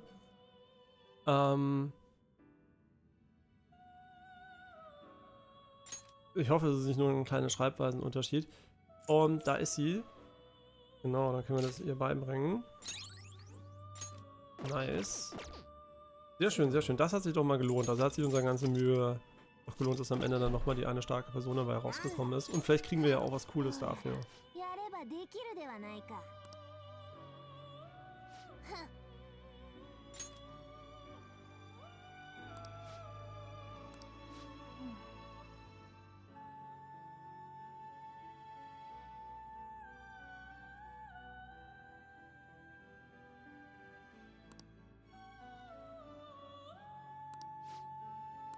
おい囚人。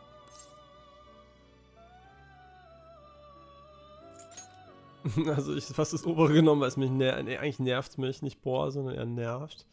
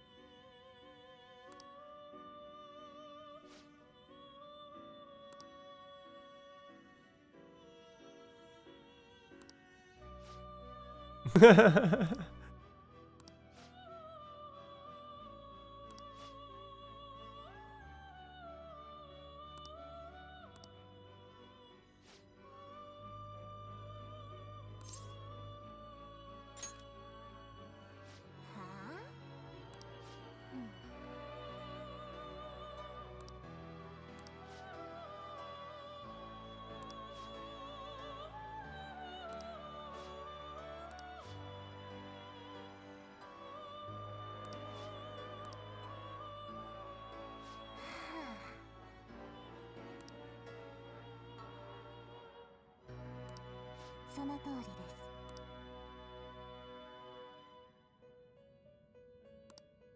ふん。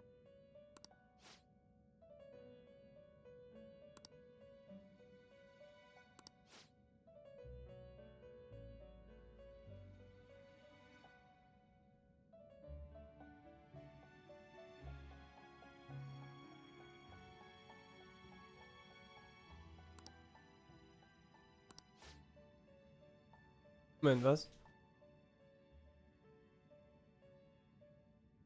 Moment mal, sie... Moment, wir können jetzt Personas mit einem anderen Level herstellen?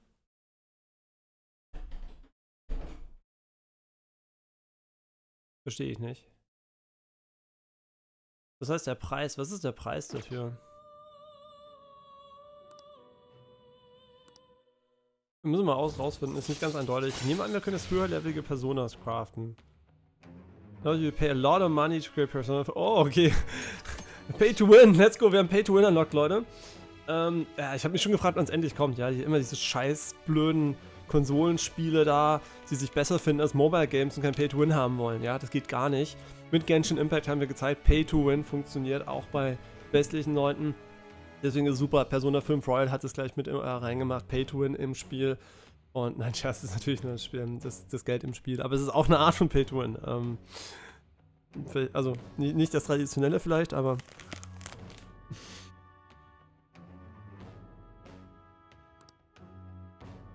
Mhm. Mal gespannt, wie teuer.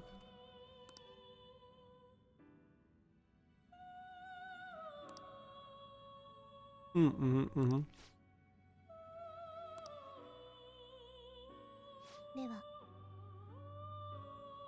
Easy Clap, haben wir schon.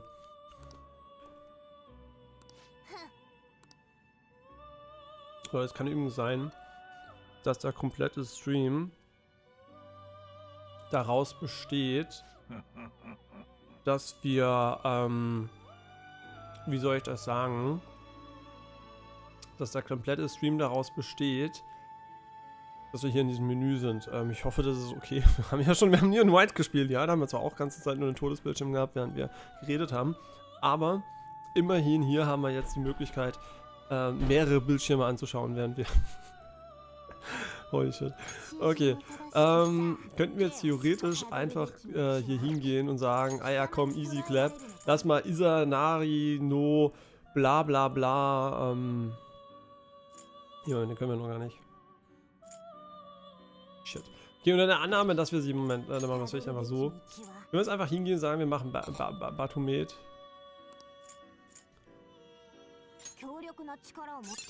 So, was würde das denn jetzt kosten?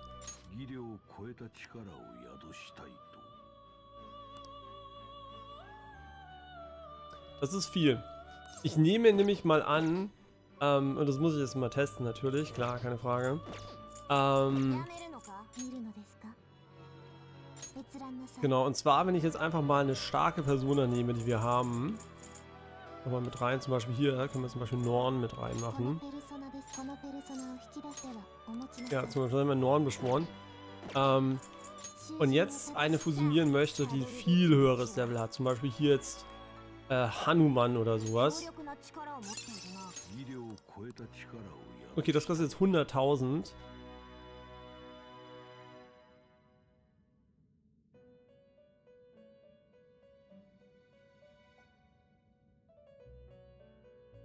Leute, ihr wisst, was wir jetzt machen werden. Oh nein. Oh, es geht los, Leute. Wir werden jetzt wahrscheinlich 500.000 für eine Level 90 Persona ausgeben. Einfach nur, weil wir es können. Oh mein Gott. Holy shit. Egal, es wird passieren, Leute. Wir können nichts dagegen tun. Wie gesagt, ich glaube an Determinismus. Der Determinismus sorgt dafür, dass ich meine Eingaben hier mache, ohne dass ich irgendeine Kontrolle drüber habe. Guck, plötzlich taucht diese Persona auf. Oh, es ist der auch... Womit haben wir denn schon? Egal, wie dem auch sei. Irgendwie keine Ahnung. So, jetzt ist der auch da. Jetzt schauen wir mal, welches Level wir... Und haben wir den... Den haben wir doch schon im Inventar, oder? Oh, shit. Den einen da.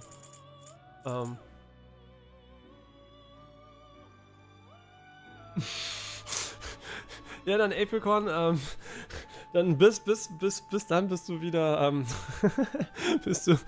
wir können auch andere Musik dafür anmachen. Nein, also wir auch frohe Weihnachten an dich natürlich. Ich weiß nicht, wie lange wir noch drin sind. Also es kann sein, dass wir noch mal eine halbe Stunde sind. Ich habe keine Ahnung. Genau, dementsprechend tut es mir leid. Wir können auch, wie gesagt, wenn die Musik euch irgendwann auf den Sack geht, wenn es mehreren Leuten auf den Sack geht, gerne ein bisschen Spotify oder sowas anmachen. Weil ich dafür wahrscheinlich einen Stream neu starten müsste. Oder sollen wir einfach Spotify anmachen? Ich überlege gerade. Ich habe eigentlich Bock, Spotify anzumachen. Das ist keine Ahnung vom Spiel. Ja gut, aber ich bin hier nur im Menü.